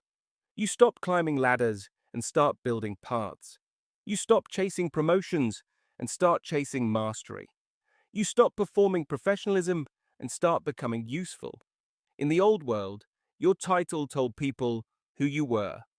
In the new world, your impact does.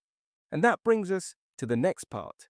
The part where the illusion of the career ladder collapses completely. And we finally talk honestly about how careers actually work in the new economy. The shift from time-based value to capability-based value. For most of modern history, the value of your work was measured in hours. Not ability, not impact, not intelligence, not creativity, just hours. The whole system was built on the industrial age logic that if you sit in a chair long enough, something productive must happen. It didn't matter whether you were actually adding value. It didn't matter if half your day was spent waiting for someone to reply to an email or staring at the printer because it was jammed for the 15th time. You were there, and then there was the product. We pretended this was normal. We pretended it was fair. We pretended it made sense. But everybody knew the truth. Time-based work made people pretend to work for longer than the work required. It turned offices into performance theaters. It turned meetings into rituals. It turned emails into proof. It turned attendance into currency. It turned looking busy into a survival skill. Then along comes AI and robotics, technologies that don't measure time at all. They measure output. They measure capability. They measure accuracy, scalability, speed, consistency. Things that don't give a single shit about how long you sit in a chair. The entire time-based pay model collapses the second a machine can produce more value in a minute than a human can in a week. Not because humans are failing, but because machines have no concept of hours. They don't get tired. They don't go slower after lunch. They don't lose motivation on a Friday afternoon. They don't open a document, stare at it, whisper, "fuck off," under their breath, and go make a cup of tea to recover. Machines don't suffer from humanity. And so the value shifts. We move from an economy that pays for hours to an economy that pays for capability. This is the point most people haven't processed yet. It's not that jobs are disappearing. It's that the basis for how jobs are valued is evaporating. Time is no longer the product. Capability is. What you can do, how you solve, how you adapt, how you contribute, how you think, how you move with change, how you bring humanity into places machines can't reach. That becomes the real currency. Capability is messy, personal, unpredictable. It can't be faked with a timesheet. It can't be padded out by pretending you worked late. It can't be hidden behind job titles or corporate jargon. Capability shows up in how you respond to reality.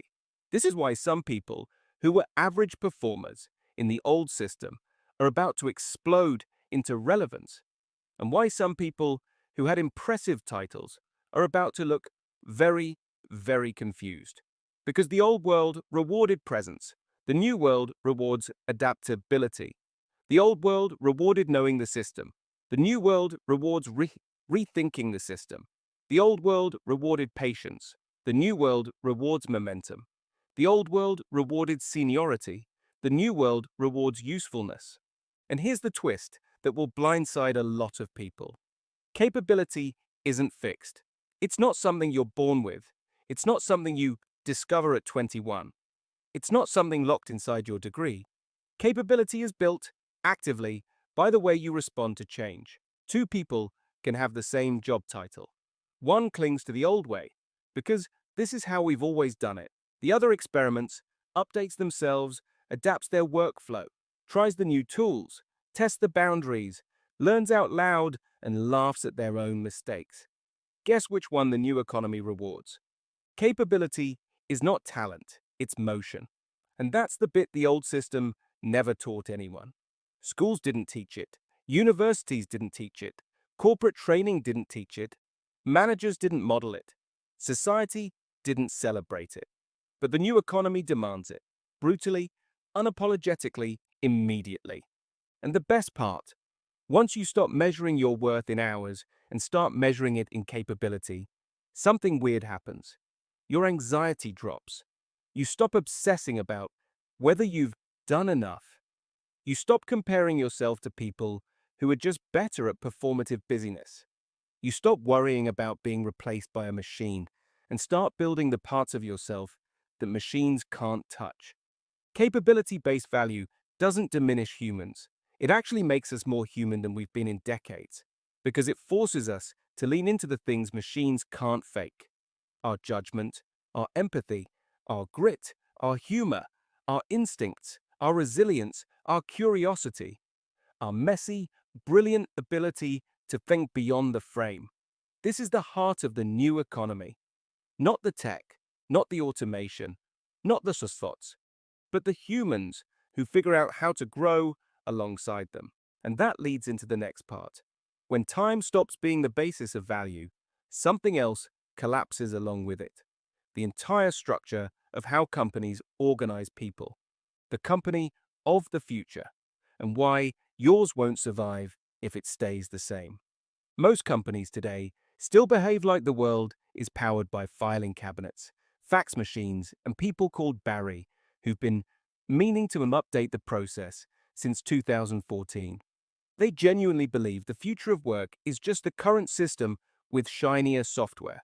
Bless them. It's almost cute. Because here's the truth. Nobody in a boardroom really wants to articulate out loud. The way companies are built today has absolutely nothing to do with how value will be created tomorrow. They're built for slowness, supervision, hierarchy, meetings, approvals, checks, sign-offs, governance, reviews, oversight, committees, subcommittees, and that one bloke who always needs more clarity before anything can move. The whole structure exists because humans were unpredictable, inconsistent, fragile, and occasionally hungover. You needed layers and managers and forms and double-checking because the system didn't trust people. And if we're honest, it was right not to. But here's the bit that flips everything. AI and robotics don't need managing. Not in the old sense, not in the keep them on track sense, not in the can you chase them about that thing they promised last week sense. They don't drift. They don't get defensive. They don't ignore instructions. They don't suddenly decide today is not the day for doing anything meaningful. AI and robotics remove the original reason companies were built the way they were. The management structure wasn't philosophy, it was coping. It was compensation for human inconsistency. Take away that inconsistency, and the entire architecture of modern organizations starts to look ridiculous. You don't need 17 layers of supervision when the work is self-validating, self-checking, and self-correcting. You don't need armies of middle managers whose full-time job is reminding other humans to do the things they were supposed to do in the first place. You don't need org charts based on status rather than usefulness. You don't need meetings to align expectations. You don't need presentations explaining work that could be done faster than the meeting takes to start. The company of the future won't be built on hierarchy. It will be built on capability. People won't be arranged by seniority or time served. They'll be arranged by what they can actually contribute, not what their job title implies they contribute. If you're genuinely brilliant, you'll move faster than ever. If you're hiding behind a title or a process, you'll be exposed quicker than you can say, sync up later. The departments we have today, many of them only exist because the work was slow, fragmented, and manually stitched together by humans. AI stitches instantly. Robots execute instantly. Work that used to move in months moves in minutes. So what happens to the structure? It collapses into something flatter, faster, and far more transparent. No more silos pretending they're empires. No more teams hoarding information because it makes them feel important. No more leaders who can't lead without hierarchy propping them up. Leadership becomes something else entirely, something more human and more demanding. Not status, oversight, or authority, but clarity, direction, courage, judgment, context, empathy, and the ability to turn chaos into meaning. It's funny. Everyone's panicking that AI will make humans obsolete. In reality, AI is just making obsolete the humans who were pretending to work. Real contribution stands out more clearly than it ever has. The future company won't be powered by hours, or presence, or politics, or visibility. It'll be powered by people who know how to move, people who know how to think, people who don't need permission to improve something, people who can work with the technology instead of being threatened by it, people who don't panic when the system changes. They lean in. And here's the delicious irony. The companies that survive won't be the biggest or the richest. They'll be the ones who stop clinging to the old blueprint. Small businesses will adapt fastest because they're not shackled to legacy processes or committees that argue for 6 months about the color of a meeting room. Medium-sized businesses, the ones stuck between nimble and corporate, are going to get absolutely battered unless they wake up early. And big companies, they'll survive if they can pivot, but they'll do it limping, wheezing, and trying to convince shareholders they meant to transform all along. The company of the future won't be a fortress, it'll be a platform, a flexible system where humans do the bits humans are good at, and machines do the bits machines are better at. And nobody pretends it's the other way around. And that leads us to the next shift. If the value of work changes and the structure of companies collapses and rebuilds itself, then money itself, has to transform too. The future of pay, reward, and why the salary model is on life support. Let's talk about money. Specifically, the bizarre, slightly Victorian way now we still think people should earn it. Right now, pay is tied to the clock. Your salary is basically a retainer. A company pays to have your time, not your talent, not your capability, not your value, not your output, just your time. We all know the farce. One person can do 2 hours of meaningful work a week and hold down a £90,000 job. Another can graft like a lunatic for 50 hours and barely scrape by. Some companies hand out pay rises because it's the cycle, while others suppress wages because Dave in Accounts said the budget's a bit tight this quarter. It's a system built on politics, theatre, and tradition, not value. The salary model pretends that humans operate like machines, turn up at 9, produce for 8 hours, go home, repeat. But anyone who has ever had a job knows this is complete bollocks. Humans operate in bursts. We're brilliant at 10:14 a.m., useless at 3:27 p.m., oddly motivated at 7 p.m. on a Thursday, and absolutely dead inside the moment someone says, "Quick catch up." AI and robotics don't work like this. They don't operate in cycles. They don't slump, coast, or peak. They don't need to be merged, nudged, inspired, and or caffeinated. They don't need holidays, benefits, pensions, or a line manager who occasionally asks how their weekend was.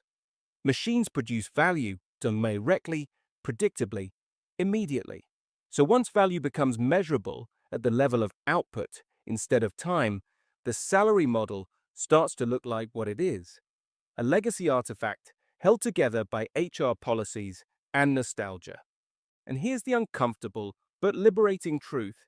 In a world where output skyrockets because machines do the heavy lifting, traditional salaries start to make no sense at all. Pay begins to shift towards contribution, real contribution, not appearance, not hours, not presence, not tenure, not job title. Contribution becomes the currency. This freaks people out because contribution is harder to hide behind. You can't pretend to be adding value when the system can see exactly what value you added.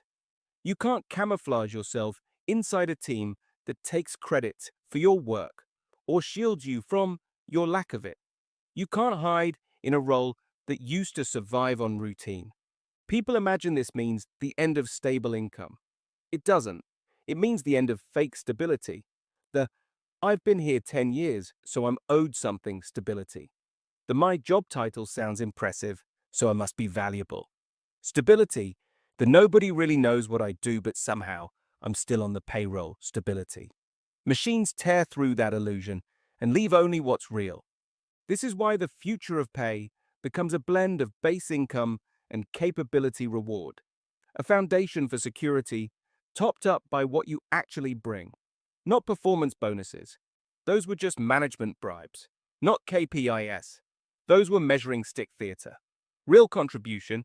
What did you improve, solve, create, accelerate, design, perfect, prevent, or accomplish? This shift also means something else people haven't processed yet. Your earning potential no longer has a ceiling, but it no longer has a floor either. The old system capped your potential but guaranteed your minimum. The new system expands your potential but demands you keep moving. If that sounds scary, it shouldn't. Because the people who thrive in this environment aren't the geniuses or the extroverts or the tech bros with podcasts. It's the ones who can adapt, the ones who stay curious, the ones who don't panic when a system changes. They say, "Right, let's see what this thing can do." The ones who bring humanity where machines can't. The future of pay is not about grinding. It's about relevance. It's about judgment. It's about capability. It's about those weird human skills that were never valued in the old world because they couldn't be measured. Creativity, intuition, resilience, clarity, courage. In the new economy, those things aren't soft skills. They're differentiators. They're leverage. They're value. And that's why this chapter matters. Because understanding money in the new world isn't about spreadsheets or salaries.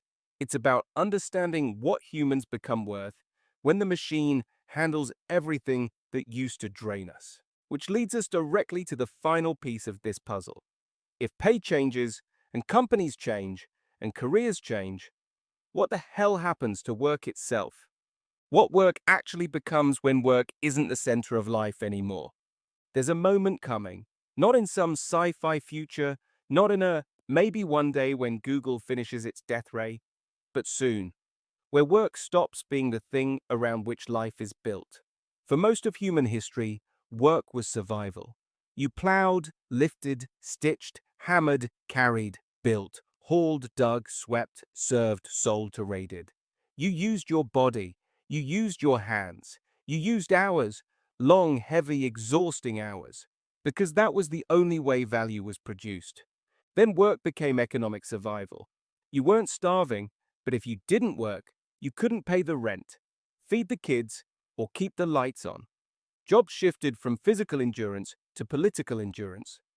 The meetings, the hierarchy, the emails, the pretend busyness, the office Olympics of who could stay latest without actually doing anything meaningful. Work became the center of life because work controlled access to life. It controlled the money, and money controlled everything else. But here's the bit people underestimate. If AI and robotics remove the link between human hours and value, then the chokehold work as over life starts to loosen, and eventually it snaps. This doesn't mean humans stop working. It means we stop working like this. Work becomes less about obligation and more about contribution, less about survival and more about meaning, less about clocking in and more about stepping into roles that actually make use of the things only humans can do. It sounds idealistic until you realize the alternative is even stranger. If machines handle 60 to 70% of what we call work, what do you actually expect humans to do? Sit in offices, pretending to be useful, while robots do the real stuff out of sight. We've already been doing that for years, just with Excel instead of robots. Work becomes redefined, not removed, redefined. Instead of work being the structure you build your identity around, it becomes something you add to life, not something you build life around. It becomes episodic, project-based, creative, relational, emotional, contextual, the bits machines can't do. We stop treating full-time, permanent 40 hours a week, Monday to Friday, as the goal. That wasn't the goal anyway. That was a convenience for employers disguised as stability for employees. In the new world, work stops being a cage and starts being a tool you use to contribute, to grow, to generate value, to be part of something, but not the thing that defines whether you matter. Imagine telling your grandparents that one day people would choose work based on enjoyment and impact because machines handled the boring, repetitive, soul-crushing stuff. They'd have laughed in your face and then asked you to fetch more coal. But that's where we're heading. Not to a utopia, but to a world where we question the very premise of work. What it is, why it exists, how much humans should be doing, and what parts of life we've sacrificed at the altar of employment without ever asking if it was worth it. For the first time in history, we have the chance to separate income from hours, value from presence, purpose from productivity theater. And that forces a deeper question, one most people aren't emotionally ready for. If work stops being the center of life, what becomes the center instead? Not the fake answers, not the fluffy stuff printed on corporate walls. The real answers: relationships, communities, health, creativity, curiosity, family, making things, building things, fixing things, contributing things, living things. Humans didn't evolve to spend their best hours answering emails and updating PowerPoints. We did that because the system demanded it. When the system changes, humans get to change too. And that brings us perfectly to the final part of this chapter, the bit where everything you've read so far lands in one clear message. If work is no longer the center of life, then life becomes the thing we finally get to design deliberately. So what do we actually do with all this? At this point, you've probably had a few moments where you thought, shit, what am I supposed to do with all this? Fair question, because it's easy to read about economic shifts and laugh at the ridiculousness of how we used to work. But it's much harder to stand in the middle of all that change and figure out what your next step should be. So here's the simple, uncomfortable truth. There's no master plan coming. No government blueprint, no 10-year strategy, no national curriculum update. No neat corporate playbook. There is no grown-up in the room. This is all happening too fast for the old world to process, let alone prepare anyone for. So the responsibility, the opportunity, lands with us, with individuals, families, Businesses, parents, leaders, anyone who can feel the shift and refuses to bury their head in nostalgia. The worst thing you can do now is wait for permission or certainty or clarity or full understanding or for someone important to stand on a stage and announce the new rules. By the time that happens, the rules will have changed again. The best thing you can do now is accept the new landscape for what it is. Not frightening, not hopeless, not overwhelming, just new. And new requires motion. You don't need to become an expert. You don't need to understand every model or decode every bit of jargon. You don't need to turn your garage into a robotics lab. You don't need to spend your weekends watching tech bros shout at microphones. You just need to move. A little. Regularly, curiously, intelligently, deliberately. If work is changing, you update the way you approach work. If skills are changing, you update the way you learn. If companies are changing, you update the way you think about where you fit. If value is changing, you update the way you measure your own worth. If money is changing, you update the way you earn it. And if life is changing, which it is, you update the way you design it. Here's the thing people forget. This is the first time in modern history that we get to rewrite the meaning of work before the system collapses. We're not reacting to disaster. We're reacting to possibility. Yes, the old world will cling on longer than it should. Yes, some companies will waste years pretending nothing has changed. Yes, governments will get everything wrong before they get anything right. Yes, you'll still meet people who say things like, "This AI stuff is just a fad," and you'll have to resist the urge to staple their tie to the desk. But none of that stops you moving. The people who thrive in the next decade aren't the smartest, or the youngest, or the most tech-savvy. They're the ones who get comfortable being early. They're the ones who don't need universal approval. They're the ones who don't cling to a story just because it made sense in the past. They're the ones who decide that uncertainty isn't a threat, it's a signal. Because when the world is being rebuilt, the advantage goes to the people who pick up the tools first. So, what do we do with all this? We stop trying to save the old system. We stop waiting for permission. We stop assuming work has to look the way it always has. We stop pretending the career ladder wasn't already rotten. We stop measuring ourselves with rulers built for a different century.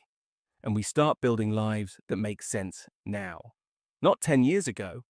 Lives shaped by capability. Lives shaped by flexibility. Lives shaped by contribution. Lives shaped by humanity, not ours. Lives that are designed consciously, not inherited blindly.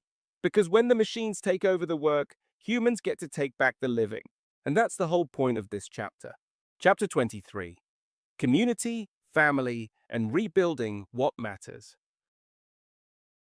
The world is about to move faster than human beings can emotionally or socially adapt to. And that's exactly why community, family, and real relationships matter more now than they have in 50 years. Not in a soft-focus Instagram way, not in a hug your neighbor way, in a survival way, in a this is the last stabilizing force left way.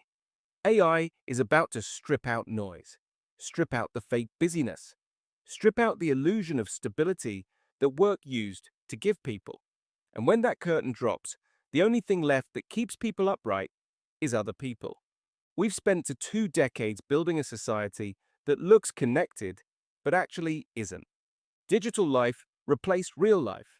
Convenience replaced commitment. Notifications replaced conversations.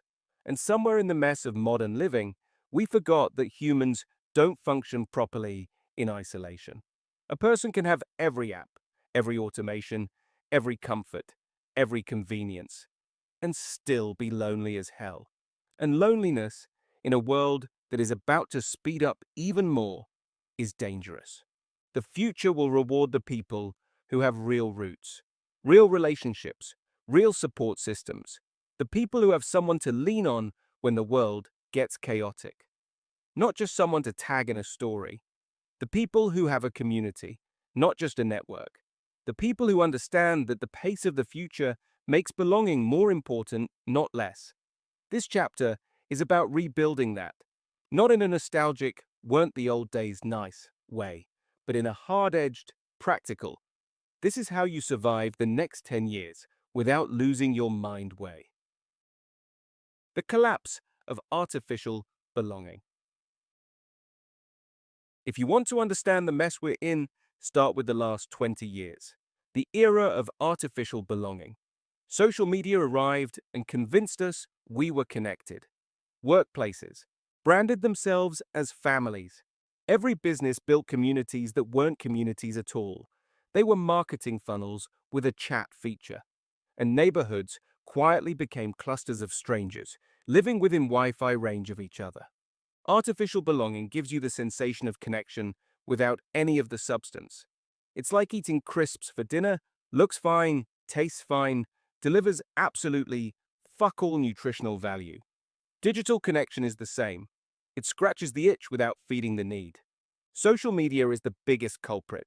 We got addicted to the performance of connection, the likes, the tags, the comments, the public display of having a life.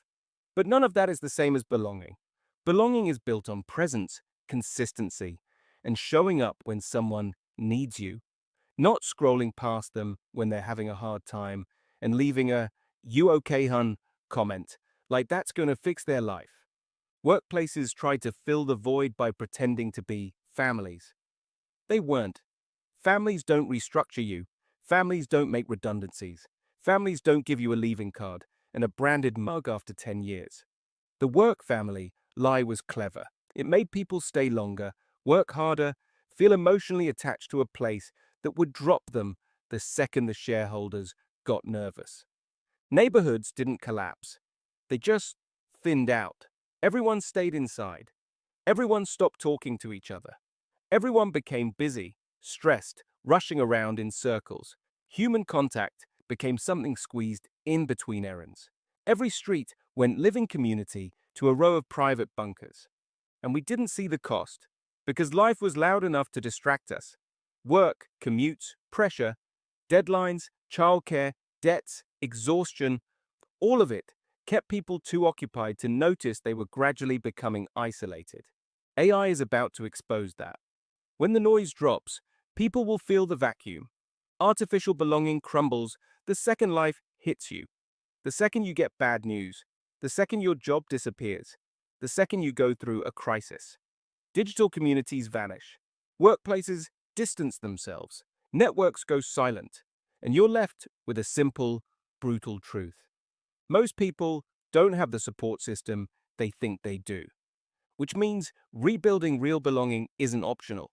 It's essential, because in the next decade, the system won't hold you. The institutions won't catch you. The frameworks won't protect you. People will. Real community isn't about events or group chats or organized fun. Real community is built on shared life, the small, unglamorous, ordinary interactions that make people part of each other's world.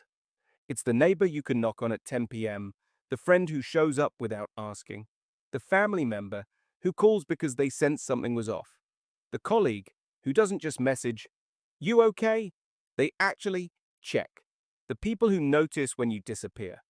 Real community is presence, not performance. And the irony is, we didn't lose community because people got nastier or more selfish. We lost it because the world got faster. When life speeds up, relationships slow down, people retreat into efficiency. They optimize their calendar. They outsource the messy bits of living. They cut anything that isn't directly contributing to their survival. And relationships, real ones, take time, patience, energy, and emotional bandwidth. AI is about to give people time back. And that's exactly why community becomes critical again. If you don't fill the space AI creates with connection, you fill it with anxiety. Humans don't cope well with empty time. We spiral. We overthink. We isolate.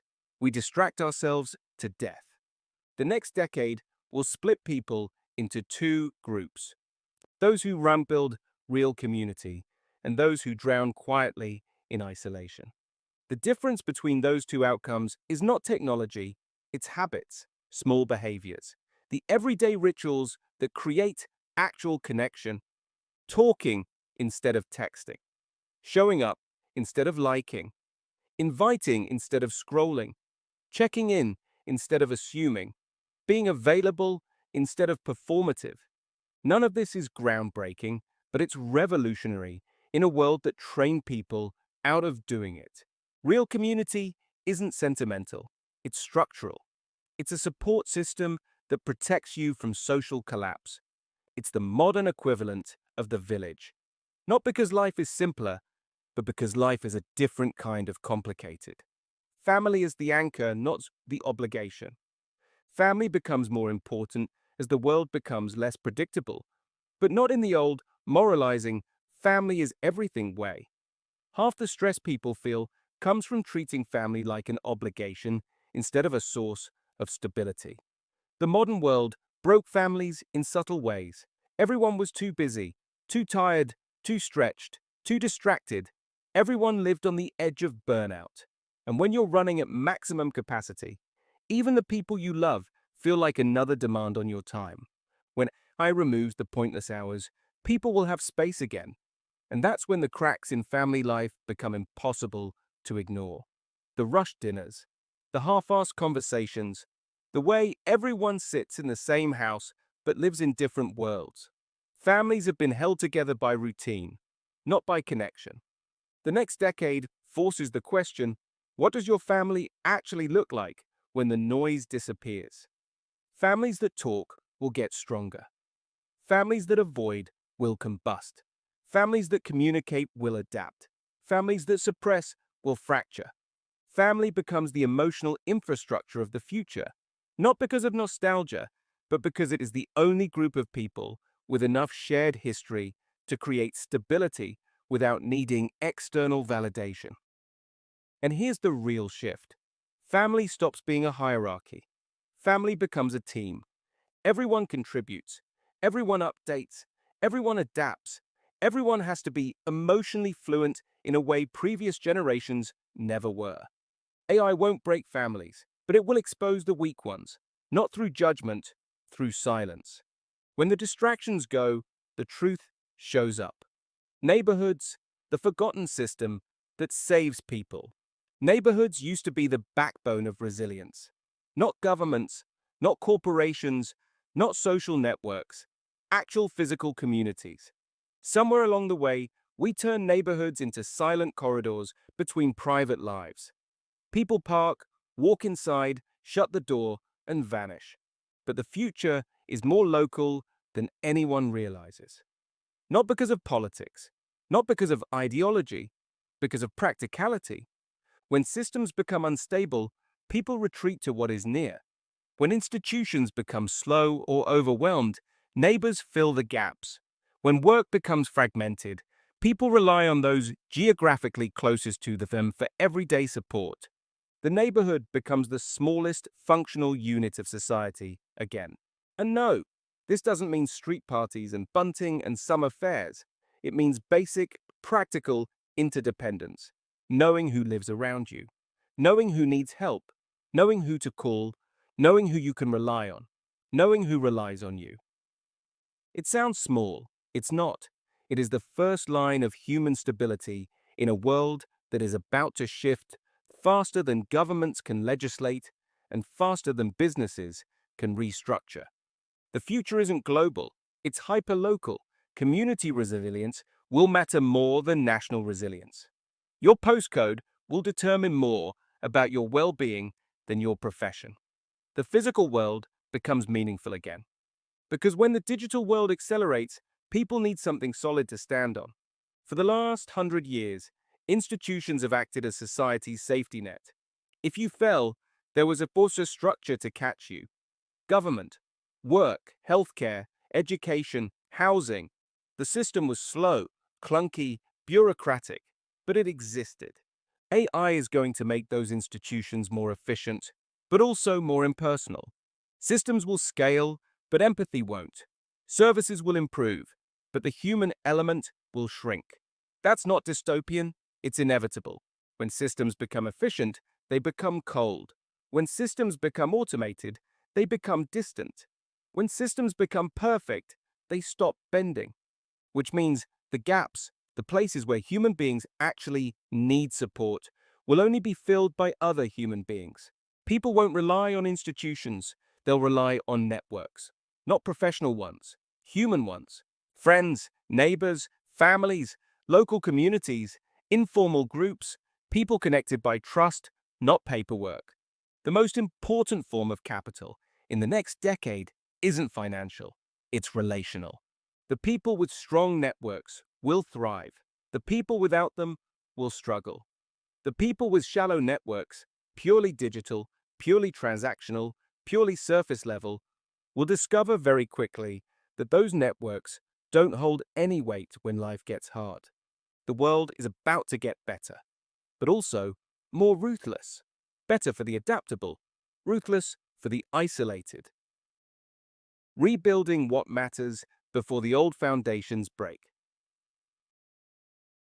The point of this chapter isn't to make anyone feel guilty. It's to make people conscious. Because the future doesn't remove the need for community, it doubles it. It makes it urgent. It makes it structural. It makes it the single biggest determinant of whether people cope or collapse when the old world melts. If you want a blunt version, AI will take the work, robotics will take the labor, automation will take the time, technology will take the noise. But nothing will take the loneliness unless people remove it themselves. Rebuilding community isn't a sentimental project, it's a strategic one. Belonging is not a nice to have, it's a survival mechanism. It's the new currency of stability. It's the backbone of the future human experience. You can have all the AI tools in the world, but without people, you have nothing. The next decade is not just about technological transformation, it's about social reconstruction. Community isn't the side story, it's the main event. Because when everything else changes, this is the bit that keeps humans human. And in a world run by machines, being human might turn out to be the most valuable skill anyone has left. Chapter 24. The next 10 years. Probably, I haven't got a fucking clue, and neither does anyone else. There's a weird confidence floating around at the minute. Like everyone has suddenly become a part-time oracle. Everywhere you look, someone's spouting predictions about the future, as if they've had a private briefing from God, Elon Musk, and the bloke who built the Matrix. They stand on stages with their hands out like they're giving a sermon, telling us exactly what will happen in 2027, or 2030, or 2045. Doesn't matter what year. They deliver it with enough swagger and a clean slide deck. And people lap it up like it's gospel. Let me say this clearly. With love, I haven't got a fucking clue. Not about the dates, not about the pace, not about how long the transition phase is, not about the magical tipping point, and absolutely not about the people who pretend they do. The truth is simple. You can predict the direction, not the timing. It's like looking at a black sky and knowing a storm's coming, but having no idea whether it'll hit in 10 minutes, 2 hours, or go right past us. AI and robotics are that storm. The sky has darkened, but there are still people outside in shorts saying, it's probably nothing. We are a species that can barely plan next week. I've sat in enough boardrooms to know that most organizations don't know what they're doing by Thursday. Never mind, in 2035. They talk about strategy like they've got a clue, while half of them are operating on spreadsheets held together with prayer and the hope that Dave from finance doesn't suddenly resign. Countries can't agree on what bin day it is. Governments are still trying to understand TikTok. Half the population thinks 5G gives you headaches or controls the weather. But apparently, these same people have a firm, confident stance on what artificial intelligence will be doing in 10 years. It would be hilarious if it wasn't so dangerous. Because pretending we know the timeline makes people relax. And relaxing during a shift this big is how you get flattened without ever seeing it coming. Even the people building the tech don't know the timeline. Ask 3 experts when AGI will arrive, and you'll get 3 years. Never. Already happened. But please don't tell anyone. There is no consensus because there can't be. Humans are involved. And here's one of the most uncomfortable insights I've had writing this. The longer this takes, the worse the landing becomes. Fast change hurts, but at least it's honest. Slow change is one long, drawn-out limbo. Slow change creates millions of people training for muckos that evaporate by the time their graduation photos are printed. Slow change gives organizations permission to sit on their hands and pretend they've got time. Slow change gives politicians the chance to kick the future down the road. So far, someone in another postcode has to pick it up. I've watched businesses do this to themselves for 20 years. They wait, they delay, they play with language instead of reality. They say things like, "We're exploring our options," while their competitors quietly reinvent themselves. And when the market shifts, when the customer expectation changes, everyone sprints around shouting, "Why didn't we start earlier?" Because you were waiting for perfect conditions, and perfect conditions don't exist. Not for transformation, not for robotics, not for AI, not for anything that actually matters. The winners in the next decade won't be the ones with the best predictions. They'll be the ones who stopped pretending they needed them, the ones who moved early, even if it was messy, the ones who stayed curious instead of scared, the ones who treated uncertainty like a signal, not a threat. Because early adopters aren't smarter, they're just awake. So let's talk honestly about the direction we're heading, without embarrassing ourselves by pretending we know the dates. We know automation will increase. We know robotics will become normal. We know machine reasoning will outperform human routine. We know industries will wobble. We know career ladders will collapse and turn into a messy, not linear maze.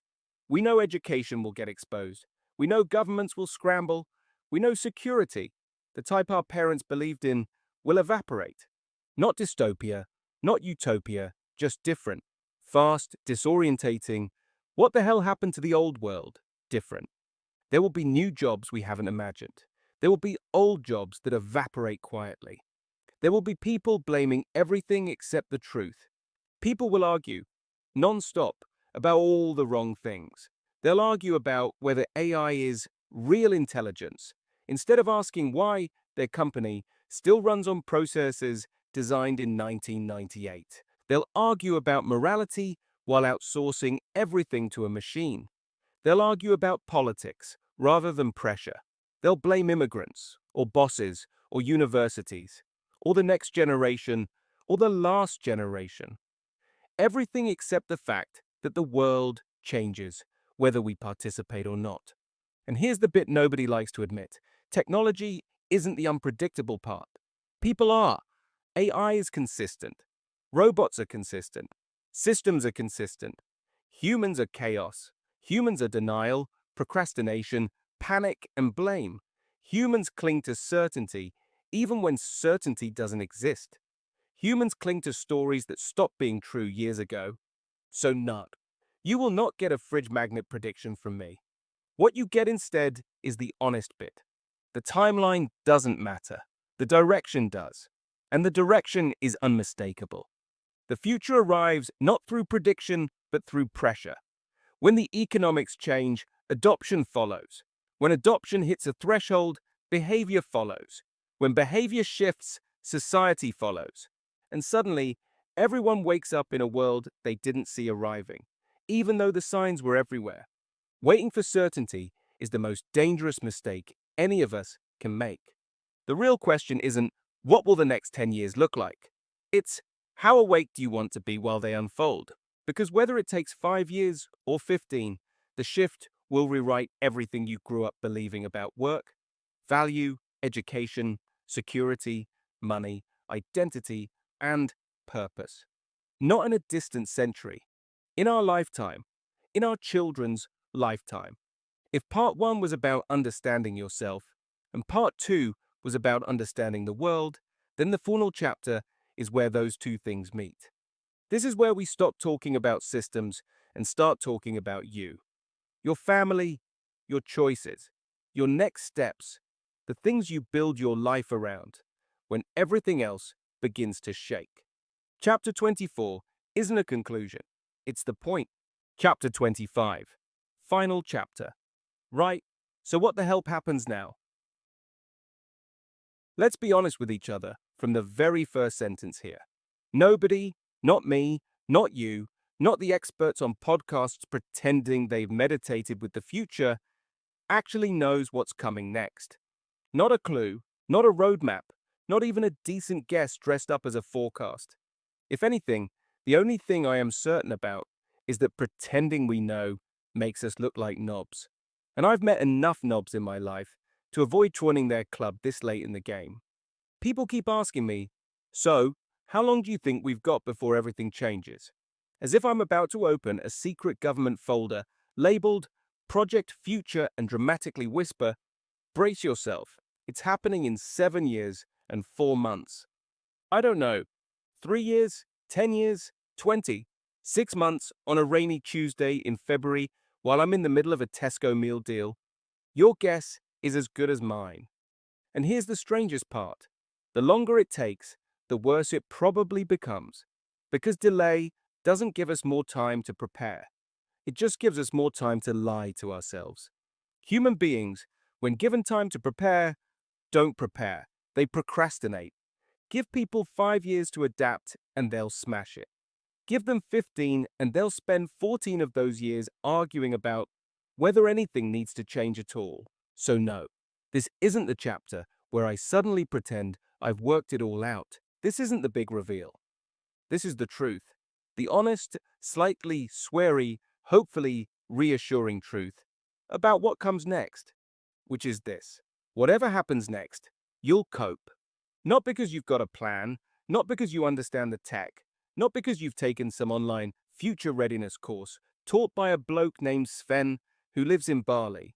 You'll cope because you've got something AI, robotics, institutions, experts, governments, and boardrooms don't have.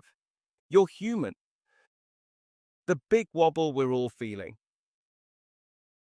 There's a moment on every roller coaster, the clank, clank, clank, as it drags you to the top, where the world goes quiet. You hang there for a couple of seconds in that stomach-tightening stillness, and you know something big is about to happen. You can't see it. You can't predict the angle or the speed. You just know you won't be getting off gently. That's the world right now. We're at the pause, not the fall, not the loop, not the screaming, just the bit where everyone pretends they're fine, even though deep down they know the track is about to drop away. Most people are trying to deal with this by ignoring it. They cling to their routines, their jibs, their meetings, their metrics, their carefully laminated 5-year plans. Because if they don't cling to something, they fear the whole lot will slip through their fingers. It won't. Not if you stop clinging to the wrong things. So says. Why part 1 mattered more than you realize. Part 1 of this book wasn't the warm-up act. It wasn't the cozy life lessons bit before the big technical fireworks. It was the foundation. It was the reminder of the simple, stubborn truths that have held human beings together for thousands of years, long before algorithms and automation started rewriting the rules. Being present, liking yourself, having values, speaking when you've got something to add, and shutting up when you haven't. Loyalty that isn't naive. The ability to take a hit without collapsing into dust.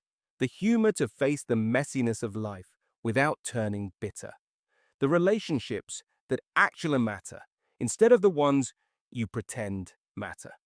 None of that becomes less important in the future. It becomes more important. If AI is the storm, those things are your shelter. If robotics is the wave, those things are your anchor. If the world tilts, those things keep you upright. Everything you think you need to face the future, qualifications, credentials, memorized facts, cleverness, strategy, they're nice extras.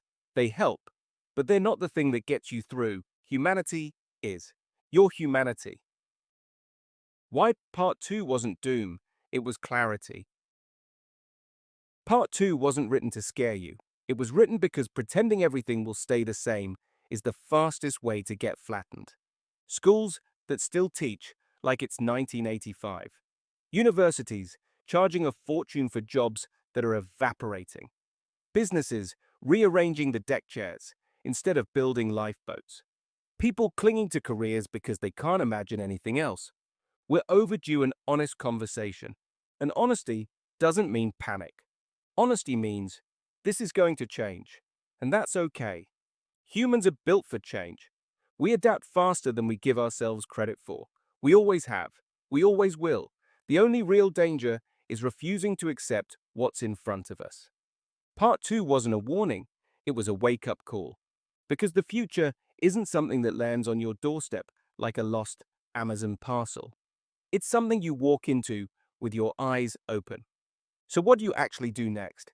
Here's the bit where other books would give you a 20-point plan, a downloadable workbook, a QR code linking to an online community called Future Legends, and some patronizing advice like drink more water. Not here.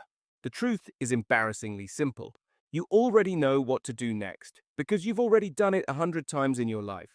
When life threw unplanned chaos at you before, the job loss, the breakup, the move, the screw up, the unexpected opportunity, the kid you weren't fully ready for, the business that nearly killed you, the health scare, the moment everything went tits up. You didn't have a roadmap then either. And yet somehow, you navigated it. Not perfectly, not gracefully, but you got through. The future will be the same. Messy, guaranteed. Predictable, not a chance. Because you're built from a lifetime of doing this already. The truth, nobody says out loud. You're not behind, you're not late. You're not unprepared. You're not too old or too out of touch or too far gone. You're someone who's lived a real life, which is already the best preparation you could possibly have. Real life isn't tidy. It isn't structured. It isn't predictable. Real life is the thing that teaches you how to adapt, how to get up, how to calm down, how to start again, how to not lose your shit when the universe tries its best to knock you over. AI can do a lot of things. It can write, plan, predict, analyze, and automate. But it can't live. It can't parent your kids. It can't love your partner. It can't talk to someone who's falling apart. It can't walk into a room and make people feel safer just by being there. It can't carry humor through tragedy. It can't find meaning in chaos. Humans do that. You do that. That's the stuff the future needs most, not the stuff that fits on a CV. So here's the real ending. No big twist. No clean answer. No. And here's what will happen in 2034 at precisely 3:17 p.m. Just this. The world is going to change fast. But you're not powerless. You're not irrelevant. You're not obsolete. You're human. And that means you've got everything you need to handle whatever the next decade throws at us. All the values from part 1, all the awareness from part 2, all the resilience you've built across your life, that is your toolkit. You're better equipped than you think because you always have. This isn't the beginning of something. It isn't the end of something. It's the moment just before the ride drops, the breath, the grip, the tiny pause. And then we find out together.